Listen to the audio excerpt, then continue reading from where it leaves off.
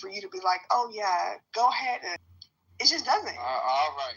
So I think they want the Anderson Cooper type, and they don't really like the Don Lemon type, and I think it's because they kind of brought their politics to their the profession. And Anderson, if you wouldn't look them up, you would have never assumed that he was necessarily a gay man. You would just I don't know, you just never really thought about him and his sexuality at all. He just kind of gave you his his views based off of what CNN wanted to say versus he gave his view, his gaze. Versus Don Lemon, who constantly kept trying to do the just try to tag his political views in the conversations. He likes to also add the black part in, and I think that's the flamboyancy that the general population of watchers don't really care too much to see. They would much rather you just stick to the prescribed topics, and move on. I think it's convenient. If it serves a purpose, they'll put them on. And then if it doesn't, they'll take them off. There's certain things you can't say, even if you feel. And that's probably what happened. I still don't know what too gay means. It's either that you're gay or not. So that's a weird thing to say. There's levels to gayness. It's a spectrum. Okay, honestly, truly, when people say things are too gay, I feel like we know usually it means either someone's very comfortable in their gayness or they're a feminine gay person. That's usually what it means. They're too gay. And so it's it means that that person's gay. A lot of people are cool with people who are gay and they don't know about it. They don't talk about their personal lives, or you don't talk about your personal life. You just got a job, it's whatever. But once they know about it, it's oh, well, you talking about your man as a man is too gay, or you talking about your woman and we want to hit fine shit. That's too gay. We don't like that. You never know with these dudes. A lot of men are like that. And I would say, just because you're not like that, I do like Psych, y'all, even though I was fighting with him the other day. I just be like that. But it's just I feel just because you feel you're not that serious, where you're I don't be fighting with people if it's not serious. If you don't come for me, I don't come for you. A lot of other people aren't like that. When niggas say something is too gay, it can be as easy as you told him that you have a husband instead of a wife, and now that nigga's mad because that shit is too gay for you. It's just it really is a spectrum of not just gayness, but what people are accepting of. And I feel that's the whole thing that we're missing. We're just people can be mad about it, but at the same time, there's a reason that he got the payout. They don't get these payouts just for some, random comments or someone being rude. It's a pattern of behavior that lets these people know that's why they deserve a payout. So I'm gonna say that there is the spectrum is there's the extreme super flamboyant. Everything consists of being gay. Every single argument, every time they open their mouth, they're talking about their gaynessosity. And that may be an issue. So we could be talking about ice cream and the next.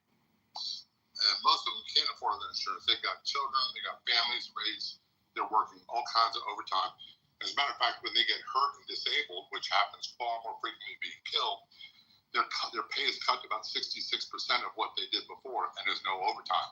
And most of them go bankrupt. So they don't have that ability to get that extra insurance, that extra thing, unless they have a spouse. Wait a minute. There ain't nobody talking about ice cream. Please don't do that to anybody. Flanders or Nathan or any one of you other dunks in the room.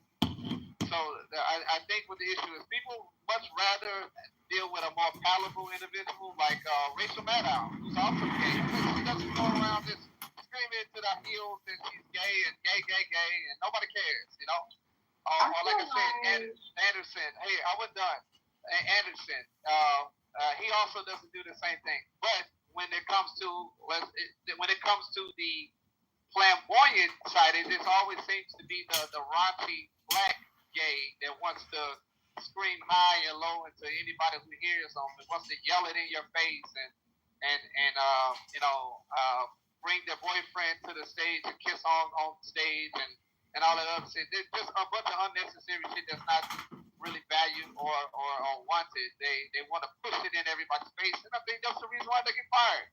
Because nobody wants to see the shit.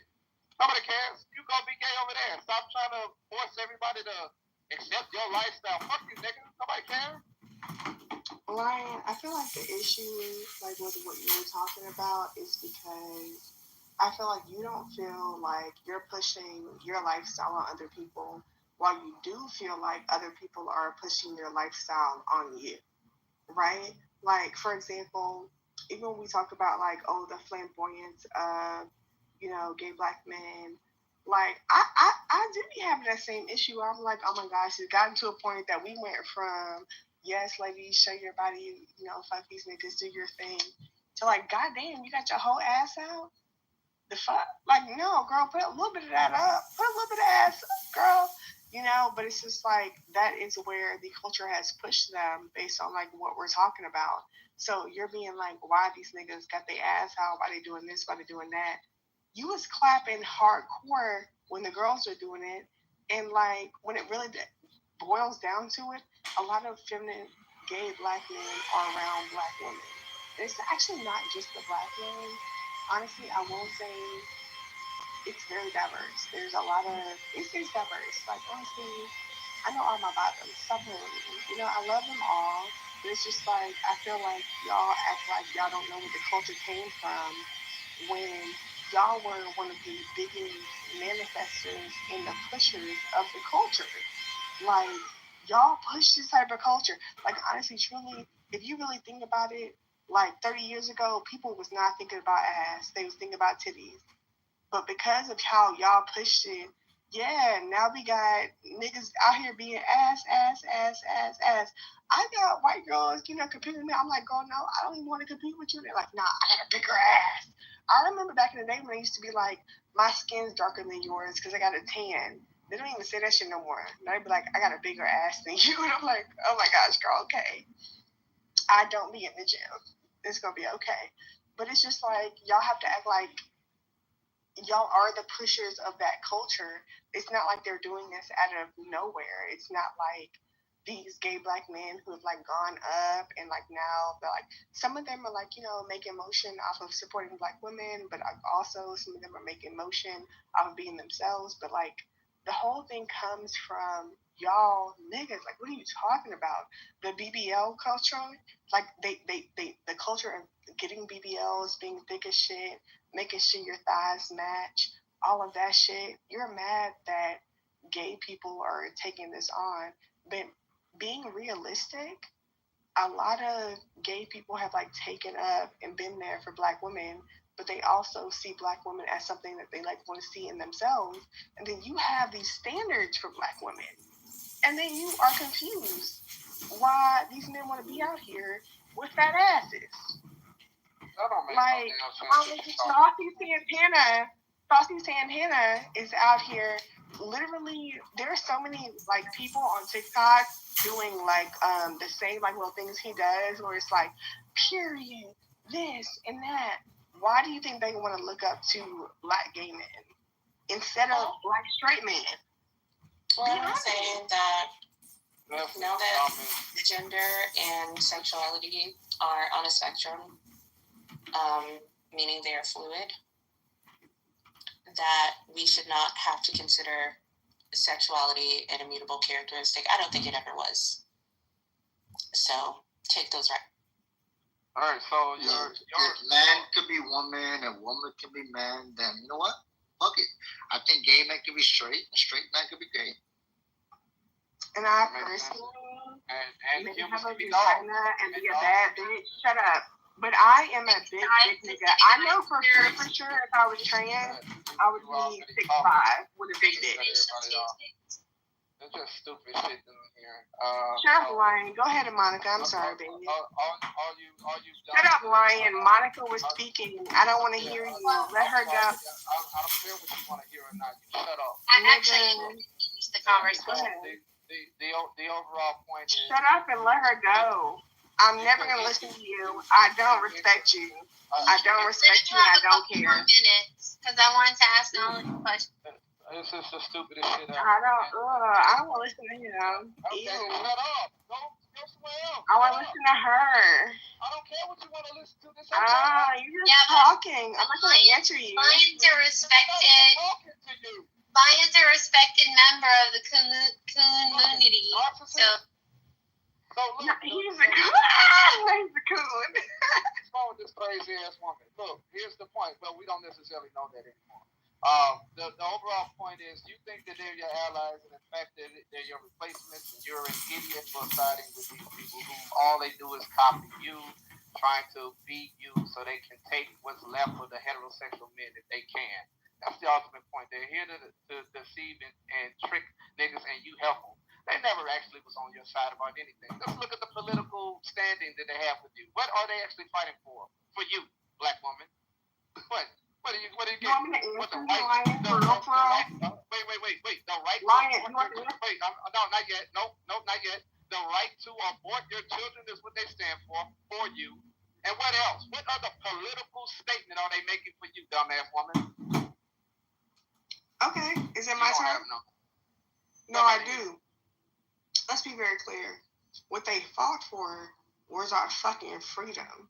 Are you fucking stupid? From who? Like, the reason that we even got here to America is because black people didn't respect each other enough to not throw each other into slavery. Hold on, line. Black people didn't even respect each other enough to not sell each other into slavery. And then we got into here to America, and I can pop shit, and I'll pop shit with any white man, but at the end of the day, they can always be like, yeah, but who stopped that shit? Who stopped slavery? Who stopped it? It was fake. Let's be fucking for real. Listen, y'all niggas was not on that. Y'all niggas was like, even to this day, there's people who come from the African continent that we have always been trained to love and care for, and they're like, we're happy we sold you into slavery, blah, blah, blah. These people around me, they do not do that type of shit. What are you talking? It's crazy. It's crazy behavior. And the fact that you can even be like, what did they give you? Bitch, America, what are you talking about? I'm happy to be in America.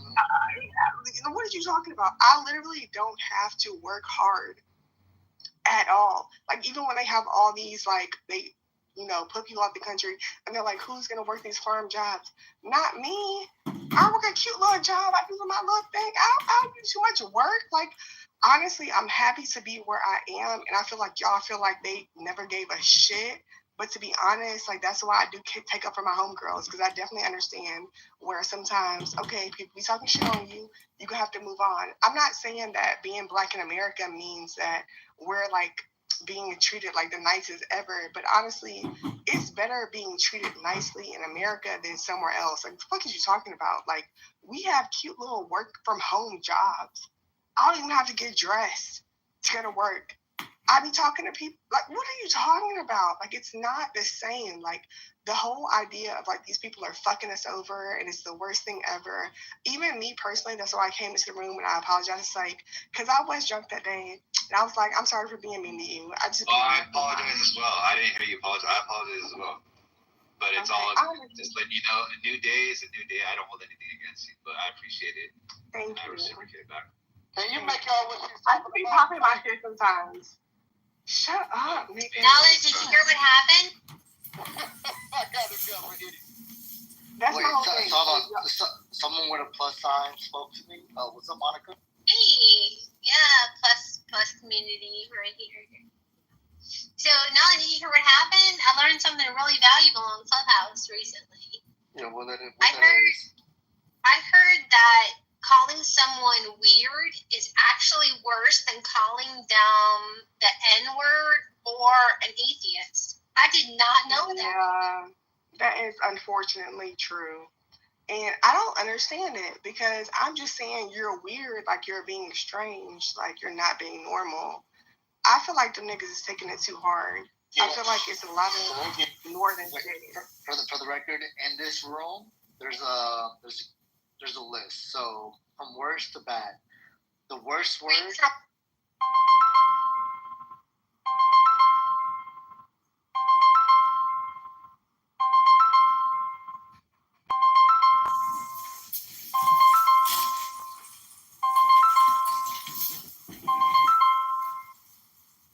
Hello. Hello. How are you? I'm good. I'm in the middle of something. What's up?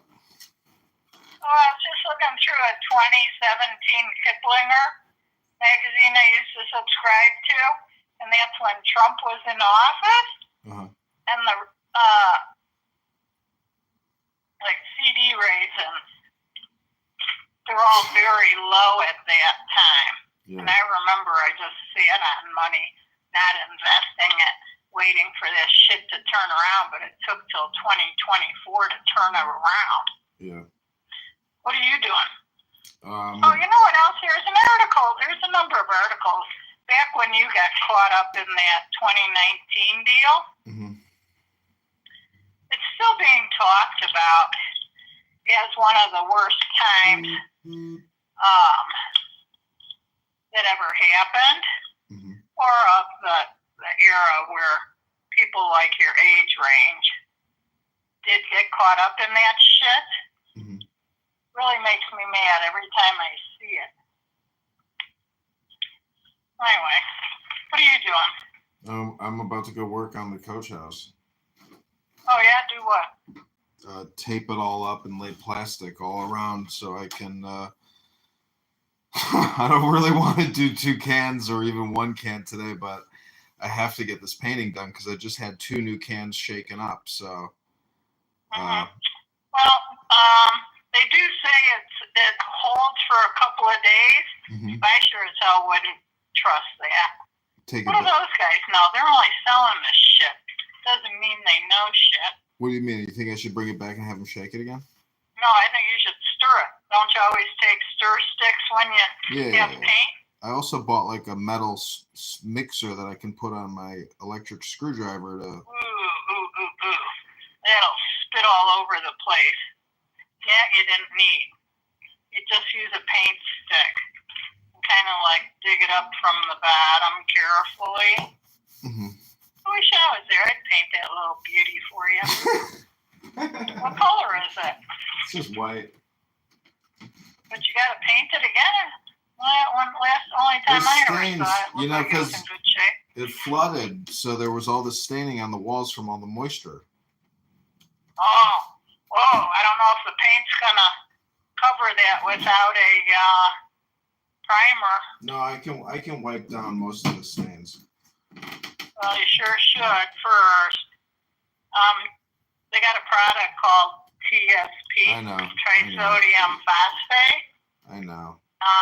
I literally just, you can use a wet rag and paper towel. I don't need to scrub all the freaking walls. It's too much work.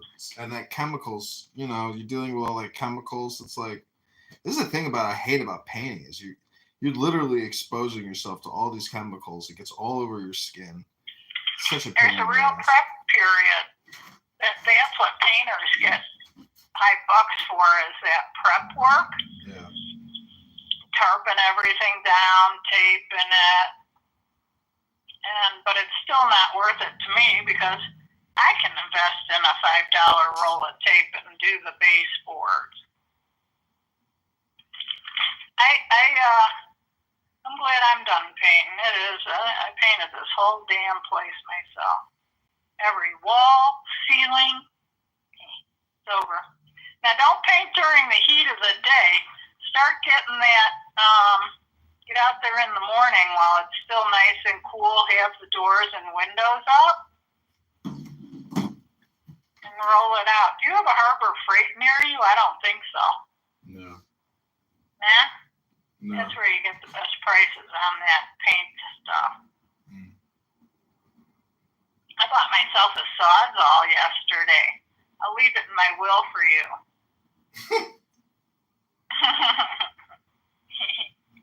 Yeah.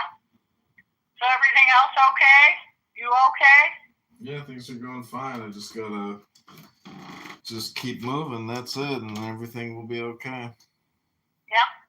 That's what Aunt Linda said probably about a year ago.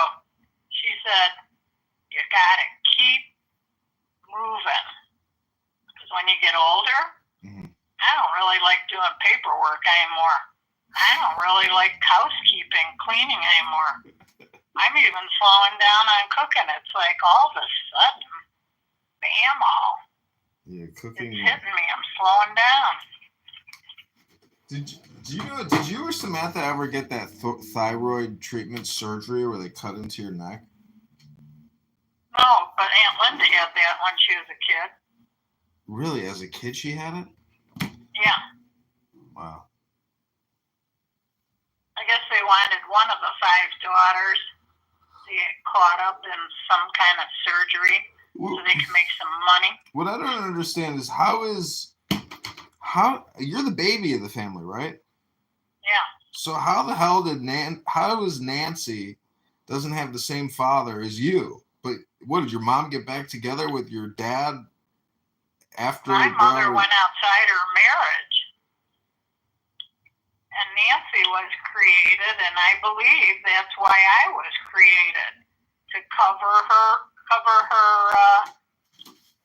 indiscretion up. See, that's so conspiratorial. It's like you think you were a cover-up baby. It's so stupid. You know what? I like myself. I do, because I can see that I just kept on pushing forward, although I was like kind of left out there all by myself. Even when I was a young child, you're on your own. Yeah, but I like myself. I know. Because of my succeeding. But, and it really doesn't matter who your mother is or who your father is. Exactly. That's my point. If you grab on and hook in, yeah, that's the only way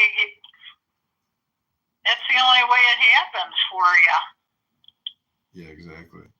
That's what I say that's why I'm making fun of you when you say you're a cover-up baby. I'm like, yeah, like you just came up with the correct answer, but I was just wondering, because like, how the hell does a woman get back with the man that? Well, I guess it makes sense now that I think about it, but it's still. Well, I just thought of this. So Nancy was the 4th child. Mom was probably out of her mind, right?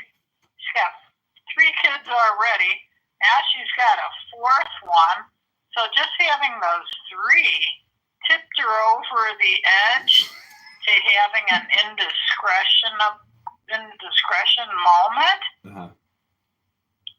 But when I was just a teenager, she invited me out to lunch, which was really off.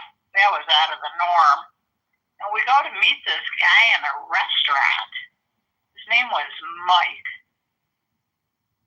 And I had to endure having lunch with a man that she's having an affair with.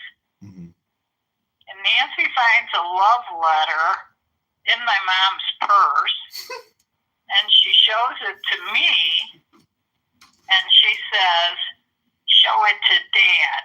That was George. Mm-hmm. My stepdad. Show it to George.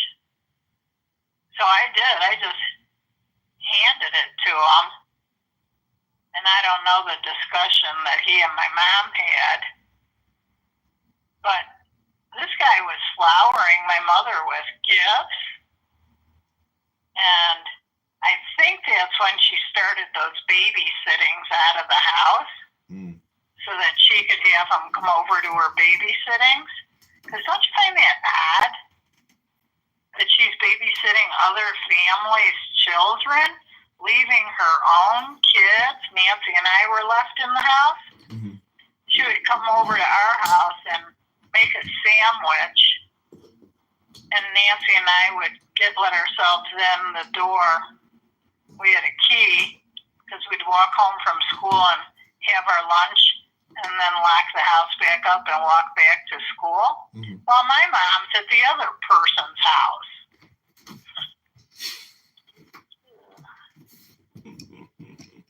I have this book about... Anyway, I thought of an idea. Here's a suggestion. No, an opinion. I think Trump is promoting crypto because he wants to close down the Treasury because it's a big waste of money. And kind of start fresh and anew where we have control, because the U.S. has completely lost control of all the agencies that run it, and there's way too much fat, so he's trimming off that fat, and he's got his hand in crypto himself, so he stands to make money. Anyway, that's my opinion. I took a 2-hour and 20-minute walk with my neighbor today. Nice. That was a big walk. We walked. Intel put trails in behind their big-ass building. And so this guy introduced me to those trails, and it's kind of nice. God, we just talk politics and news. And he's great. He's a married guy. He's a man that did all the plaster work here for me. And he was a Catholic, so he went to Catholic schools. And he lives in Naperville. Naperville's very popular now. Have you met anybody exciting lately? Yeah, I met this girl, but she's moving back to Germany, so it's not going anywhere. Cut them off when things aren't even looking good, right? I've always wasted my time hanging too long. You know, I was kind of upset, and then I did some yoga in the park, and I looked up at this beautiful tree, and it you know, some kind of like a eucalyptus tree or something, but it looked so amazing. I was just like, the message was everything will be okay. You know, like don't be upset about anything. Just day by day by day, and that's it. Like people come. Yeah, you know what it was? Go. You were seeing the moment, the beauty. Spring is kind of like a blessing in itself, and you were appreciating the moment. Yeah. Don't read any more into it than that. No, that's it. You were being thankful. Yeah, I know. I'm just saying that I got the message. Yeah, nice, isn't it? I get those little epiphanies every so often too. And I'm so glad that I took that breath, because there it was. I don't get them too often, but sure do recognize them when I do get one. Marriage is like the perfect analogy to debt, meaning that you create this essentially an artificial contract which involves all these unknown third parties in the future. Who are those third parties? Judges, lawyers, police, counselors, society, basically. Okay. So I was just saying, I was listening to Bill Maher, and he was saying that marriage jokes are very popular because marriage sucks. So it's fun to make fun of it.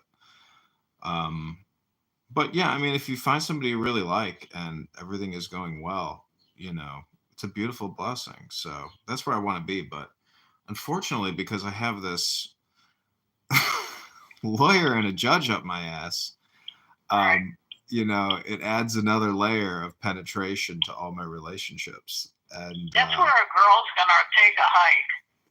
Well, my point is, if a girl's gonna take a hike, and then maybe she's not really interested.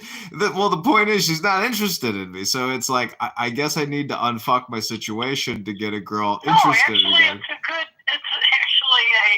It's a filter, basically. Like you said, if the girl's into you, she will step up with your problems, but you got to you got to tell her the truth. And then it's not a bad, what you did, 2019, property values dropped. It was all a bank win-win situation. And you said, fuck you, I'm out. That's exactly what you did. Now, when she tells her parents that, that's the other layer you're talking about. Yeah. They'll probably say, just keep going, honey, keep going. Yeah. I know I would if you were my kid and your girlfriend was in that dire strait. Well, that makes me kind of jaded about love, meaning that it's not really about. It's not even about attraction. It's not even about attraction. The apartment building. Well, what I'm saying is, love is. You should. I guess it's a good way to actually do like a diagnostic on love. Both ways, whether it's not really love and it really is about arrangement or providing security. So. Yeah, I understand it from the position of like an animalistic position where that, man has to go out there and come back home with the meat. So that's basically the situation. Some girls gonna say, yeah, we can live there. We can pay that mortgage. It doesn't matter to me. It's not my building. But as long as we got a nice apartment in our lap,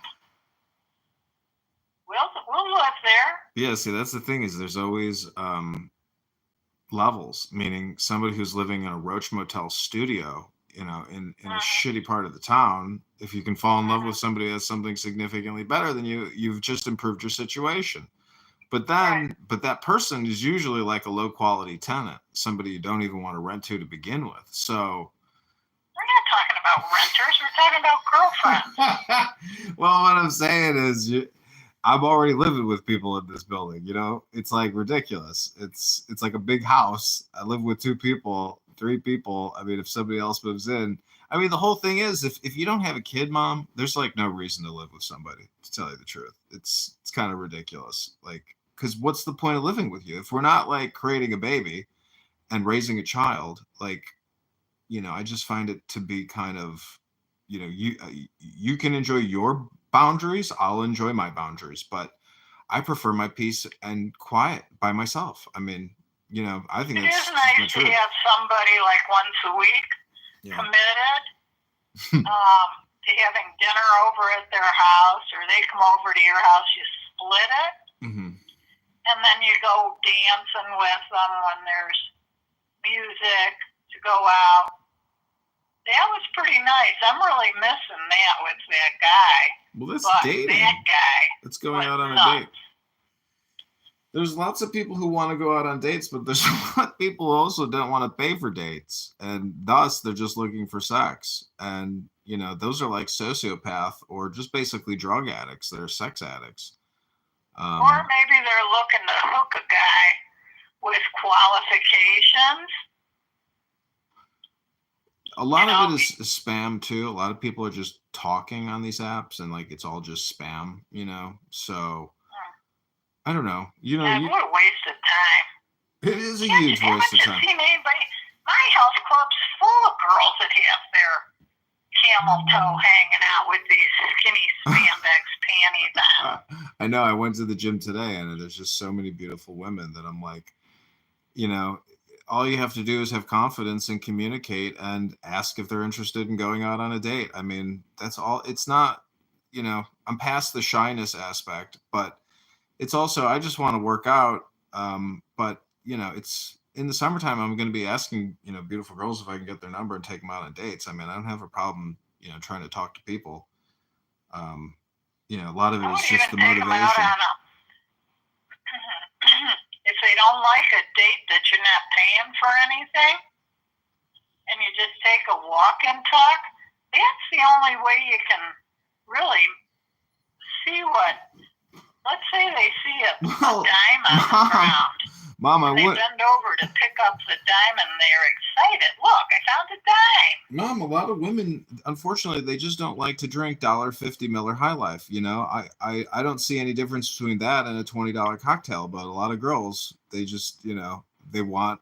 I think girls who get everything paid for, it's exhilarating for them, and they feel like they're walking on a cloud.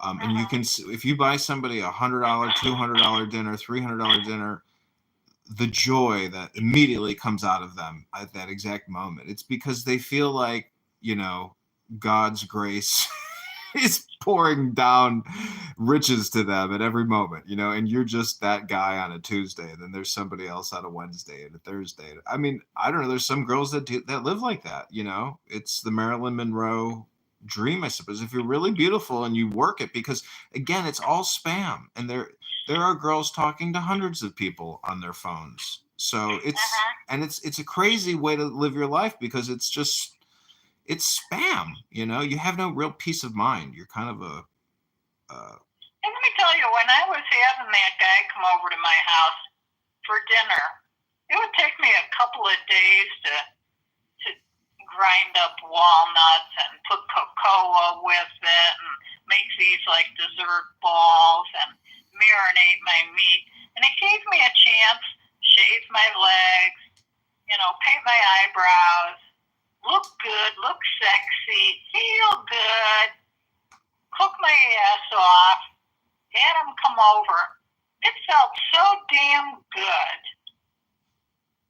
But he was an uncommunicative user, liked service, had a lot of money, didn't spend any, didn't bring anything except maybe a handful of cherry tomatoes or rotten pears that he picked up off his ground under his tree.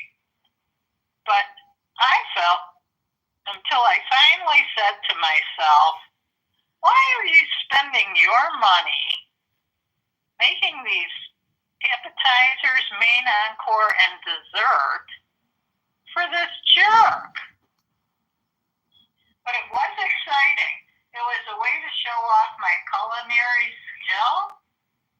You see, you don't really need to take somebody out to dinner. If you can impress somebody with your cooking and they're appreciative because you know that they don't know how to cook, and if you get into that deal once a week, you go to her place 1 week, she comes to your place 1 week.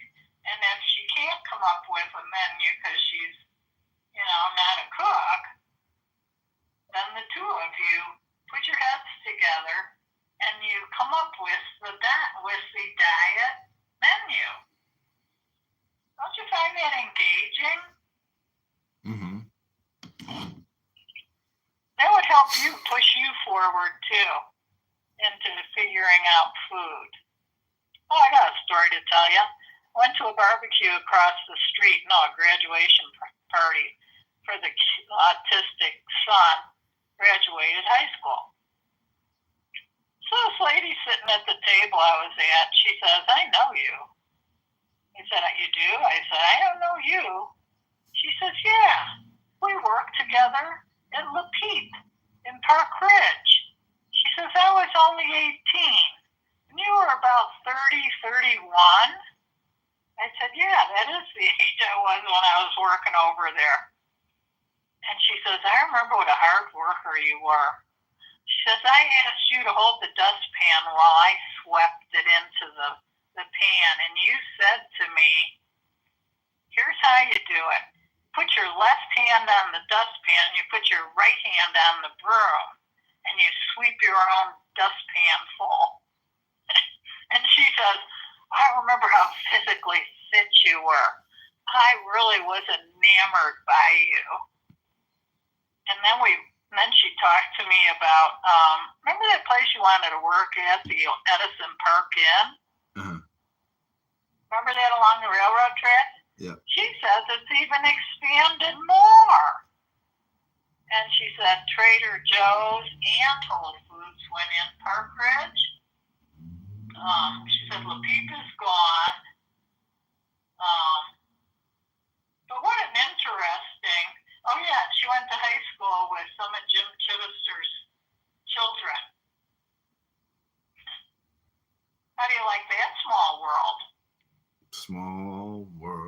after all. All right, well, I want to try to save some sunlight here, and I have probably fucking 10 hours of work ahead of me. Who knows how long it'll take me to paint this stupid place. One coat is never enough, so thanks for the call. I hope you're doing well and had a great day, and let's talk later this week. Okay, let me ask you one thing. You get up on a ladder and cut the ceiling and the wall in. You don't paint the ceiling. No, the ceiling needs to be painted too. It needs to be white. Yeah, it's gonna be reflect white. The light. The whole thing is white. The whole thing is white? Yep.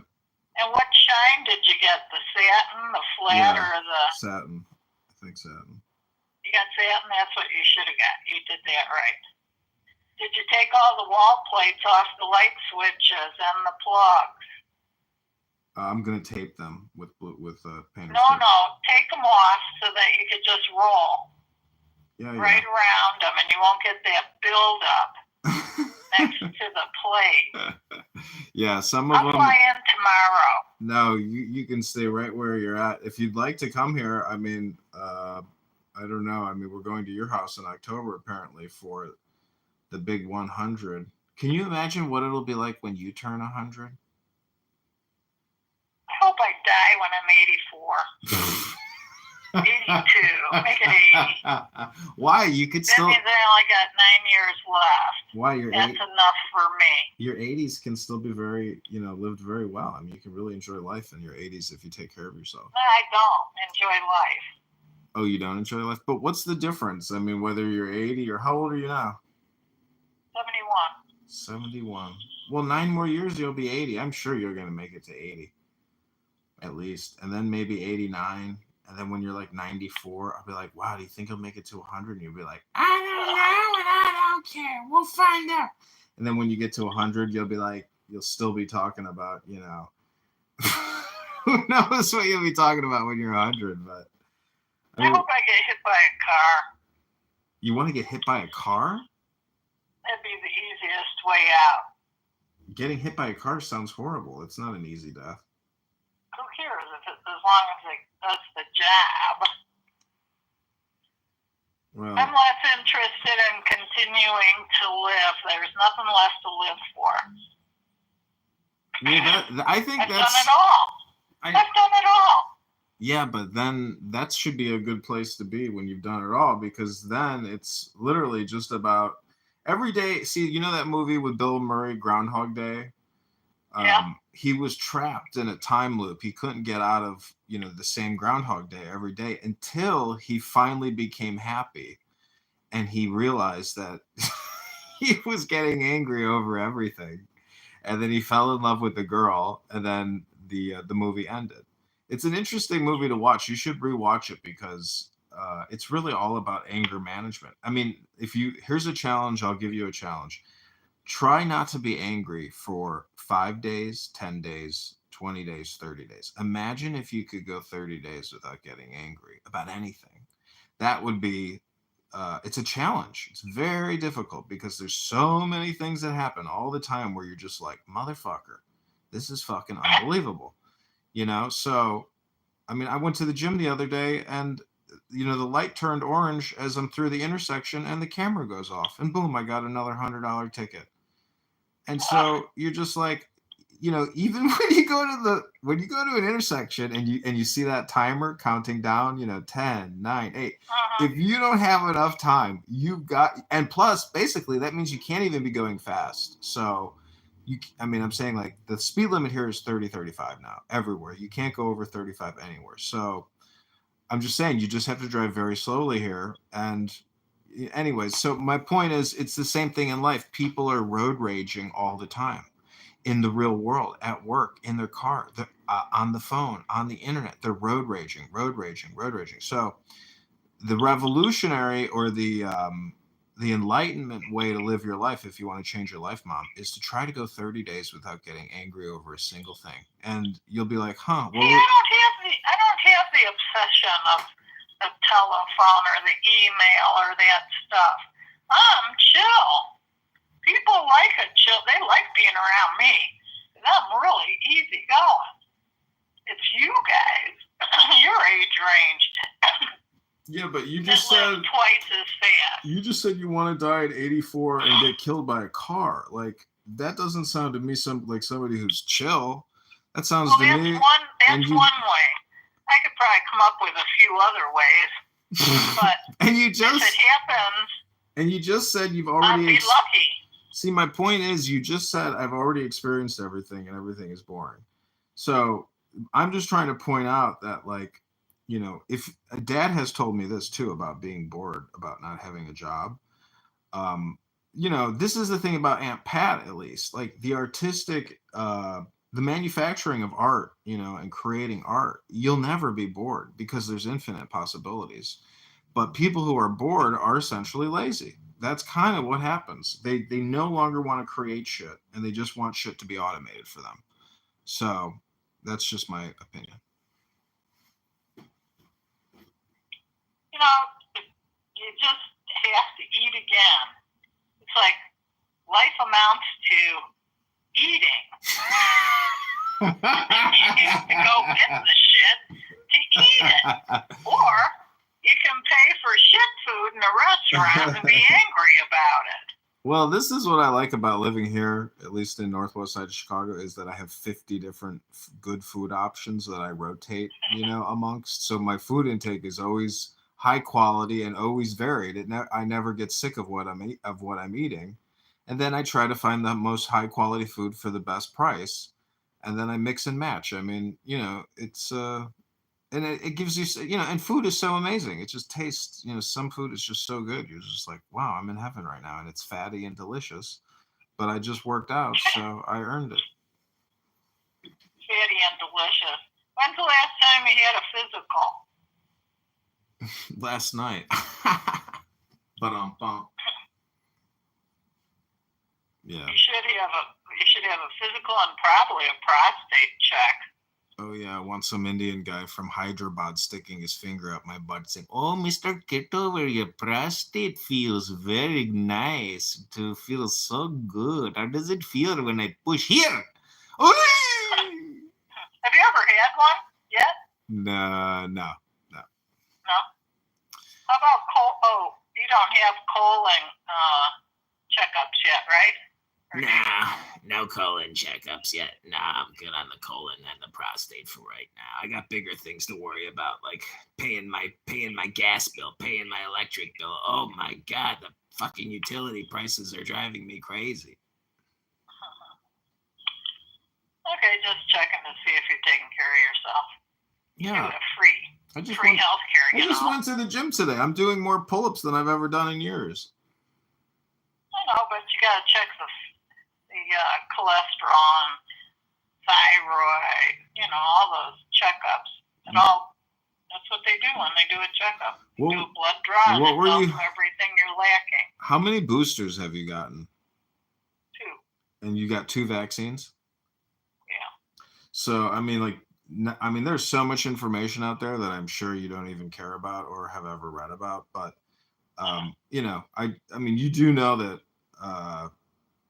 it was probably a bad idea to take those, you know, vaccines and the boosters. But I think it was all a shit show for some deliberate purpose. How can you I think it was a cleansing to get people off of Social Security to save the system.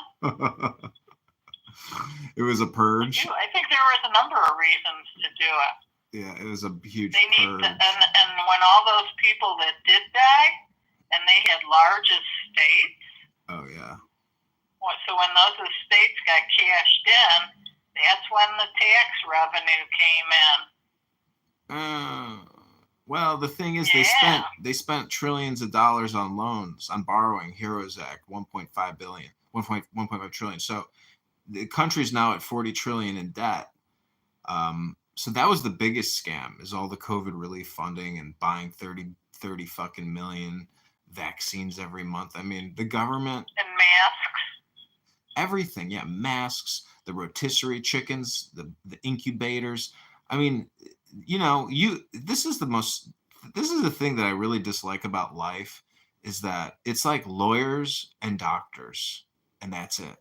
They're like Those two fuckers, those two categories of reality control so much of the pie, you know, and where your taxes go and how your life turns out. I mean, it's those two fuckers. And the worst one is the doctor, in my opinion. I heard this doctor at the gym today talking about how they can no longer get Medicare, and so they're switching to Medicaid Advantage as their way to lure Medicare Advantage. to lure new customers in, and they have to adapt with the times. And hearing this conversation, I was just like, ugh, what a fucking, you know, scam artist, like just finding a new way, meaning that it's the fucking government. Without the government, these doctors wouldn't even be able to earn a fucking living. They'd be making pizza prices, you know, because they're a dime a dozen. I'm getting a doctor appointment here now.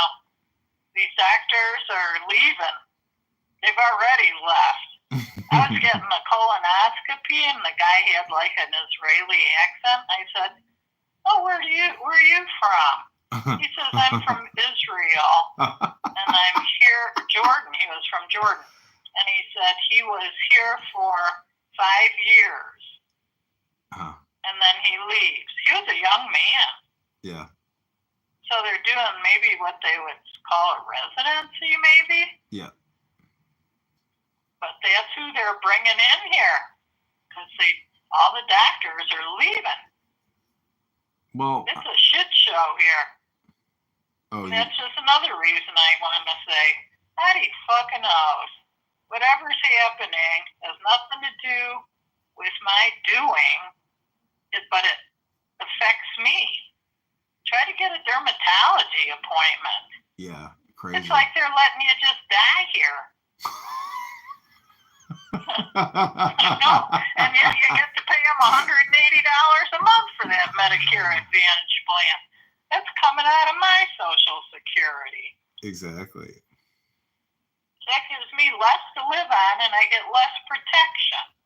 So why didn't Trump and the Republican Congress stop taxing Social Security benefits? Well, because they took tax out of that money when you were working. So they were double dipping. Yep. And they just stopped that here in New Mexico 2 years now. So finally I'm getting, how much are you getting on your little $2,000 a year? Not a lot. So they couldn't tax you that much. I mean, shit, maybe you're getting $200 back. That's what I'm getting back, $200 instead of them keeping the $2. I'm getting that $2 back.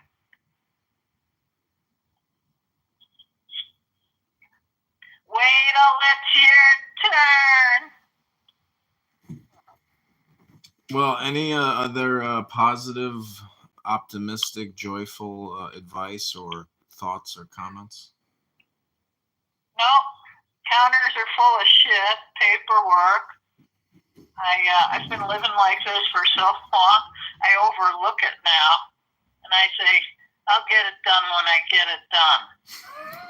I can sit there, and I can keep looking at it and walking past it. Yeah, I'm the same way. I got a lot of shit I got to do. I got a lot of paperwork I got to go through and finish. I got to send this appeal back to the Treasury. Into their civil rights office. So today I'm going to draft the letter. And I find by getting up at 6 o'clock, I get a lot more accomplished between 6 and 9 when I go to the health club. So those are my 3 best hours. Yeah, I agree. That's probably the optimal way to do it. I'll be outside painting by 6:30. I just did wood putty on my posts and sanded them today. Now tomorrow I'll put another coat on and then sand that, and then I'll paint that area. Whew. Okay. All right, well, enjoy your evening, and talk with you soon, and be well. And, you know, people love you. Be happy. Life is short. Yeah. Someday I'll get a dog. Maybe that'll bring happiness to me. You need to be, I don't know, You know, It's hard to find happiness when you live alone. I think maybe you're just you're not. I think you need reprogramming. You know, I think you need to be updated. I think you need I think you need a makeover and an update, like a software update in your brain. You know, I don't think I ever have been happy. I think I've been content because I've always stayed on top of everything. Uh-huh. But happy? It could be your perspective, but I bet how much you want to bet it's your conditioning, that all your life events, all your experiences. I honestly think a good book, you know, is better than a lot of therapy. If you really read that book and it's basically meaning intelligence. It's like if you were smarter, maybe you'd actually be happier. That's the theory. If you were smarter, you'd be happier? Mm-hmm. I don't know about that. I know some pretty damn rich people, and I would say when you have money, you just want to protect it and make more with it. That makes me content. Doesn't make me happy. Makes me better off than a high percentage of people that don't have any. So that makes me content. So part of happiness is basically realization about who you are and where you came from. And that's why I say your conditioning has created such a powerful personality and identity that if you had like an ego death, so to speak, you would be happy, but you associate so much with your identity. Meaning that if you go within, it's infinite within and it's infinite without. Like, you know, you are the universe. So it basically comes down to meditation. And there's a saying, a Native American saying you might like. It says, if you can say it, it is not true. So, you know, if you can say, I don't think I'm happy, well, then it's probably not true. You probably are happy. You just don't know it. I'm content. God, I just had a real thought on that. No, it just kind of left me. Oh, perfect. I'm not angry. I know what I was going to say. My confidence is so rock solid that I don't feel anything can mow me down because I'm the human mower myself.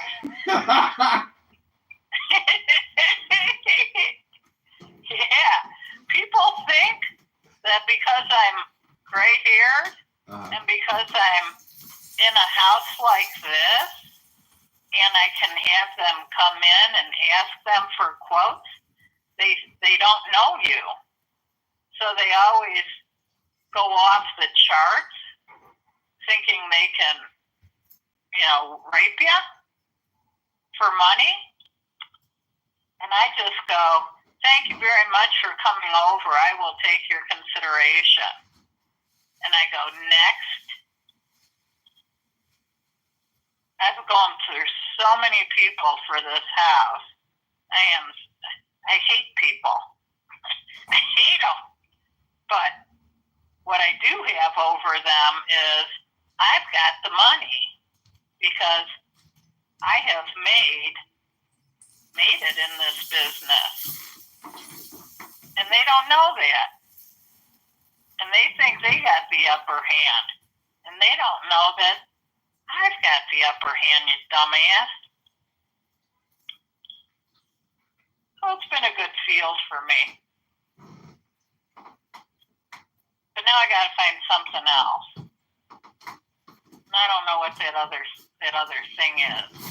Well, you should come here, you know, in the summer and rent one of my apartments, and I can give you a bunch of good books, a good joint, and some Miller High Life, and you can go sit on my boat. Enjoy your summer. Hey, you didn't get any takers for that boat? No, just spam. I'm gonna lower the price. What do you think about that? Would be risky. Rent it out. No, I don't even have insurance on it. So if somebody crap. I mean, I can put it on Airbnb, and I can try to rent it, but I just want to get rid of it. I don't even want to have to fucking manage that stupid. It floods. It's got water. It's got this. It's like I don't even want to deal with it anymore. You know, I like going down there. I like the location, but fuck it. It's a floating bed for thousands of dollars a year. It's a waste of money. Right. I agree. Before something happens, you know?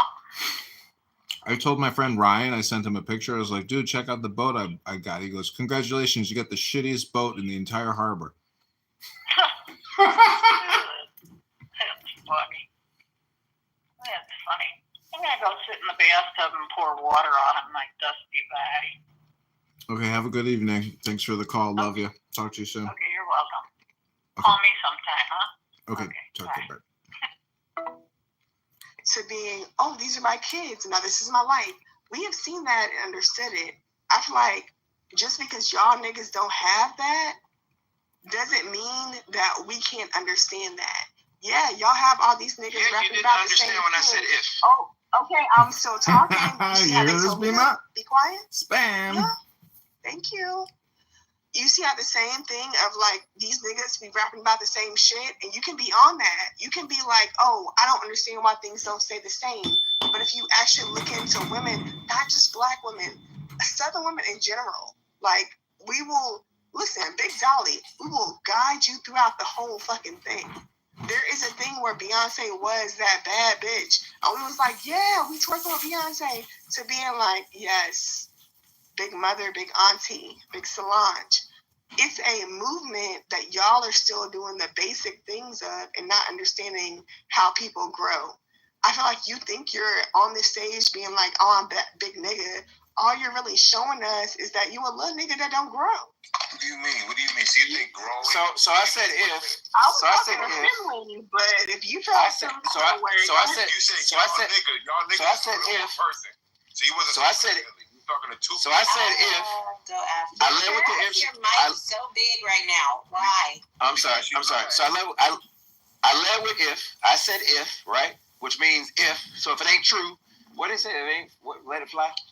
Any event. Number one. Number two. A movement, right? So she's matured and got a husband and kids. So that means her listeners should have a husband and kids. So I'm assuming, since you are caping for her, that there's a husband and some children around there somewhere.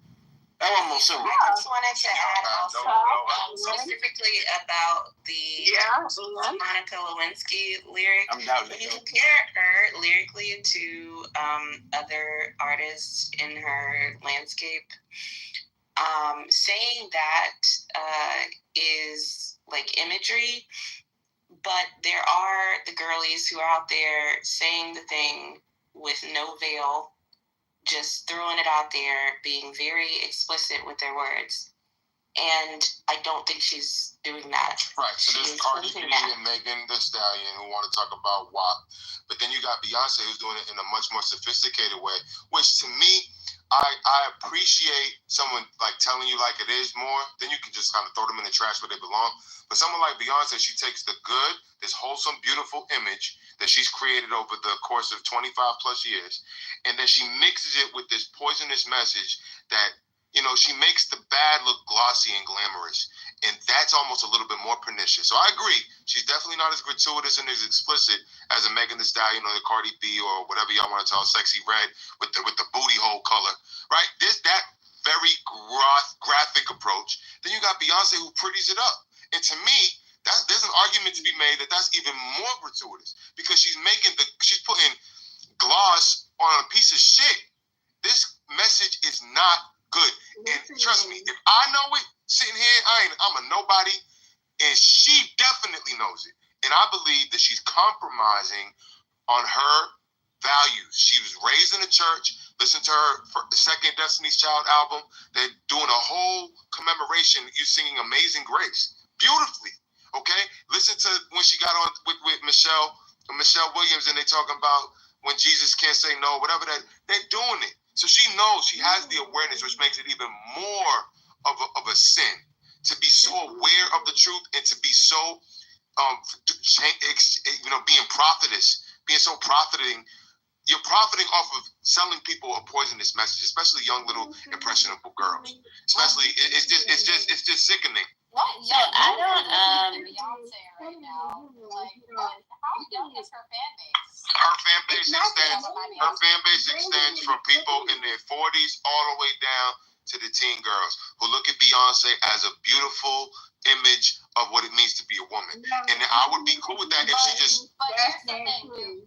That's not true. Yeah, guys, on top of that, are you saying the same things about, the male artists that are sending poisonous messages towards young men? Yeah, that's don't do the whataboutism. That's something whataboutism. Yes, my message is just to answer her question, my message is consistent and across the board. Beyonce's just on the table right now. Here's my But trust me.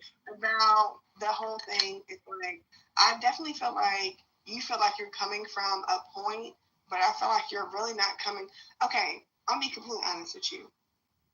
I'm trying to say this in the nicest way possible. Wait, can you repeat that again? You seem like you're coming from a point, but not coming. She don't know how to be nice. She's about to be mean. That's all right. No. She has something cooking, bro. She's like, you're coming from a point. No, I'm trying. I get where he has a point. I'm trying to be nice because it's like I definitely feel like it's different for different people.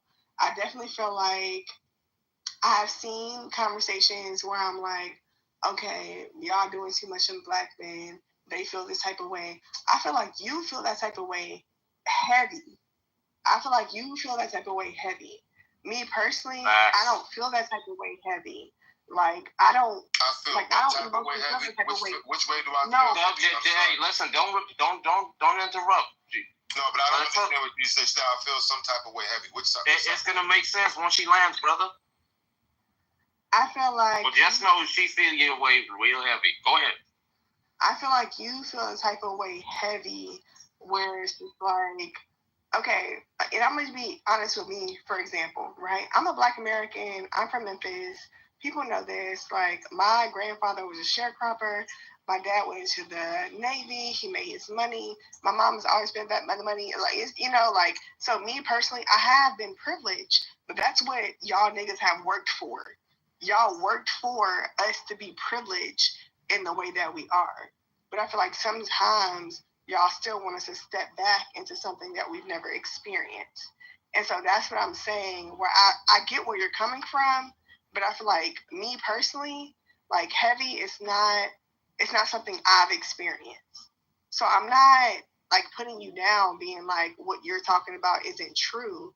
What I'm saying is that's more of my daddy, grandfather type of shit, not me. But what is something that you haven't experienced? What haven't you experienced? Honestly, truly, I have not experienced a lot of racism or crazy shit. Like, honestly, that's why I'm such a girl's girl. Because the niggas don't be mean to me. Even in this room, like, Sype was in the room, me and him was going off on each other. Even when I said something that was funny, he was like, I'm going to let you have it. And he let me go. Like, he could have went off on me and really grabbed me by my hair and whipped my ass. But he was like, nah, all right. Yeah, but I don't see how that's related to the Beyonce conversation. The fact that you haven't what I'm saying is, and I'm trying to explain it to you, what you're saying is all of these people have to experience things in a certain type of way, and we don't. Honestly, truly, Beyonce has done a lot for people, not just like in the idea. Oh, another beehiver. That's what it is. Yeah, but I don't understand. All I said was, according to Tommy. I'm trying to win. Y'all don't, and I feel like y'all don't want to fight, because honestly, every time I fight with y'all, I win, and they be calling me mean for going off on y'all. So let me finish, because you know what I'm saying? Yeah, I know what you're saying. Like, shut up, because y'all gonna call me a bully if I really Nathan, go off you on wild. You wild, Nathan. And you doing it again, Nathan. You encourage this foolishness. Nathan. He does. And I love that. I love that Black men encourage this foolishness, because you know what? They got Black daughters, nieces, they got their homegirls that they fuck with, and they be like, you know what, girl, go off. Period. I would never encourage foolishness. And you would never, but I would. Exactly. And that's exactly I would too. Y'all would never, but they would. If I ran a crack house, I would ask. If I ran a crack house, I would absolutely encourage people to smoke crack too. Absolutely. I would tell Nathan to cut y'all up and kick y'all down. But I'm being nice to y'all. And I feel like y'all don't even respect that. For real, for real. Y'all don't even respect the bare minimum of shit. Like, for real. Like, I will apologize and be cool with people because I know, like, oh, okay, it's cool. Like, I'm not trying to do this too much. But y'all be thinking y'all on that bully. If I want him to kick y'all down and I was going to talk shit to y'all from the top, I could do that. All right, back to the subject. All right, go back to this. You just be lucky that she don't want to. You're a pussy. That's the subject. Honestly, no, they want me to turn up. That's what it is. You want me to turn up. You want me to turn up. You're a pussy. You're a pussy. It's like people itch to be ignorant. It's like people itch to be ignorant. All right. You're a pussy. Yeah, it smells a lot better than what you got in between your legs. With that wig on your head. Take that wig off your head. You have to say something that shit like that. Tyler Perry ass nigga. Okay, Tyler. Okay, Tyler Perry. Okay, Tyler. Okay, Tyler. Put that wig on and shake your ass. Put that wig on and shake your ass. You walking around with that wig. Beyonce got you thinking it's cool to wear wigs. You look crazy with that wig on your head. Anyway, I was responding to Tally. Cardi B and Megan Thee Stallion over here. Beyonce is doing it in a worse, pernicious way. Sophisticated because she's taking a bad message and she's putting lipstick on a pig. And that bad message is better than what you were talking about. Tally, I was talking to you, Tally. Can you understand what I ain't talking to you? You ain't nothing but a dog face. We saw your face. You don't got a dog face. You don't got a dog face. Your face is like a dog face. You should say dog face. Because that wig you got on your head, girl, I know you ain't talking no shit with that wig on your head. Take the wig off your head. Anyway, Tally. No, leave her alone. Get some fucking money. I'm talking to you. She got money and information. She don't need a nigga. Girl, I was responding to your point. She got green beans. Can you respond to my point, girl? No, she don't have to respond. She just want to hear me drag you across it. I can't drag you because your wig keep falling off. When I try to drag you with your hair, I don't have to have a wig. Because you got a wig on your head. Ask your mama about that. Go put that PTR back up. Ask your mammy about her. Ask your mammy about that shit. Dog face, dog face. You look like a dog. Yeah. Dog face is giving a pit bull. Dog face, not dog face. I'm gonna call you dog face from now on. Your bitches to dog. I'm gonna call you dog face from now on. You ain't dog face. And I love that. I love that. I love that. Back to the conversation. Crying about how you the one who want to take it and call me a pussy. Well, I'm gonna call it right back to you. You call me a pussy. My pussy don't smell like the way your pussy smells. I did. You got a smelly don't ass know how stinky pussy. Because I would never let a loser about like you are about it. You think just because Beyonce wear a wig don't mean you should wear a wig. Your wig is terrible. You're a loser ass nigga. Move on, please. I That's want to get back to the conversation. Hey, moderators, are y'all going to moderate? Y'all going to let this girl keep going? Come on, nigga. Final moderation. Let's get back on track, guys. Go on. Let's don't talk about people. Let's talk about the conversation. That's right. Let's get I want to say this to man. Nah, he want that smoke. Let him get that smoke. Listen, I feel like y'all gotta let him have Beyonce, regardless of what you feel. Oh my God, Nick, you gonna do something about this? When I was being nice. Oh my God, here she goes. When I was being nice. Tell dog y'all was like, I want to be nice. Respect the room. We don't want to hear your dog breath no more. Yo, Nathan, this is your fault, fam. Nathan, this is your fault. Let the man. All right. I had to spray some water. I just wanted to say this. Dollface and Manfinity, listen, it ain't good to be mad at each other. It's good to be positive. Be friends with one another. Learn how to communicate your differences. All right? She But let me get call back me to a pussy. I like her. I think she's cool, but she shouldn't call me a pussy. Nathan, I want You know what it is, bro? Nathan, it's your fault. It's your fault, Nathan.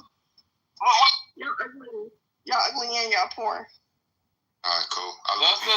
There's this concept within relationships what people call nagging or something like that.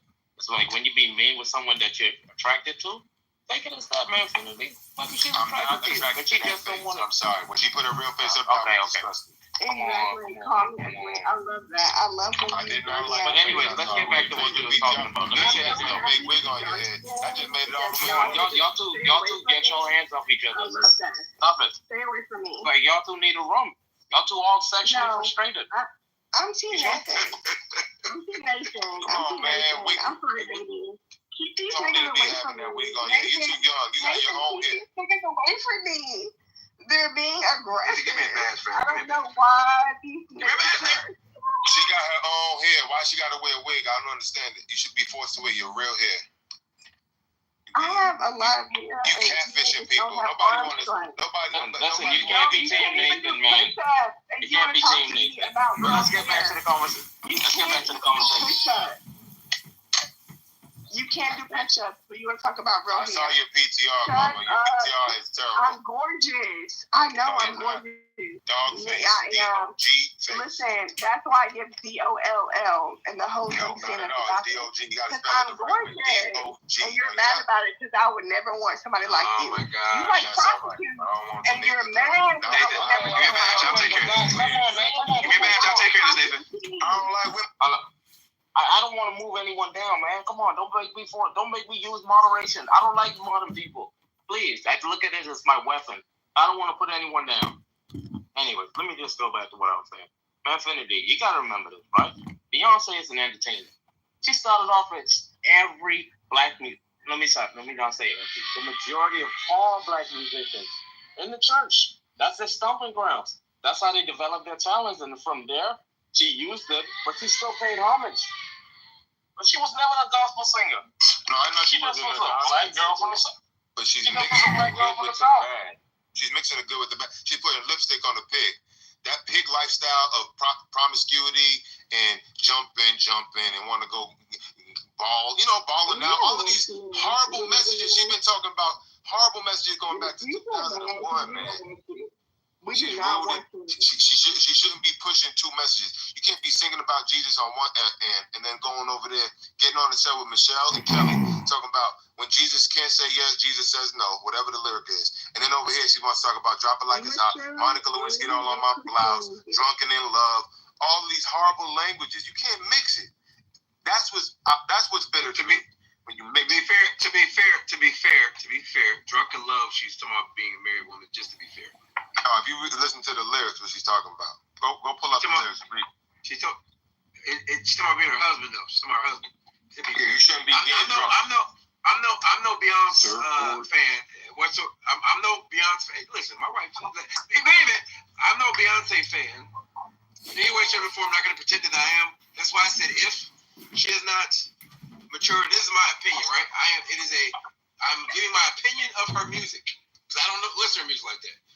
I believe that as an artist, you should progress, which is why I have respect for the poet Jay-Z for no longer rapping about big pimping, right? My God! I think, and I appreciate that he has matured past that, and in a genre of misogyny and hyper masculinity, he said, "I'm going to humble myself and make a song to my family, chronicling my mistakes and showing the maturation." Right? That's what he did. Which is why, I wasn't done yet. Which is why I respect him, right? And I said if Beyonce has not moved past, and yes, Tally, I like it. I like Beyonce better than Beyonce. I like it. So I'm stealing it. Judge me as you wish. If she has not done that, then my critique of her is that she should, because I think at some point, especially when you're a 40-some-year-old woman, you should leave the club music alone and move on to more adult type. And that's all I'm saying. Don't let it evolve, bro. My opinion. My opinion. But I will land by saying this. I do understand that the hive will come to a Beyonce defense no matter what. Beyonce could shoot someone, the hive would say, well, the person jumped in front of her bullets, traveling at a high velocity. That's what they're going to say. I definitely feel like y'all be acting like just because we like Beyonce, we'll kill anybody for Beyonce. But it's really not that. Like, honestly, when we love girls and we're in a girl system, we are banging for our bitches. Like, okay, I don't care. Are you talking? Sorry, y'all. It's my sister talking. Nathan, this is the doxing justification situation all over again, fam. Listen, hold on. Anyway, though, what I will say is, when it comes down to it, not bitch, okay. But like, honestly, I will say, when it comes down to it, I feel like even when y'all say like, oh well, Jay-Z wouldn't do that. Okay, but we was all happy to see Beyonce, Blue Ivy, and Rumi on the tour. Like, it's like, why can't girls be happy and be supportive of each other? Like, why is that like a contention of a problem? I feel like even when y'all talk about things, so like Jay-Z didn't have another part of this. It's like, okay, well, he should have been off. And honestly, he was doing what he needs to be doing. He was in the background clapping for his daughters.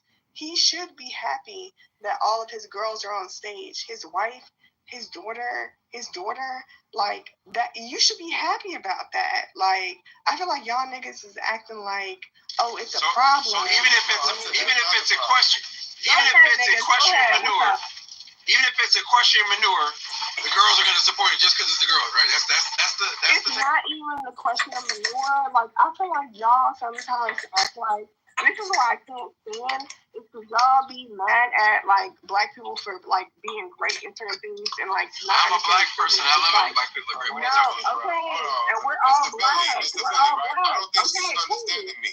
so why are you mad at people who are privileged? I'm not mad. People who are not privileged. I'm not mad either. I didn't express anger at Beyonce. Let me respond to her real quick. I'm not mad at her, right? I specifically said she's upholding positive imagery and she's sneaking in poison. So yeah, you're right. It's beautiful to see the family up there together.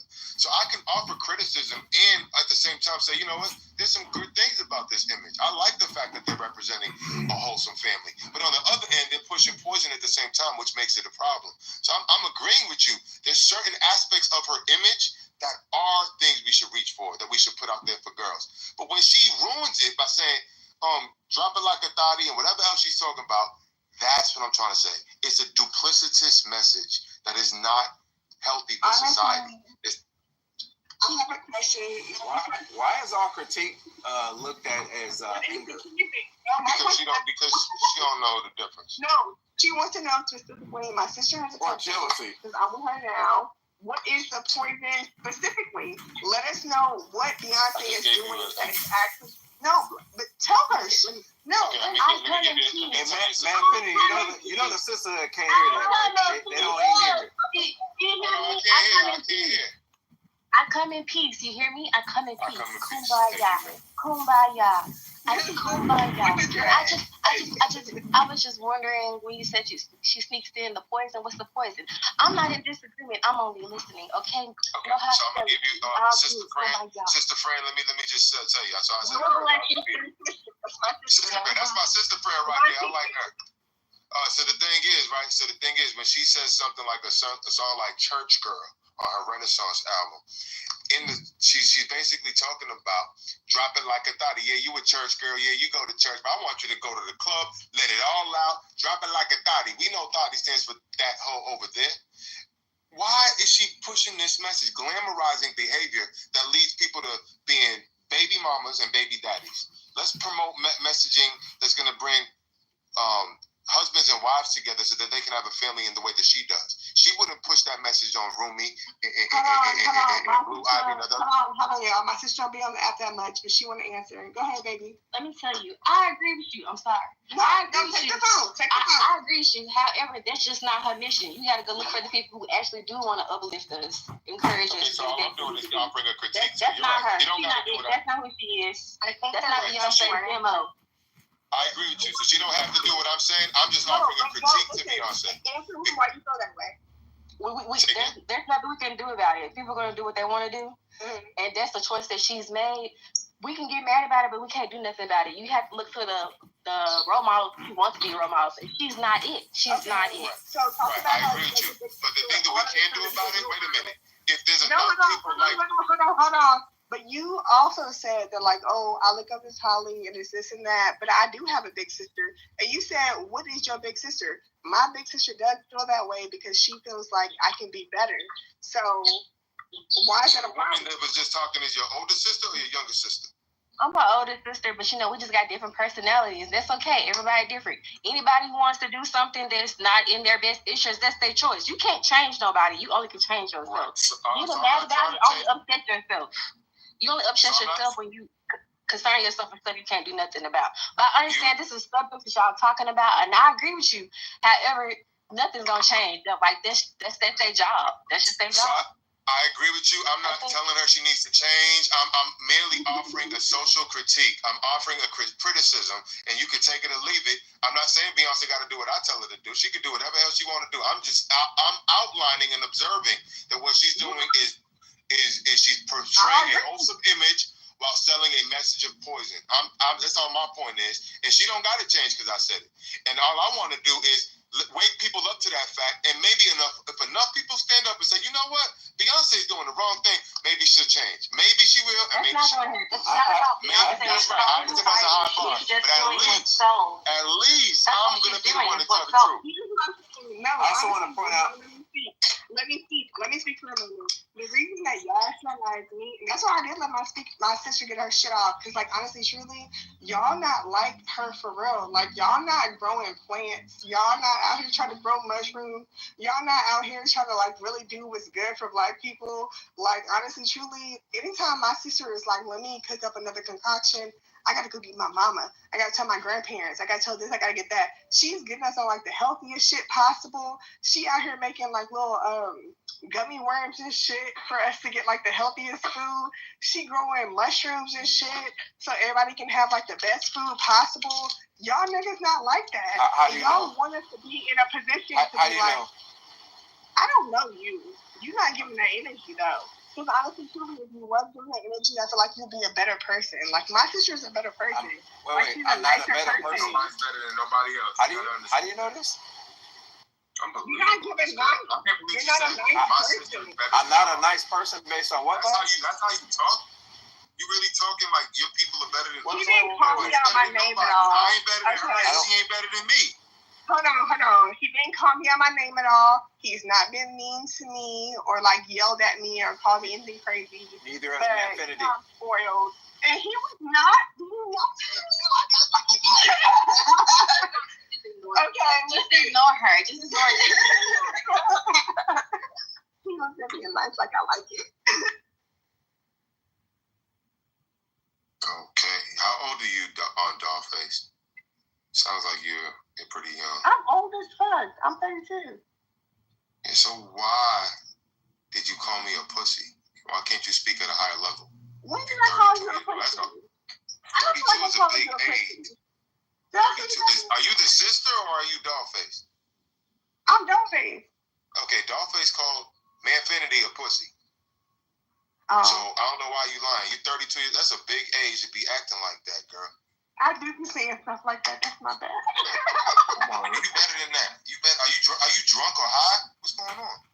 I am high, but honestly, I forgot what was a pussy.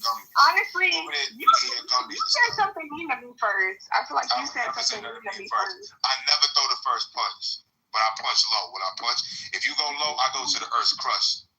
I don't stop. It was one of the other ones. I feel like they be talking shit. And then I be backing that shit up. I'm like, don't be talking shit about my people and my girl. You always want to back shit up. Why you always being the thought? Which one you want to back it up? You a thought, girl. That's not like, I'm not That was a joke. Exactly. I've never been a whore. She said I want to back it up. I'm just joking. I ain't calling her. I get my sister on you, nigga. What you talking about? No, I like her. I like your sister. Your sister has a level head, and she understands what I'm saying. She's saying we can't change them, and that's true. I'm not here to change nobody, but I'm here to put a spotlight on it, and y'all can do what y'all want to do. If you want to keep buying Beyonce's bullshit, keep buying Beyonce's bullshit. Y'all, my sister is here, so I can't be bullying y'all when my sister is here. I wish Sister Fred. I wish you heard what she was saying about me. She called me a pussy. She called me all these names. And then as soon as you come in the room, now she want to act right. I don't got time for that. Ain't nobody got time for that. She said, that's crazy. Come on, man. Keep it on the up and up. Don't be calling people out their name. I didn't nice to other people. Listen, for real, the other day I was going crazy on Psych. I did apologize to you, didn't I? Tell my sister I apologized to you. I was apologizing to people. Are you gonna apologize to me for calling me a pussy? You don't even have to. You're good. It's different day, different thing. Yeah, apologize. God damn it, apologize. Are you gonna apologize for calling me a pussy? Yes, apologize. You don't gotta do anything. Dollface, I asked you a question, yes or no? Just say no. You see that? Psych, you want to be the only boy she... No. I never wanted it. She just did it. That's the thing. I came to that one on my own conclusion, but you're right. My sister was like, I should be nice. Psych did that by his own. Y'all are right. I should be nicer to y'all. I do apologize. She apologized. How many times did you look at that picture and thought that you saw something different from what you saw the first time? The one that you drew? No. The one that you mentioned to me yesterday in the DMs. Oh man, down in the DMs. I was just like, I don't know, bro. You know what I was thinking is like, someone lied to you. Are you white? That's not what you think it is. Are you white sight? Are you white sight? I'll let you guess. What do you think? Yeah, you sound whiter than me. Well, okay, then I'll be that for you. I'll be anything you want. Leave Frank alone. I like him. That's pretty gay too. Don't do that. I am gay. Be careful. I might like you. Oh, you are. You're the spectrum fan. You're not gay for the spectrum. I might like you. Calm down. No, that's not. That's you got not that good. you got that lazy swag voice of yours. That's kind of hot. That's not good. See, look, you're trying harder now to do it. What in the ditty? What kind of baby oil activities? Was you here? I don't want to hear it. I didn't hear it. Oh my God. You hear what you're doing now? Look, don't worry, bro. Look, you still want it. No, man. There's certain doors I don't even want to go in the door no more.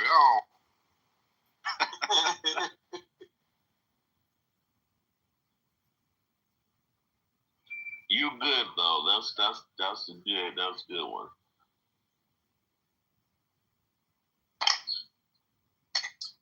Hey, can I be moderator in this room? I need to help moderate. Don't be asking for moderators. Let's have. No, cause you seem like being a moderator in this room. No. You delete everybody in this. Oh, it's not a privilege, bro. Who would do that? Manfinity, do you have anyone blocked? I have 0 people blocked. Don't do it. I tell you this, bro. Bruce, what you got a problem with me for? No, you gonna delete 2 people in this room right now. Are you the type of person? Why would you accuse me of that?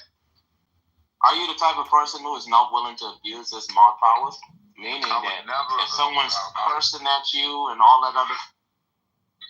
You would have to be humble. Like, you see, I handled a situation with Dollface, and I was like, hey, calm down. Most people would just moved her down. But being a martyr kills them. But why did you allow me and her to go back and forth for so long? I need to be mod. Because I felt like it would have been wrong for me not allow you to express yourself. Right. Did you enjoy the content that was created? Not really, because I don't like to see women and men go at it because I always think that the man is playing down.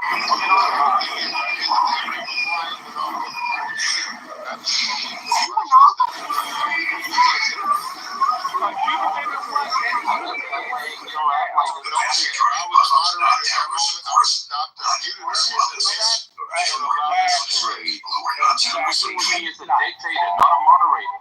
Is it this one? I guess I don't know the ground rules for this space. I would allow people to attack people personally. Everything will be based on the argument. No personal attacks. I think everybody should calm down. You would no, man. No, you can't. No, you can't. I like. Last I checked, bros. Who are you? No, where'd you come from? No, because you trying to get some content right now. Why you keep getting in my face? You would have muted me. You muted me right now. Why you keep getting in my face though? You would have took me out. Hey, you would I have did all asked you that. a question. Why you keep getting in my face? Thank you, Nathan. What did Bruce do? Nathan, this is a younger 7 son for sure, bro. I swear. Oh, nah, he's a about to bit catch a different. straight shot. He's like sharper, but like he has a 7 son. Yo, you would be in your feelings and stuff like that, and that's the Bruce, problem. you about to catch Like, a straight shot. Look, a good mod. Let me tell you something. A good mod will just let shit flow, and then if everything would just flow with by itself. You would not do that, and anybody that like just not let me talk and just let me in, would have just, he's good. Nathan, hey, brother, thank you. Man, you've been a bitch. You've been a bitch. You've been a bitch a long time. See, I can't say that. I can't say he been a bitch. Then he would have pushed me down. See, that's what I'm saying. Nathan is like, let shit flow. Me as a mod, let shit flow in the store. No, that's the rhythm of the room. I let shit flow too. I'm telling you, if I was had my own room, no personal attacks, everything on the issue. For me, now if this room allows for that, I'm gonna follow suit. I'm not here to impose my view on people. You sensitive, nigga. You sensitive. You sensitive. We all sensitive at all. If I was sensitive, I would have done something. No, nigga, you been sensitive. You sensitive right now. I'm telling you, Nathan's like, dude, just let it flow, let it go. You're like, why you gonna say that? Why you put me as a mod? Anybody that says, let me be mod is sensitive, dude. You're not a good mod. Bruce, you didn't hear me say that if that's the vibe of the room, I'm gonna rock with the vibe. I said if I had my own space, I would not allow personal attacks. But if this room, then do your own room. I wasn't done talking. Excuse me, I wasn't done talking. If this room is called chillism, and y'all are chill when it comes to personal attacks, once the ground rules are explained, I will enforce. I will gladly encourage the rules of the game to be followed. I'm not here. You've been the only one talking in this room right now. That's right, because I'm talking. I got some sense. You ain't got no sense. No, nigga, you been talking about the most negative shit ever. Good time and see what happens. Nigger. And you put the ER on there. Yeah, and I'm black. No, the ER. You ain't black. You ain't been black a day in your life. All right. But see, I bet you've been the first one. But you've been the first one muted me, putting back down. Wouldn't let me say anything. Yes, you will. Today, so why are you tripping? I didn't see it happen today, so why are you tripping? I'm asking Nathan, you want to give me the green bean? No, I hope Nathan don't get you the green. I'm a nigga now. Yeah, Bruce, chill out, Bruce. Come on, man. No, I asked Nathan a question and you got something to say. Why you keep getting in my face, though? No. These are trolls, bro. If I ask Nathan a question, what you got? If I ask Nathan a question, what you got to say about it? Shut your ass up. See, we already see that you're a fucking Let me tell you something. You're evil ass Christian. You lucky I moved him down, bro. Man, shut the fuck up. For you, I'm Christian. Sorry for that, Manfinity, bro. The thing is this, man. We have a lot of trolls coming into this room. But my question is this. Why would you be seeking a moderator? Let me ask that. The reason why I would be seeking a moderator is because I haven't flexed my moderator skills in a very long time. And I've been asked on another major room on this app to moderate as a solo moderator. So I want to basically flex my muscle. It's nothing to congratulate about, but I want to flex my muscle a little bit. And it's only going to be for a period of time. I'm not asking to be a moderator from here on out. But I do have great moderator skills. I listen. I allow people to finish. Especially if we're having a discussion about a certain topic, I want to show you and others that I got the skills. And I can go do my own room, but they got me shadow banned on here, so the people come in 1 at a time, 3 at a time. I don't got no time for that. So at the end of the day, you have to ask for it. You're not ready for it. This thing you want us to train for political people, right? Yeah, you have to ask for it. So what you say, Matt? What you say, Matt? Hold on, what you say about politically correct? I didn't hear what he just said. What did he just say? You want to come get the sauce over here and bring it to politically correct? Come on, man. No, it wasn't politically correct. It was not politically correct, brother. It wasn't politically correct. It was another one of them rooms, and I've been offered to mod the room by myself. And you said, man, the jokes, you said in this room, the jokes is time out, and I could not take that shot. I don't know what he said, but anyway. Hey, this man finished. Like I said, man, in this room, being a moderator is more of a hassle than a privilege, bro. Like, you won't be able to, like as a moderator, you won't be able to interact like how you normally do with other bats. Like, mods can't be like all up in the videos, you know? Like Diddy. You know what I'm saying? But that's what I'm saying. I would like to do that. I want to fall back and control conversation and allow, for instance, I would allow you and Dollface. I would. You ever seen Lou Fax, Intellectual Gangbang? I love how he mods, right? If two people are going on opposite side of an issue, he'll call it a squabble. I like how he came up with that term. And basically, everybody gets muted. The two people go back and forth, no interruptions. Like he'll ISO it, like one-on-one. We already do that in this room. No, I don't hear it. When it does happen, that's the first I hear it happen. And then Lou was like straight up, and Lou said, "Listen, regular here, bro. Respectfully." I didn't say I was a regular here. Did I? Did I say that? You said you don't see it. So just right. So I'm speaking from my limited access here. Based on my limited access, I haven't seen that. Too eager. Don't ever come over here. Listen, don't ever come over here and talk about like, oh, this is how Lou Fax does it. This is how he does it. That's how he run his rooms. Everybody knows how Lou Fax. No, hold on. Let me finish. That's how Lou Fax get down with his rooms. You can't come over here and being like, oh, I want to talk this shit. I want to talk. Oh, Dollface, let me get at you. The next person will get at you. These niggas not getting at me. Fuck what you talking about? Like you think they're on a certain type of level, and you really not on that. Like you gotta calm down.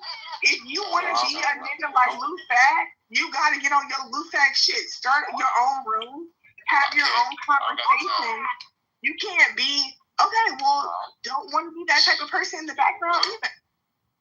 I know. I just said let me be the moderator. I didn't mean to make it have conversation. No way, bro. No way, this guy fucking. If you asked her, I wasn't asking you, psych. I was asking Nathan. I don't give a fuck. You see how it works? You see how when I asked Nathan the question, what you got to say about it? You see how I didn't ask if you asked? If I asked Nathan the question, what you got to say about it? You don't have to ask Nathan the question, what do you have to say about it, sir? You're a tool right now. We just like to be moderation. My point is, you're speaking while not being spoken to. Don't speaking to you.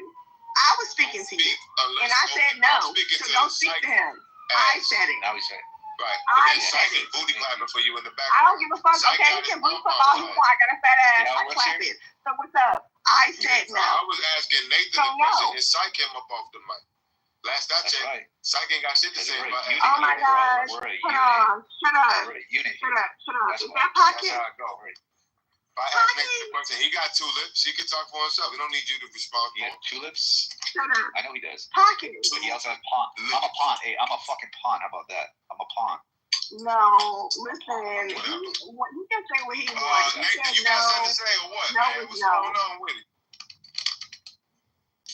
Oh, hey, Pocket. It's okay if it don't make it sound. I still love you, Bookie. Hey, Bookie. Tell me that's the real Infinity. Look, on Mondays, we have a day called Mail on Mondays. You stick around for 1 week until next Monday. I'll make you on Mail Monday. Test you out. You gotta be regular, you know what I mean? You gotta go here.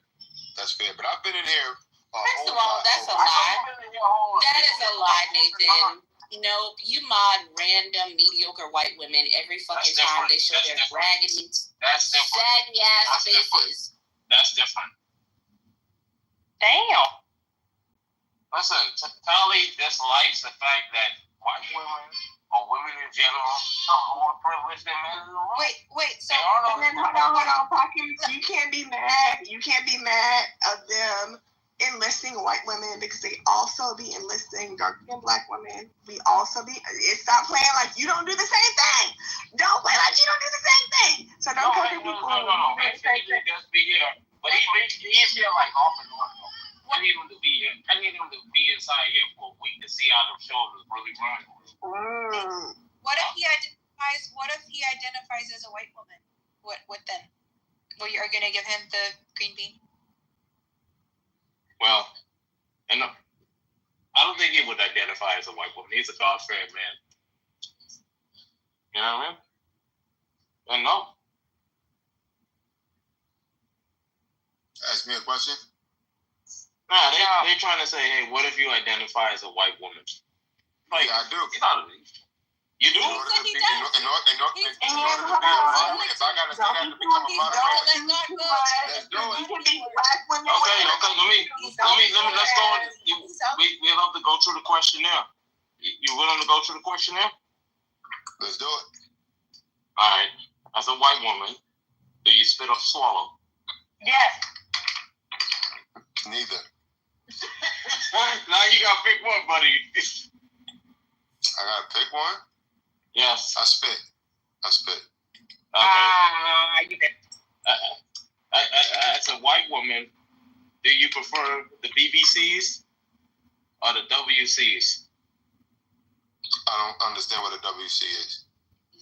He may be worse then. He may be a white woman. No, man, man, listen. I'm a lesbian. So I don't know what you're talking about. I'm a white woman lesbian. Hey, man, Finny, that was wild. I'm a lesbian too, fam. Hold on, because I be saying what I'm saying, but when y'all do this white woman shit, y'all be going, like, trying to entertain a certain type of black woman. Those type of trying to tell y'all bad bitch is the same type of person that be turning y'all down. She don't think that shit is cool either. Y'all think that shit is cool. She don't think what shit is cool. What don't you think is cool? I don't know what y'all talking about. She said she don't know what we're talking about now. She said she don't have nothing to do with this now. Let me tell you. All I said was I do not agree with white women privilege either. I know there's white women privilege, there's white people privilege, and there's male privilege. I don't agree with none of that. Ain't no black man privilege. There is black male privilege under being black men.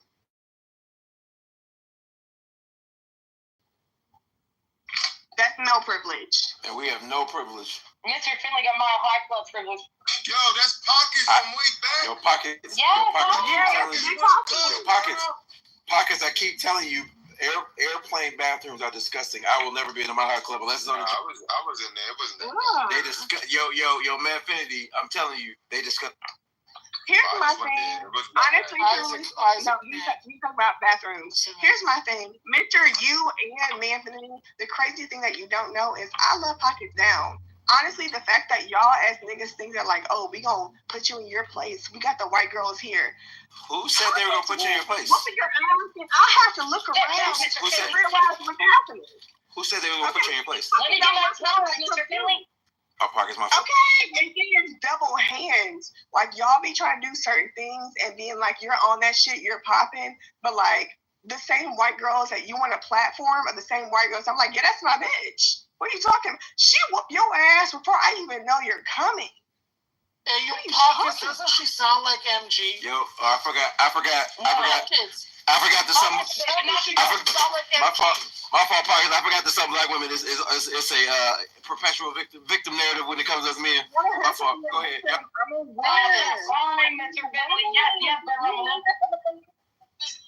Y'all be losing. I be winning when it comes to my family, when it comes to my friends, when it comes to my homegirls. I be winning. Y'all be losing. I didn't. I'm not keeping score when it comes to your family and your friends. It's a personal problem. My fault. I wasn't keeping score. My fault. I be keeping score. It's honestly hard not to because y'all be talking shit and I'm just always winning. Yeah, I haven't talked smack to you since you've been in this room. You'll never smack me. The way you see how she got on your ass, relax before they really get on your ass. Yeah, I don't care. That's only because I got flyer points. That's why it's being mad. I love Pockets though. It's my home skillet. Even though she didn't see me when I was in Phoenix, but I'll be back. I think. That's gonna be bad. In 3 weeks, I gotta go lay around there.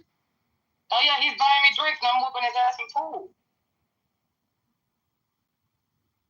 Yeah, you might smack me in pool. I can't play them. I You don't remember me from way back? I will stop referring to white women as mediocre. I will stop. We used to play that game, the hot seat. I want to play the hot seat in this I will stop referring to white women as mediocre. I remember that. Who would like to do the hot seat? Let's do it. Let's do it, man. I will stop referring to white women as mediocre when you show me one exceptional one. Pockets. There isn't any. Yo. Pockets is an exceptional just one white woman. I'm waiting. Pockets it. There isn't any. Charlie, get over it. There isn't any. It's over. There isn't any. So then they should cease to be amazed when I call them mediocre. See, Charlie, can I put you in the hot seat? I'm gonna call Silent Pockets every time. Charlie, can I put you in the hot seat? I'm not sure what you're referring to. So there's a bunch of questions that are gonna make you squirm, but you either have 5 seconds or 5 words to respond, and it's got to be quick and you don't got no time to think. These are questions. Before you ask that, you have to answer a question. How about you? Me? What question? Make me a moderator. Yes. Would you rather? Nothing crazy, but make me a moderator. Boned by a man or have sex with a gorilla?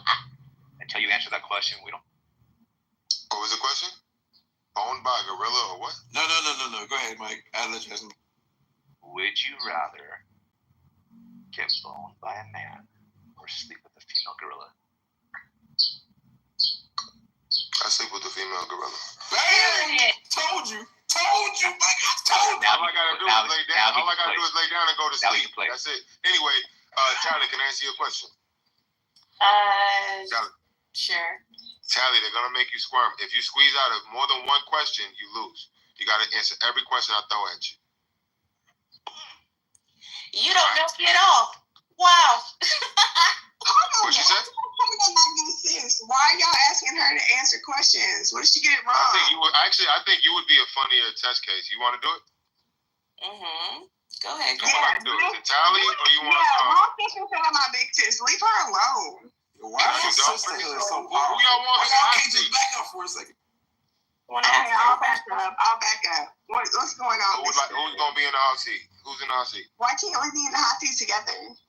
Y'all can. Okay, Alright, so we got Dollface and Tally. So Tally, I'm gonna call your name. When I say your name, you better answer quick. You ain't got no time to be thinking. If I hear you thinking too much, I'm moving you out the room. I'm moving you out the hot seat. All right. It's gonna start off slow, but trust me, it gets very hot. Tally, how old are you? 38. Dollface? 32. It's gonna take a long time. These are introductory questions. Let me just get to the juicy one. No, let me go do it in order. Where are you from? Where y'all from? Just answer quickly. Where y'all from? I'm Southern. Okay. Dollface? I'm also Southern. How tall are you, Tally? 6'4". What? How much do you weigh? Hell no. What's your shoe size? Also no. Okay. Did you grow up in a 2-parent household? Yes. Did you earn a college degree? Not quite. I'm a dropout. At what age did you lose your virginity? No. Okay, that's 3. That's 3 that you bailed out on. I can't even. You ain't ready for the hot seat, girl.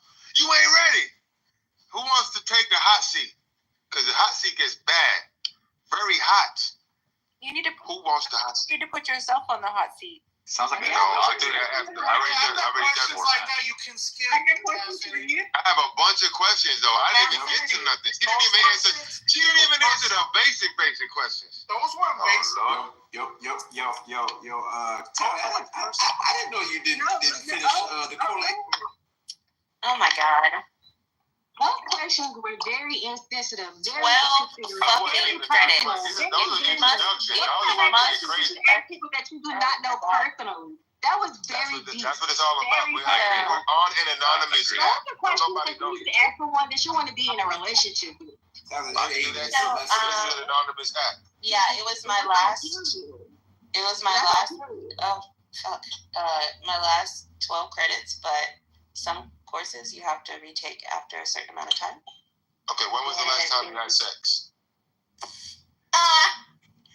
No. Have you had any children out of wedlock?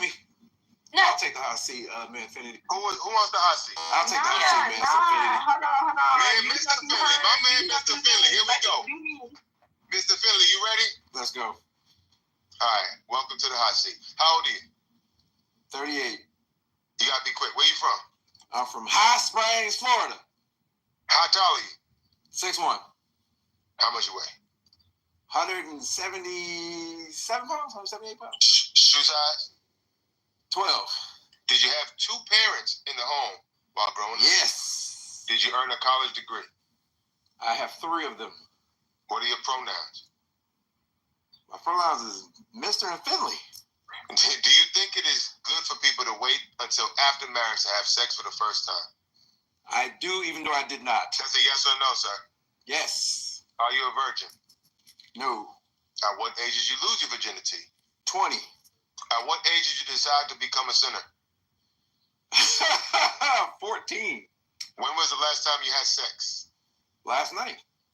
Have you had any children out of wedlock? Negative. Are you a single parent? No. Are you above the 6-figure income line or below? Yes, below. All right, above. Okay, now we're going into the next phase. Above. All right. Are you religious or spiritual? I am religious. What's the difference? I practice I think spiritual people are just lying to themselves. You're taking too long. You got to be I'm quick. sorry. I'm religious because I go to church faithfully. Okay, are you a Christian?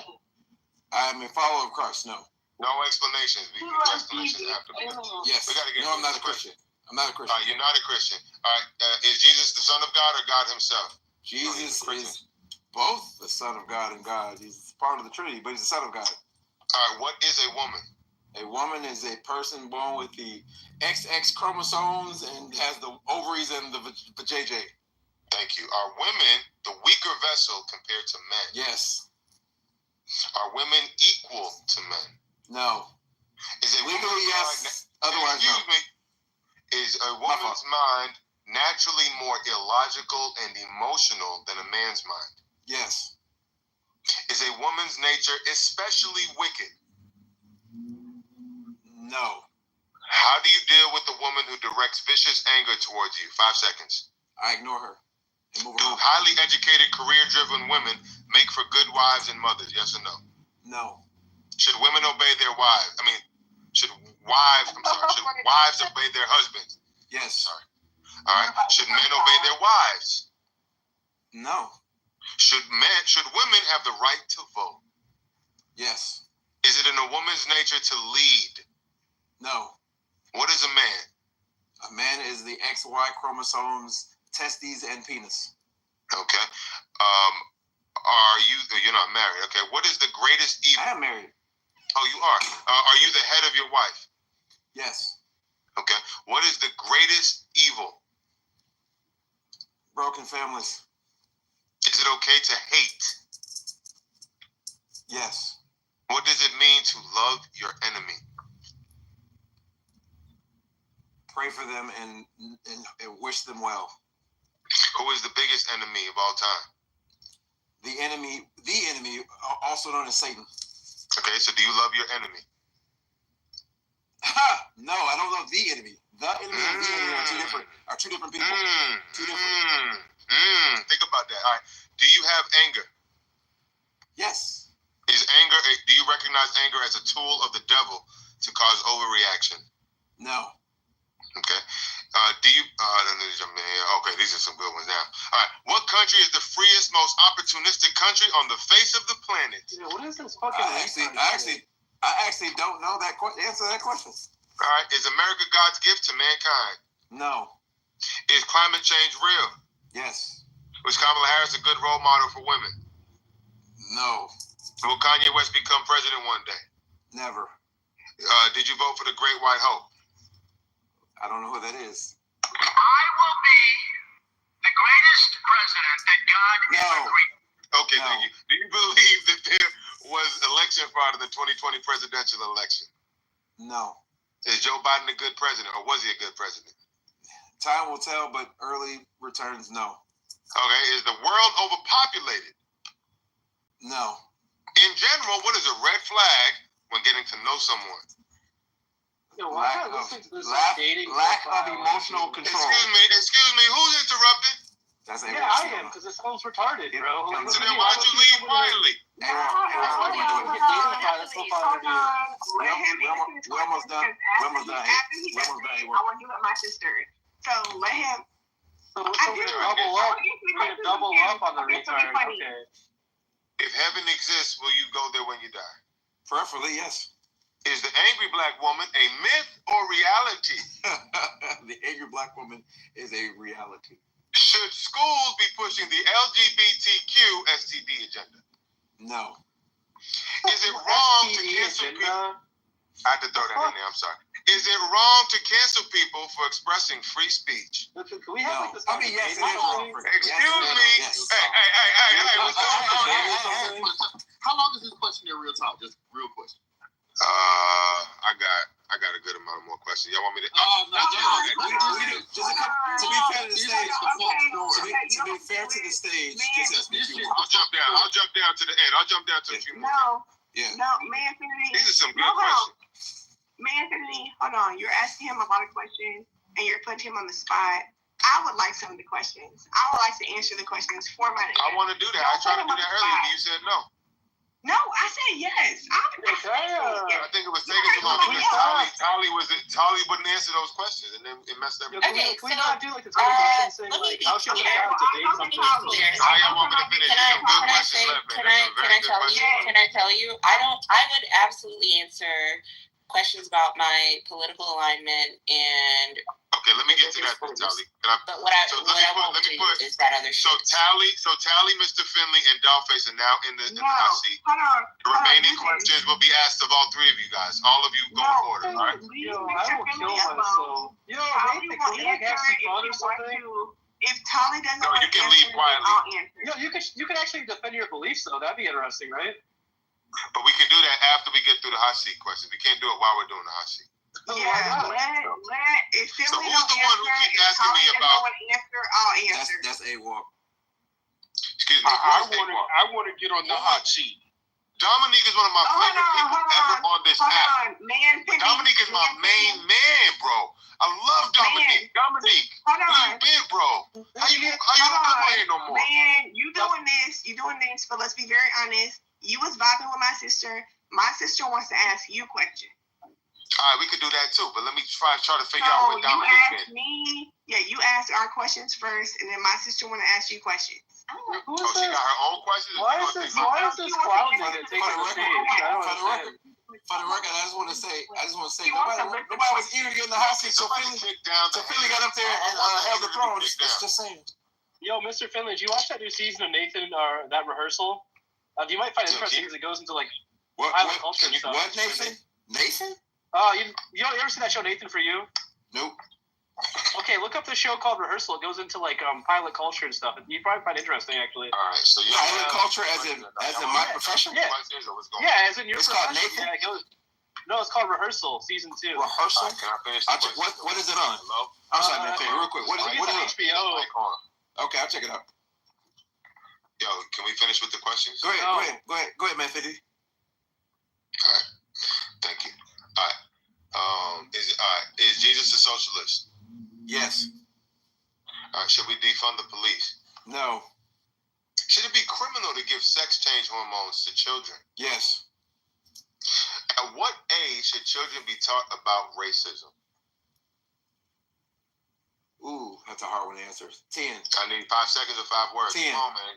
10. At what age should they be taught about sex? 7. Actually, what age should they be talking about it? You a man.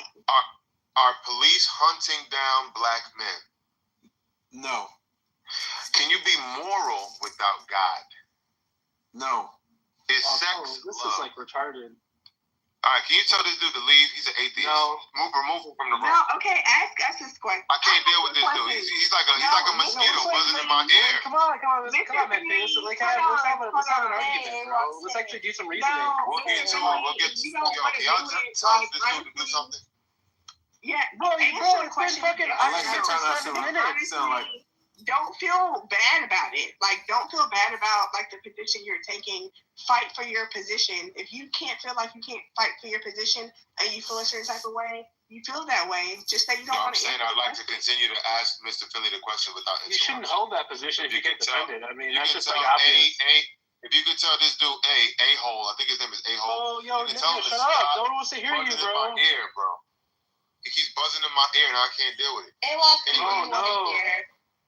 Finley, Yo, go Tally. through the rest of the questions. Yes. Yeah, then you're a faggot, Tally. I'm sorry. I'm just have to lay it down. Cool. All right, it doesn't matter. He's a nobody. All right, should a man ever tell a woman his I'm a problem? nobody. Yeah. Let's move on. Should a man ever tell a woman his problem? Let's move on. Yes. All right.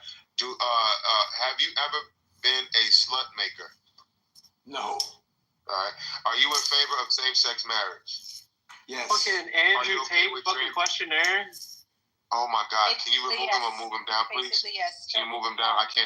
Bro, why don't you actually fucking defend your views? I don't want to hear you give a fucking 20 questionnaire. Wasn't there supposed to be a limit on the question? Yeah, so A-hole, why don't you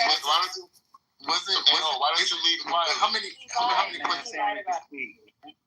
I'm a agree. Now we know he's going to be a moderator because you would have A already sent him down, and A's not even breaking any rules. He is. I'm trying to get. So the reason it's okay for him to ask these questions is because there are already several points of interest that I know at least AWOC wants to inspect with Finley. So it is. No, I don't want to talk to Finley. I want to talk to this fucking Manfinity guy. Okay, then Manfinity. These are questions that would not have been brought forward. I haven't even signaled my positions on these issues, AWOC. Yeah, let's talk about them. Like why are you coming down? I can write down questions on a list and read them off. Nigga, you said that fucking 5 minutes ago. You said that 5 minutes ago. 10 more minutes. Give me 10 more minutes. Sit back. Sorry, like what? I already Hell no, give you how many more minutes, nigga? 4 minutes? Hell no, man. You got time on questions to wrap it the fuck up, man. Put a time limit on me. Keep going, AWOC. Do what you do, AWOC. Go ahead. Nah, AWOC shit. Yo, so like, I mean, I like AWOC. yo, Manfinity, like, you want to actually have like a conversation about like, okay, you said that you can't be moral. Do you think you can be moral without God? So I'd like to do that after I'm done with my questions. No, wait, come on, bro. You've been doing. I literally came back. I came back from Costco, bro. I want to answer. Yo, what is wrong with this? Why Did you get some Kirkland's? Did you get some Kirkland's? Why is nobody in the moderator moving him down because he's interrupting? Yeah, why are you crying like a little pussy, bro? Why don't you defend your views? I'm trying to get through and I can't finish. Oh, so you are a pussy though. I mean, that seems like a passive advantage. For the mic in this room. Y'all got it. Yeah. Would not call him that to his face. Yeah, I bet you I would call him a pussy to his face. What do you mean? I don't think Manfinity need a Robin. I think he's a Batman already by himself. Hey, no problem. Y'all just ran him off the stage. No, I'm right here. Dominique is my favorite. Wait, are you like? Is that nigga like your boyfriend or something, bro? Is that nigga like your boyfriend or something? Bro, he's so why is he glazing you without ever having any justification? Articulator. You mean articulator? Negro.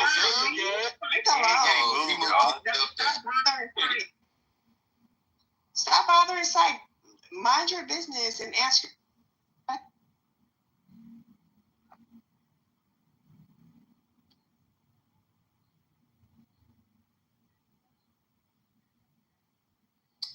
Hey, dear mods, if you have Andrew blocked, unblock him. Thank you.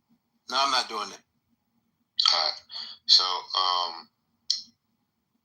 who is Andrew? Back into it. Here we go. Should a man ever have control? Okay, what did you want to talk about? Hey, what did you want to talk about? Yeah, I want to ask you a question. Why can't he fucking finish the question? What is it? All right, fine. You're fucking gay. All right, sorry. You just came your white ass in there, bro. I'm like, what the fuck, why you being paid? That's not right. Giant shit inside your room, bro. Yo, Nathan, how about this, bro? You ping me when this.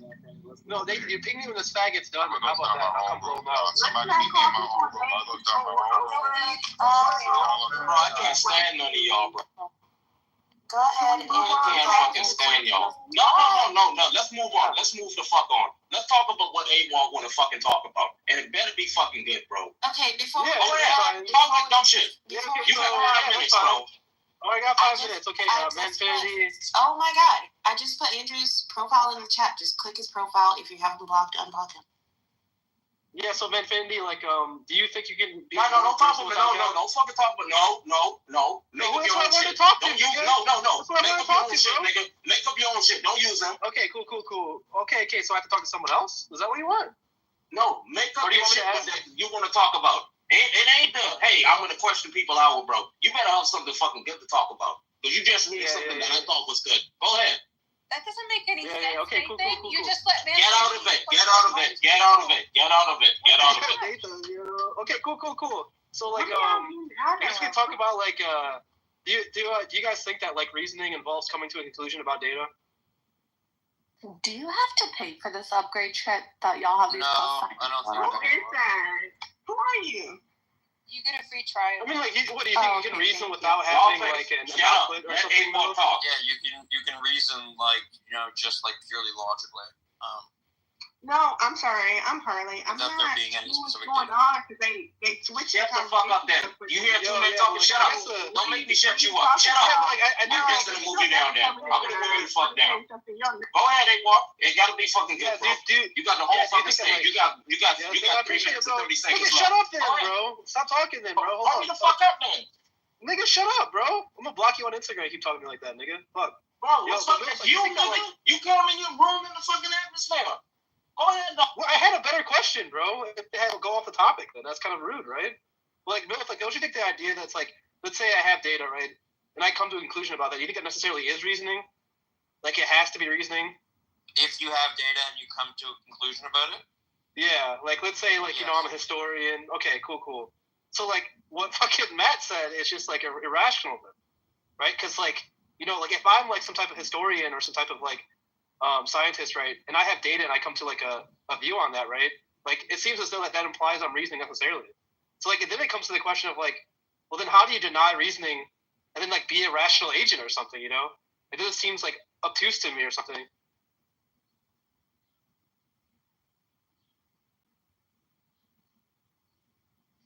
Wait, so someone wanted... You got 2 minutes, bro. Someone wanted to deny reasoning and say that they're a rational agent. That was Matt's whole argument with him in like the chat. This is why we killed the conversation. Yeah, bro, we want to hear you answer questions like a dating app. Nobody hear this boring conversation either. Now imagine if I were to filibuster in a kindergartner type way, like you did. Walk, you my boy, man. Come on, man. Hey, we can talk about something else, Mr. Finley. Like, I mean, the question's gonna be like, why do you think? Oh, that's 4 days in a row, Dewey. Hey, Dewey.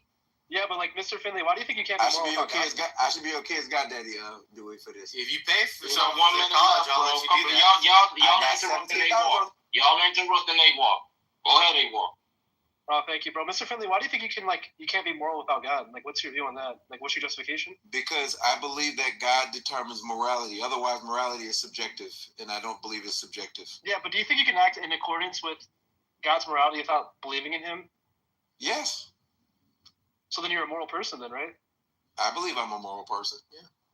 No, I'm saying like you don't have to be a Christian or believe in God to be moral. Right. If you adhere to God's morality, then you can be even ignorant. Moral. But I don't think that morality in and of itself exists without a God. Otherwise, I think it's like contingent on God. Yeah. Well, I mean, like number one, like does God determine like what is moral or not? I believe that God determines what's moral. Yes. Yeah, so then how is it not subjective given that God's an agent? What do you mean, how is it not subjective? Because it comes from God's mind. It's like it's contingent on His belief states. What do you mean? What? That doesn't make it subjective. That makes He's right about that. Yeah, totally. No. Here's my question. What you're saying from God's mind? What is that? So you're saying because we have the conversation of God, the Spirit, the Son. Why are you going off on something? That it comes from God's mind. Like, what are you talking about? If God determines what is moral, right, given His belief states, right, they're contingent on His beliefs, right, they are coming from His subject. He's a subject, right? He's a mind. He's an agent. But if you don't believe that His beliefs change, how would it be subjective if they were? Better. Like if I was a person and I was like I never changed my belief states, right? Nevertheless, I had beliefs and those truth values of those beliefs were grounded by my attitudes, they would still be subjective, even if they were stagnant or kind of like crystallized, right? Yeah, but they still come from my mind. Can we vote on topics? The other one. I think you have to argue. You have to argue that God's mind is objective. Right. That's there you go, Dewey. There you go. That's a weird argument to make, but maybe you could make that. But that's but right. Because I believe. What does objective mean to you? Not like to be honest. What does objective mean? It has a meaning. It's not what it means to you. Not you, Miller. Hey, what does it not mean to him? dependent on any agent's stance. So like non-dependent on agential attitudes is like the definition of objective, right? And if God is in fact an agent, which he is, because he's like a mind, right? And if it's his attitudes that are the thing that's determining what's right and wrong, then they're in fact subjective. Yeah, but the nature of God is also different because God's will becomes objective, right? I mean, if God wills something, it becomes. No, it doesn't. I think he's equivocating on like objectivity. No, my question was. I don't know. It means if he says "let there be light," if he says "if let there be light," there actually is light, objectively speaking. Okay. You're just equivocating on objective. No, hold on. Yeah, you're just not. I don't know. I'm just trying to play with the idea. Calm down, everybody. I can't even fucking play with ideas. What are you talking about? You're doing it. Get mad when they don't get. No, hold on. If we're saying things are subjective, right, and it is based on just what we see and not how we interpret it, that means that you do feel like there's two separate type of women, right?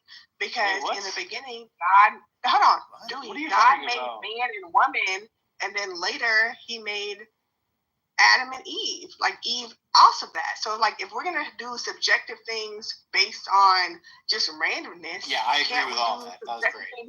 No, Dewey, please don't encourage her to gibberish. This is like I loved it. I thought that was brilliant. No, I thought it was really good too.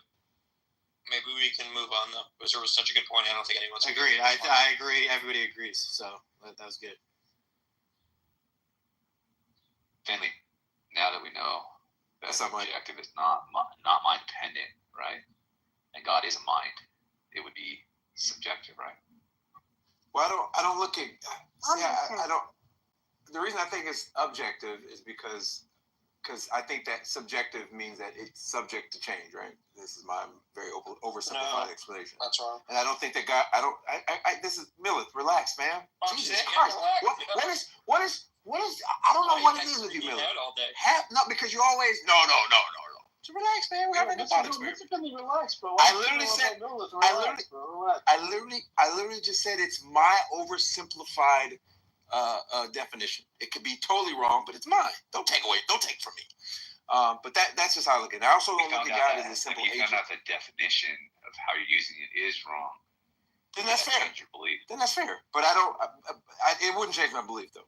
That it's subjective. As wrong as my definition may be, I look at God as being different than just a regular subject.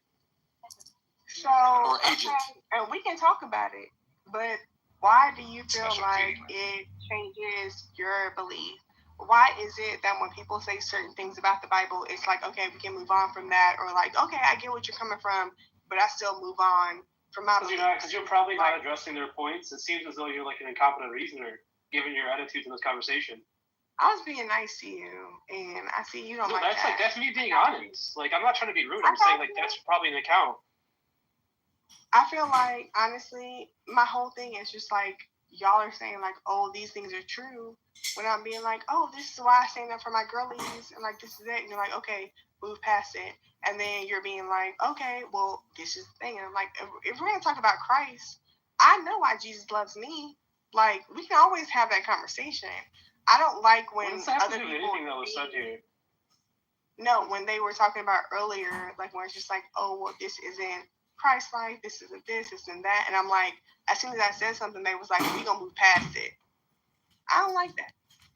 No, I mean, I can agree with you. I like people talking about themselves, or like, I don't get it. Like, people are having a discussion about like, philosophy or something, and like people will come off the mic and just be like, well, I feel this, and like I felt like I was being, and it's just like, try to focus on the points.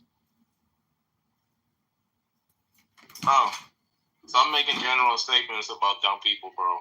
Talk to the individual. Be a man, Miller. Oh, are you talking to me? Yes. Nathan, shut your mouth, bro. That's like going to the fucking. No. You're talking about one person. Do it all. You're not talking about people. You're talking about one person. Address the one person you're talking about, bro. Because only one person started talking. I feel like you should say Put a name on it. That's what he's saying. Yeah, what's good, AK? What's good to the room? Respect to the mind. Hi, AK. I mean, like, Dollface, like, I mean, there's probably, like, a couple of options. There's, like, number one is, like, people aren't really engaging in good faith about the contents of the Bible, right? Which is probably true given some of the people on this app. The second point is, like maybe, like, you know, you're not being as direct as you think you are with your arguments. And, like, there's always, like, a way to improve that, right? Like, you know, like, you can actually work on having these more structured arguments, and that might help you, like, show that people aren't addressing what you're saying to them, you know? I feel like, honestly, truly, like, I fuck with where you're coming from, and, like, honestly, truly, there's no way, and, like, honestly, people like Nathan, Tim, Psych, Pockets know this, there's no way that I can come from more of where I'm coming from without y'all calling me a bully and me being mean. Like, there's no way where as a Black American woman, I can say what I'm saying and y'all don't be like, she's being mean. Oh my gosh, just the pretty girls being mean to us without, like, being on, like, my square, being like, no, I don't agree with what you're saying. You being pretty when you said that? No, the whole point is that, like, it's not personal. It's not personal. People are discussing ideas, right? So, like, you know, when you say something, they're not thinking like, oh, here's the pretty girl doing X, Y, or Z again, right? They're just trying to discuss the ideas. You're not, but, like, my homegirls are, and I feel like that's very different from, like, you versus me. Like, that's why I even came into the room apologizing to, like, Psych, because I'm like, yo, what I did to you was disrespectful. Like, as a woman, I know that I shouldn't have been rude to you like that, and that's fucked up. Like, I apologize. But I know my bitches like Pockets, like, okay, you lucky if she don't cuss you out on my behalf. What you talking about? You lucky I'm actually cussing you out, because if I don't cuss you out, the girls will come behind me. What you talking about? Yeah, so like it's cold. Like a whole situation being like, and also too, just like y'all as men feel like y'all are really banging the Charles and doing what you're doing. There are more men who take up for people like me, and also my girls who don't play that shit. So it's just like, yeah, I'd rather apologize to a nigga who I know, like, takes up for me and it's like on that same type of shit. And I understand, like, how he understands, like, okay, I'm not always on my shit, but, like, I'll be the best person I can be. Like, I want to be the nicest person I can be. You're better suited for a show like The View than, like, a philosophy circle? This just sounds like gossip. It's not about gossip. It's just, like, focusing the room on Dollface, right? Like, we were talking about a philosophical topic, and now we're talking about Dollface, right? Which is what I was trying to, like, object to. I find people in these rooms try to do that a lot, where they try to center themselves or their feelings, right? And have everyone be discussing, like, you know, what they think or what they feel, as opposed to, like, an actual genuine topic. So that, like, when you say I'm fine, are you doing the same thing right now? What I'm doing is I'm trying to rail against it, right? Like, if I say, no, here's my opinion, that's not asking everyone to focus on me, right? But, like, we were clearly talking about something like a philosophical topic. Nigga, you brought yourself up. What are you doing? Bring up your own beliefs. Do your own thing. You brought yourself up. We were talking about, like, creativity. What the fuck are you talking about? Don't call you a nigga because you're annoying. Dirty ass nigga. What the fuck are you talking about? Yeah, great. Don't ever call me a nigga, you dirty ass piece of shit. Yeah, okay. Don't ever call me that word. Now go ahead and finish the conversation you were talking about with this. Then shut the fuck up. Then how about that? I will shut you the fuck up. You want me to shut you up? Alright, is that what you want? Try your hardest, yeah. Nah, I'll shut you up. It's never a problem. Yeah, so Mike, there's a difference between, like, saying here's my opinion and saying, like, here's what, like, me and my, what happens with, like, me and my girls. I was fucking around. I know. I'm just trying to make the point, like, as clear as possible. But I think it's a job if somebody brings up themselves, sometimes people only have their opinion to add, right? If somebody brings up themselves, it's up to you to dig and see the value or the correlation. You know, you're supposed to take them out of it, right? So with her submission, I took her out of it. You know, feel me? Because there's other people that feel like her. There's other people that she represents when she speaks. Yeah, no, so that's where you. That's where you. She said that, like, Give us your analysis. No, she was an example. I'm using her. No, I'm saying, did you listen to her? Did you take her out of it though? Can you kind of paint take her out of it? What was she saying? I don't know what the fuck she was saying. Yeah, exactly. Leave my girls alone. No, because I was in and out of what you were saying. But I'm saying that if someone gives their opinion and you're having a philosophical argument or whatever the case is, there's got to be some value in the opinion. You don't have to center the person because they offered something from their life. You can take them as an example and correlate it to the topic. Period. And honestly, on that fact, I don't give a fuck what y'all think about. I love niggas. I don't care that y'all want us to hate niggas. Don't call me no nigga. Don't call me no nigga. I don't care. I'm sorry, Black American man. That's my opinion. Yo, Tal, can you get rid of this shit or something, dude? These niggas mad. That's no Pockets. But no, hold on. Shut the fuck up. Nah, I'm joking. Honestly, I love Pockets. Me and Pockets have been cool. Me and Tally, it's a whole new thing where I'm like, okay, Tally. Nobody gives a fuck. I like that dude, shit. Dollface, you're not. You don't give a fuck, nigga. You don't give a fuck.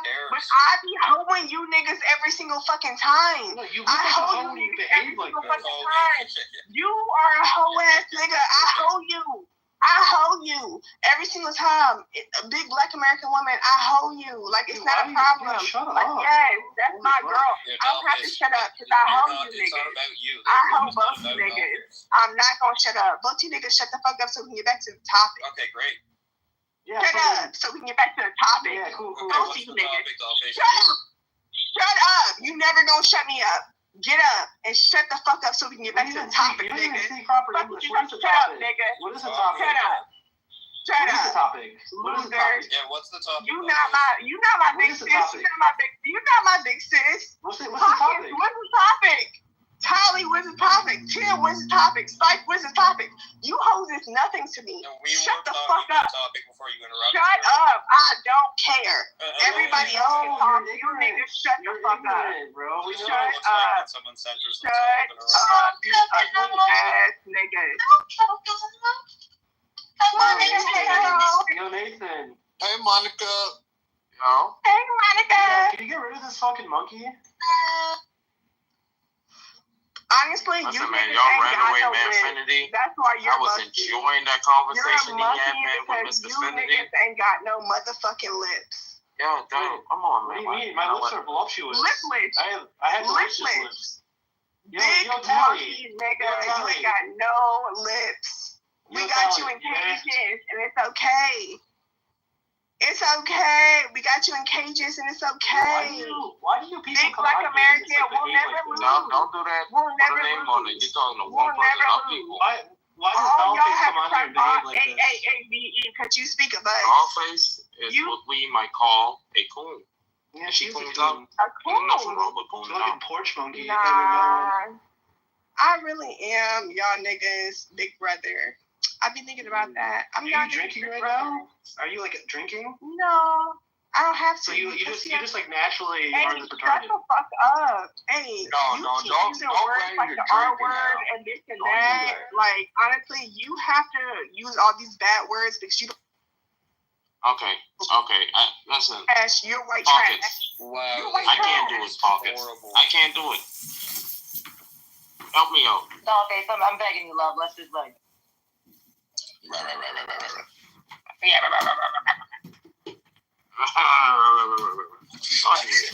You don't know that inside joke, Nathan. Shut up. No, I'm in there too.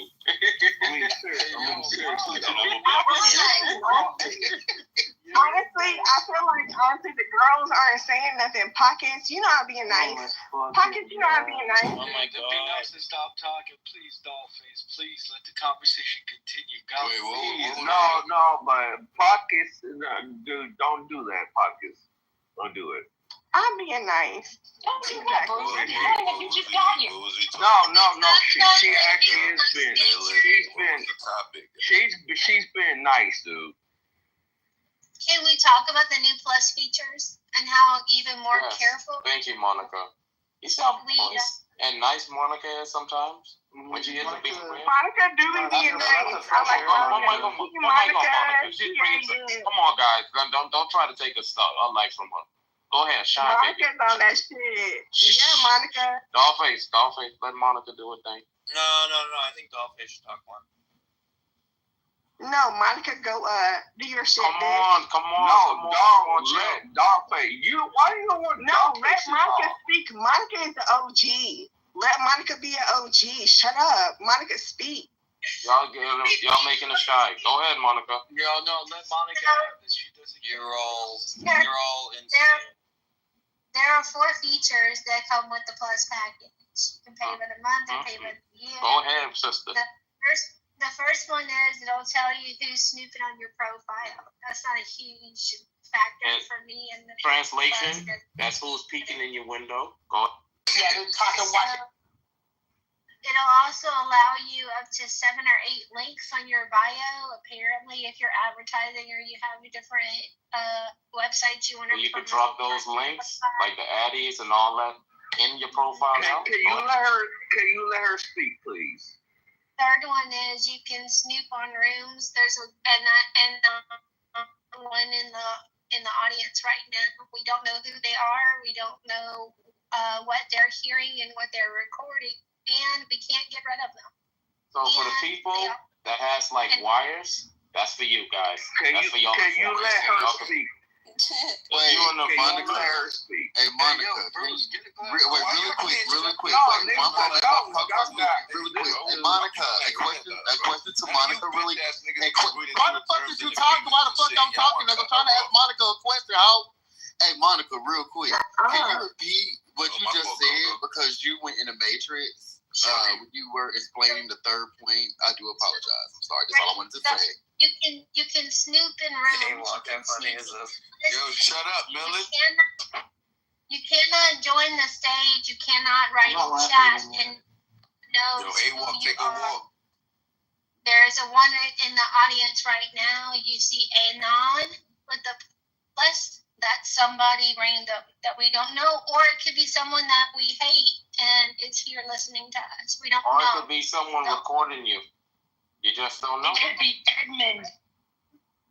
So what does he say about the person? I'm actually looking at a 5th one right here in ChatGPT. It looks like you can actually find it. Pockets, you really laughing at it. You know what?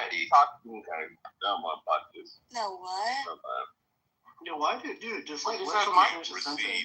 Yeah, the fact that someone let Monica finish. Ladies and gentlemen, the final point about the Anon accounts, you cannot remove them from the room. They are here until they want to leave. Now, if they want to participate in the room, like writing in chat or joining the stage and speaking, they have to leave the room, change the sunglass setting in the top right of their profile, and then come back in the room as themselves.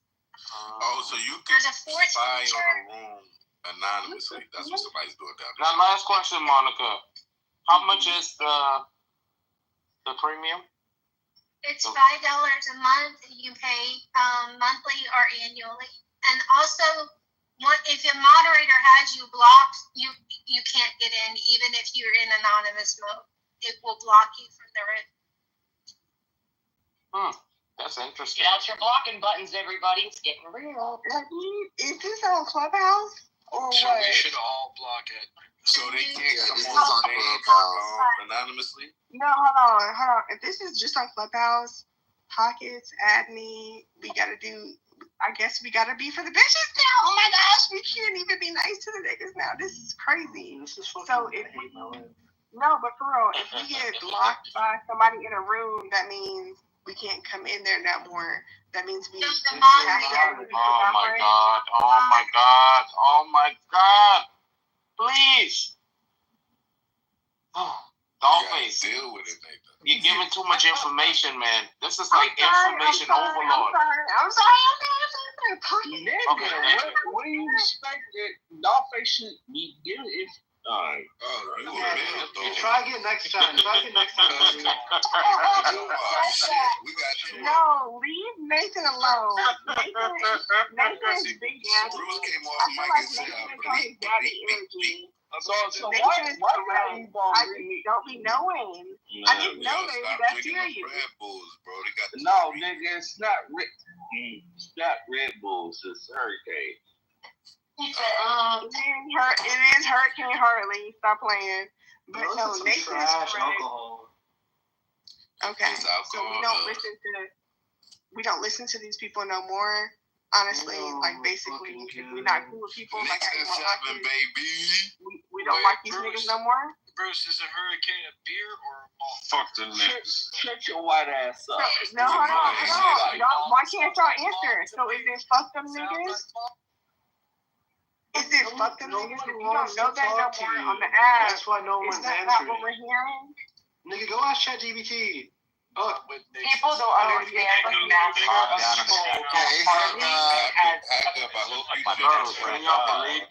My credit score went up to 823. Let's go. We there. So what happens when you Did scan? you turn white, Nathan? Did you turn white afterwards after you broke the 800s? No, when I get to 850, that's when I'm white. That's I'm almost there. Y'all was all going back and forth when I was talking. 823. Why are you asking the question now? That's when he's white. Don't be pussy now. I don't like that. Ask him a question when y'all was up. Nah. Talk now. What say it again? I love Dogface. I'm saying, listen, talk now. Because when I was talking y'all was all on y'all. Oh, is she saying this? She's saying that. Blah, blah, blah. But now you can talk to yourself, couldn't you? You can sit in a cave and ramble. Preach. Why do you even talk to me like that? Y'all are actually more intelligent. You're lazy. You can see multiple profile PTRs when you click on the person's PTR and you can scroll. Wait, Pocket, did you say that's like a sign of intelligence? It's just like blathering? Well, I like Dogface. Wait, but yeah, that's true, right? Like, people who are intelligent talk themselves more, but it's not full-blown conversations. With a topic that's just referring themselves. Whatever. You say intelligent people talk to themselves more? Yeah, you're a drunk retard, Bruce. Yes, why don't you say a sentence again? and you're a white dude. Then you're a white dude. I'm not even white. Shut up. Motherfucker ain't white. Not you're not white. That's a lot of things about this app. What makes y'all just based on their voice? Y'all just be calling people white, black, all types of shit. I mean, he sound white. Yeah, say that he sounds white. Don't call him white. We know you on the phone, right? He sounds white. Y'all be assuming y'all know things about people, bro. This shit is weird. I mean, you the same way. I am not the same way, brother. Yes, you are. Okay. Hold on. Where do you think I am? Where do you think I am? Bruce, I think you're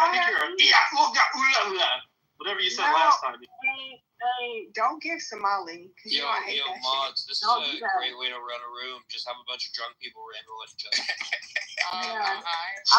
But you guys got people that got weird. Why are you talking with the room? This is what you got. All y'all weirds though. Me and my girls, like, you never make fun of us. You never make fun. I dog walk you. That's a good impression. It's like a little bit Jewish, though. Alright, I'm just gonna move down the trolls, bro. Alright, Bruce, sorry for that, bro. You're just making noise. Alright, let's get a conversation on the table. We're gonna try this again. If you can't do it, I'm sorry. We're gonna have to move on, and we might leave you if you can't keep up. And I'm talking about you just can't say random stuff. You gotta add to the conversation. Alright?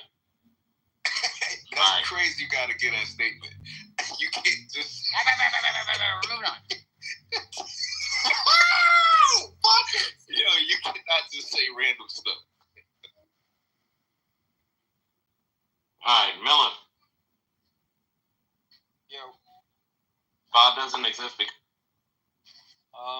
God doesn't exist because. Oh hell no, I'm out. I have a prior what the fuck we do? Y'all It's chill. like a philosophy room, you know what I'm saying?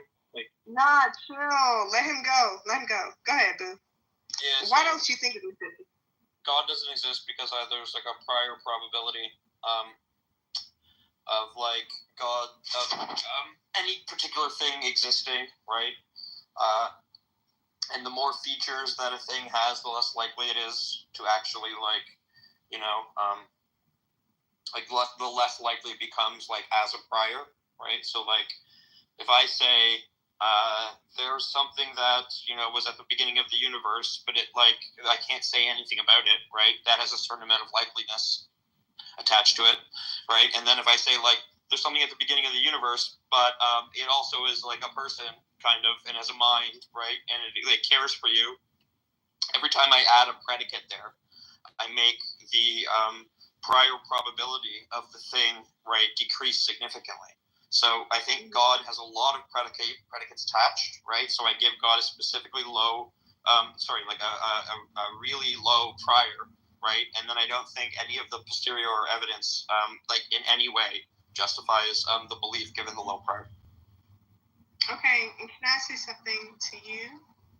And just like, oh my God, no. You gotta add to the conversation. No, I want to add to the conversation. Listen. You got one shot now. If you mess it up, listen. If you mess it up on this side, you can get moved down for 5 minutes. What's up, Bob? Can I get the Dolphins? Of course. And let me make this quick too. Okay, here's my thing. When you're saying we predicate based on what God is, we have to understand that God did come down. There is the Holy Spirit, there's God, and there's Jesus, right? So we have to understand, like, the way that even we move, we want to be as perfect as God, even though we fail every single day, right? So it's just like, No, you failed. You're not on topic. Listen. You're not on topic. I'm sorry. We're going to have to move on. Okay. Go ahead, Can I not get back to what he's saying? You off topic. I'm sorry. He's basically saying he didn't bring up anything with Jesus. He didn't bring up anything with fuck. I'm sorry. But he's saying I said that before. I said that if you can't keep up, we're going to move on. Okay, there's no way for us to be like, oh, Dolphins, we'll circle back. Let Coco go. Go ahead. Whatever. Okay. So, in is it Milithias? Yeah. So now you said that God, like to you, God doesn't exist because what you said. I believe you said two things because. First of all, my question is, when you think of God, are you thinking of just a actual physical character, or are you thinking a little bit beyond that? Are you asking me? Right. I'm assuming that God is non-physical, right? Okay. God is like prior to physical things. Okay. Okay. And you say you don't believe in the entity that is God because you said a P word, and I was prior. Yeah. So basically, can you repeat what you said again, please? The specific argument is called the low priors argument, right? And like all it means is that like okay, so here's what a prior probability is, right? So if you had a coin, right, you would say like you know a normal coin that you flip, you would say like there's a 50-50 chance, right, of it landing heads or landing tails, right? And that's before like you actually do any flips, right? You just like know that it's like if it's a fair coin, right, then the probability is going to be 50-50. And that's what a prior probability is, right? And then like you can start flipping the coin, right? And let's say like the coin just like comes up heads every time, like 1,000 times in a row, right? Like then you just know it's like not a fair coin, right? So like so there's two things you have to understand in that, right? There's your assessment of what the prior probability is, which is 50-50, right? And then there's the actual trials of flipping the coin, and we call that the like posterior evidence, right? So sometimes if the thing that you like, if you chance, right, that the coin's going to land on heads, and then you actually start doing the trials, and it lands on heads 100% of the time, right, you would like come to a conclusion that it's not a fair coin, right, because fair coins have the expected prior probability of 50-50, right, and only like coins that are unfair, that are stacked, right, that are like forcing themselves to land on heads every time, they're the only ones that come up 100% heads. Right, so you have to have like sorry 1 second, let me just finish off you really quick. You have to have like the two things kind of like play into each other, right? You have your assessment of how likely the thing is, right, given no examples of trials, right, and then you have like the quote unquote examples of trials, the posterior evidence, right, and then you like compare those two things, right, and you see like maybe like I thought the thing was really unlikely, right, when I had only the prior probability. But now that I have all the posterior evidence, I think it's likely, right? But like, you have to like overcome like what you initially conceived of as its low prior probability, right? So it's like if you have a low prior on something, it just means that you need more evidence in the posterior trials, right, in order for you to believe that thing. That's just kind of how that works. And so here's my thing. Hold on, real quick. I'm sorry, I'm gonna make this real quick, and I'm gonna move on. But Miller, in your conversation, right? Hey, shut up. What I'm gonna say is, in your same conversation, you're basically being like, if we can show a short-term evidence, then it moves on to a long-term evidence, right? Okay. Here's me being a Black woman who is more conservative. Let's actually talk about it, right? If we're gonna say that these things are just something that happens and then we move on, then that would mean that I actually have a better leg to stand on than you would.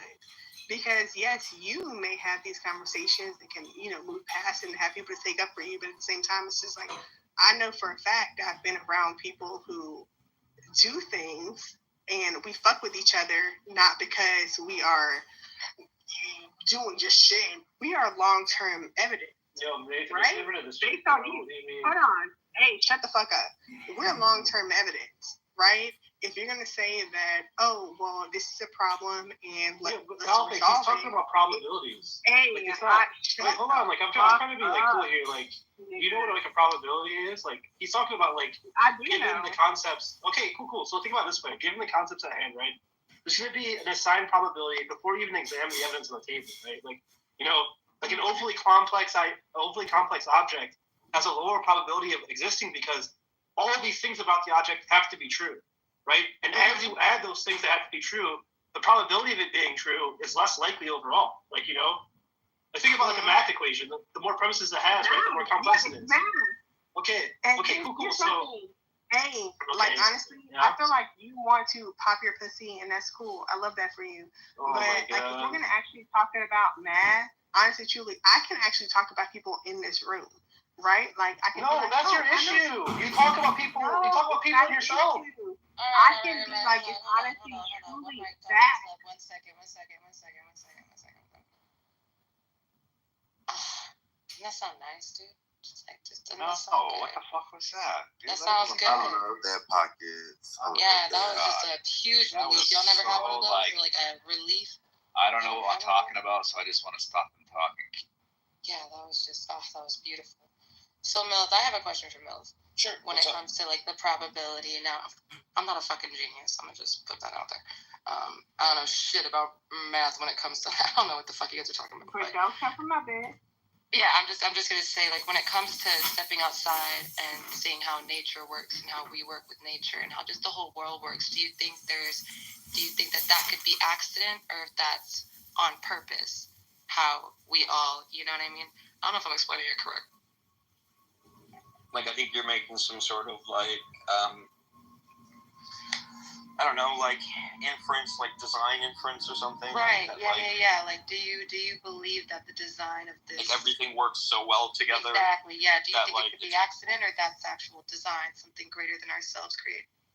Oh, I think it's, like, most likely accident. Okay. Right, so, like, yeah, so I think, like, there's a ton of stuff, like, if you look into it, like, really closely, there's, like, a ton of stuff that, like, just doesn't make a ton of sense about, like, how life works, right?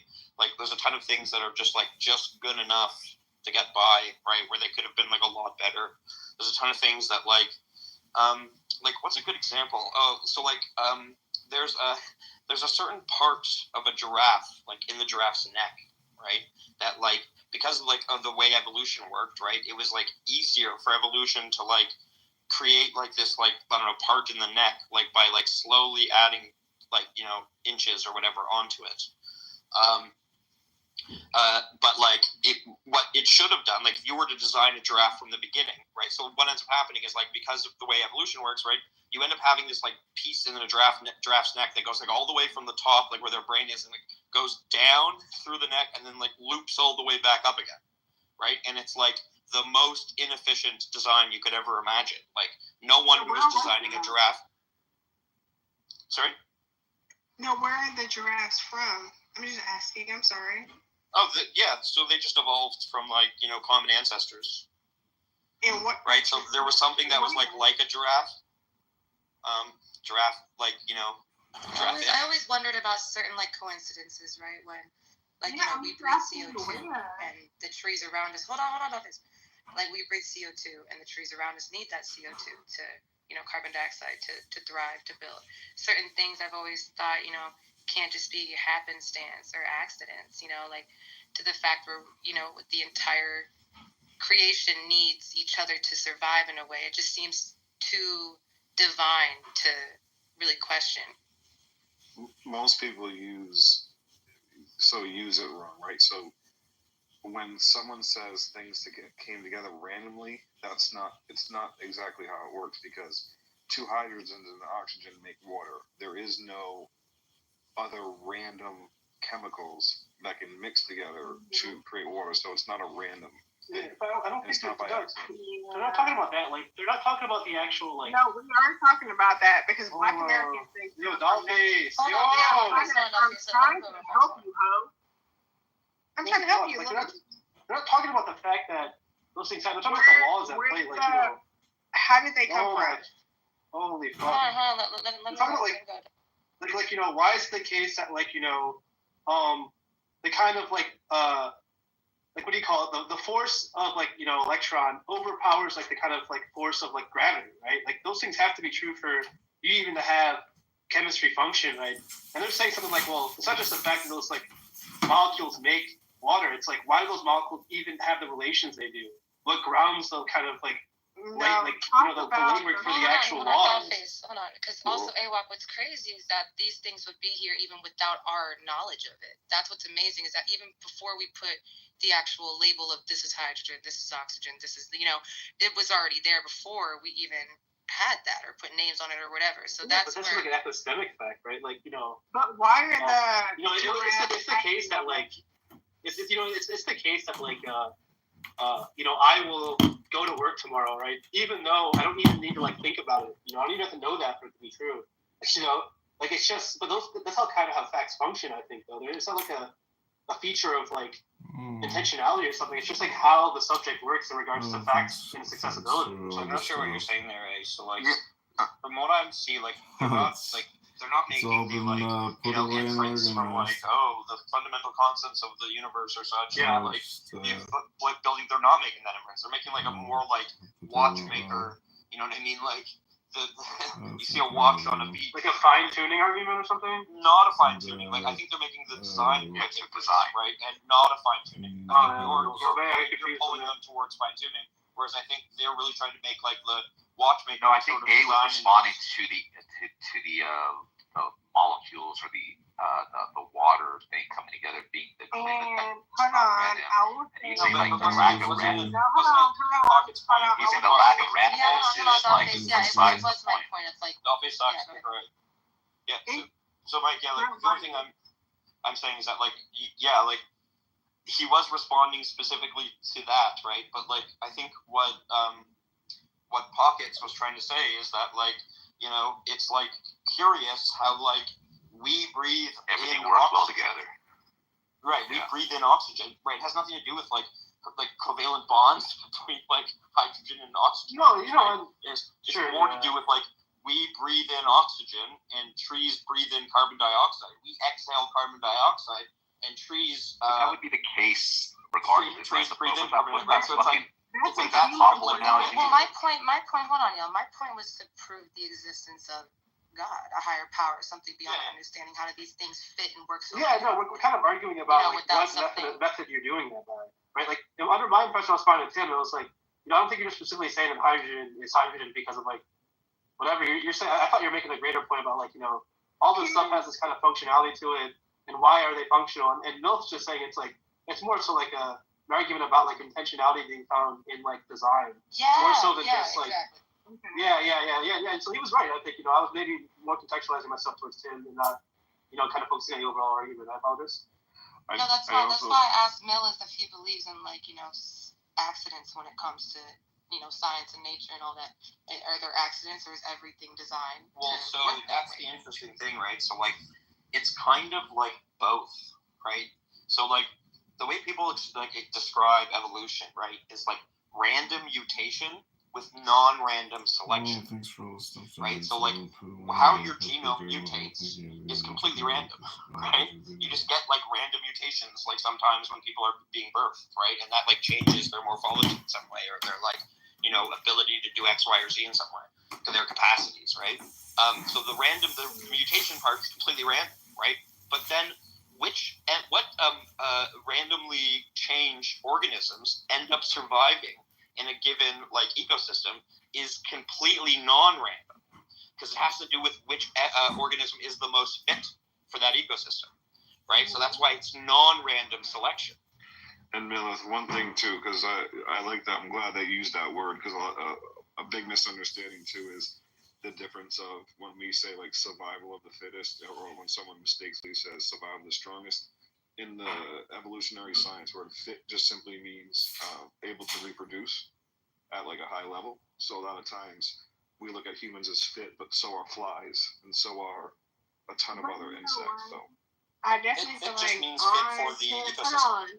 And that can mean a whole bunch of different things. I definitely feel like even to you, Pockets, I lay you down, girl. I definitely feel like when we have like the fittest, especially when we have like these conversations, like American conversations, like a lot of people will be like, oh, like you're Black American, you're this, you're that, like you're dark skinned, we don't even want you. I'd be like, why are you hoes on my ass? Leave me alone. You know what I'm saying? Like honestly, you're the only one talking.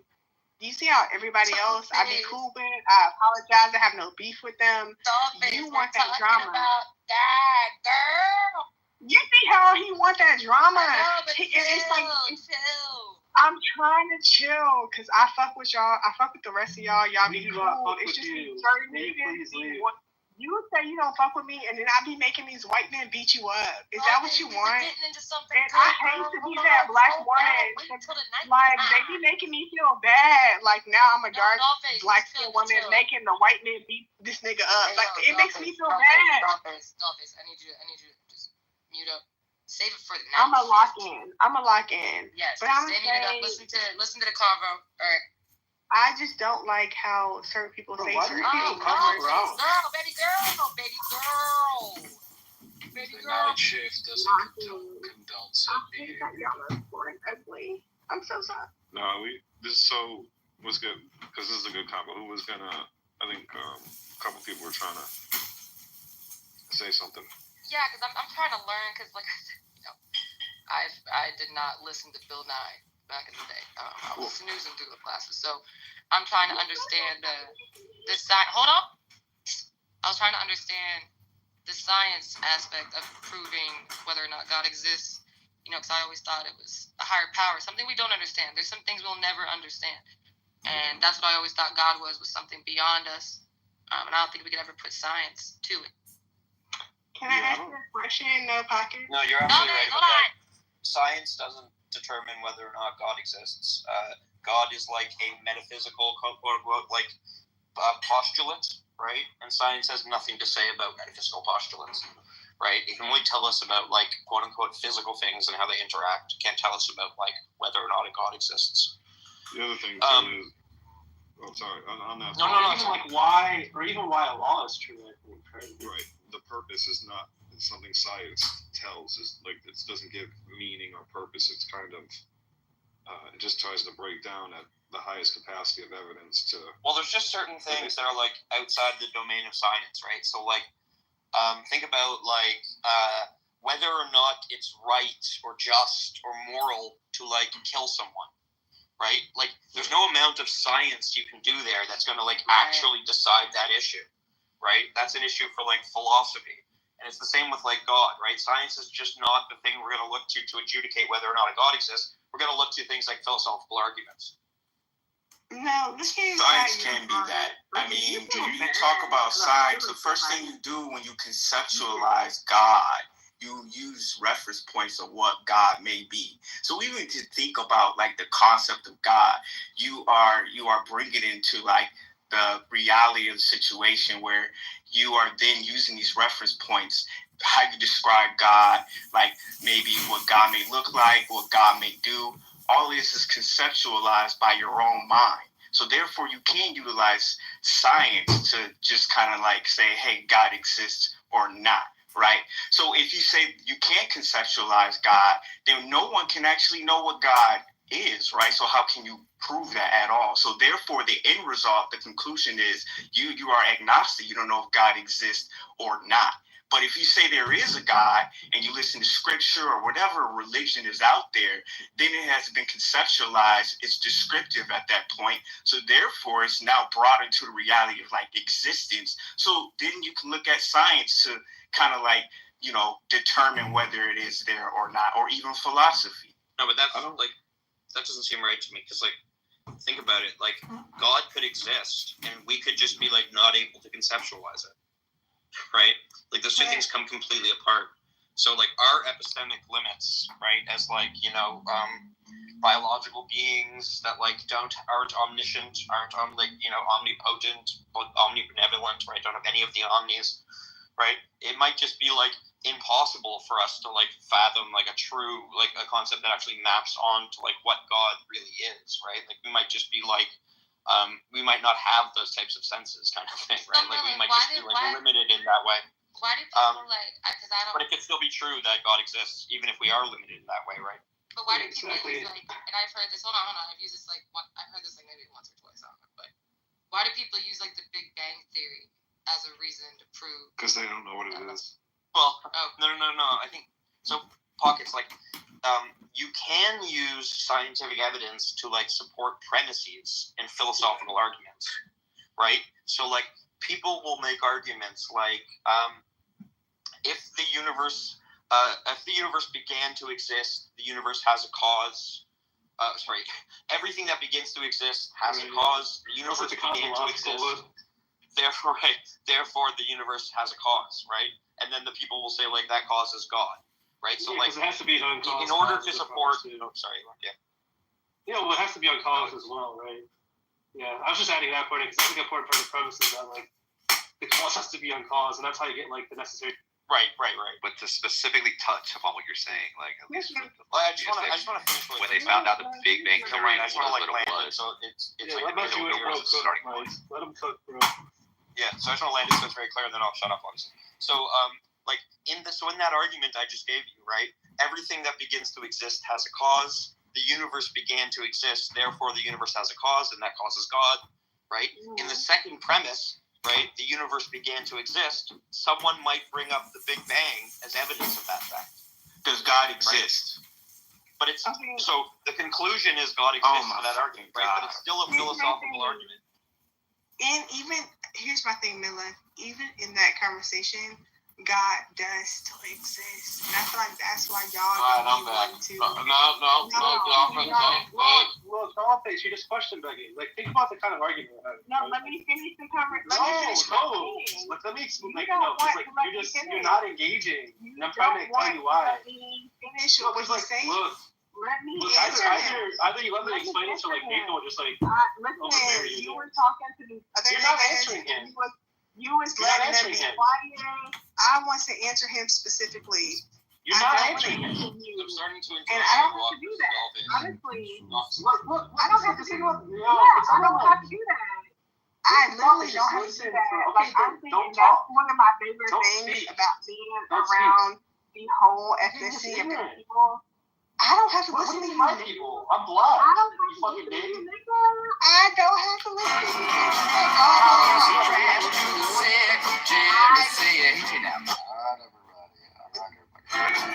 Respectfully speaking, I think Dollface disrespecting right after Miller. Even though it's a bad point, let's make Nathan said no, like Nathan's doing this all night, bro. Yeah, Nathan said you have to be on topic, bro. Nathan said you have to be on topic. Let's let the bad point come out, and then after the bad point, you can.